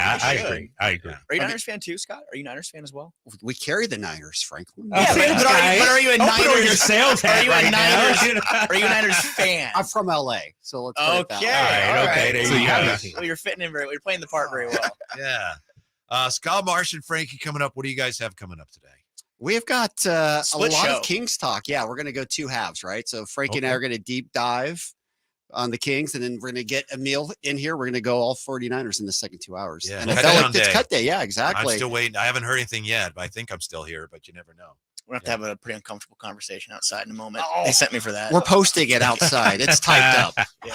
It's listed outside. Yeah. Whitey. Yeah. So close. That's a bad thing about Hard Knocks this year. We don't get to see any of that. And it's not that I take joy in seeing people But get they cut. cut out You're the lying. most interesting It's thing of the interesting. show. Right, Absolutely. Fascinating. No doubt. Absolutely fascinating. Can we watch 20 hours of Aaron Rodgers? We need to at least see You're right. Robert You're Saleh right. cut somebody. Yes. Kyle Draper, thank you very much for coming in today. Great being with you, my Appreciate man. it. Appreciate Hopefully it we get very to do it much. again soon. Yes, yes. All right, Scott Marsh, Frankie Articelli, next right here, Sactown Sports. Will Brandon Ayuk emerge as a star in the Bay this season? Now going to throw for the end zone, wide open, Brandon Ayuk.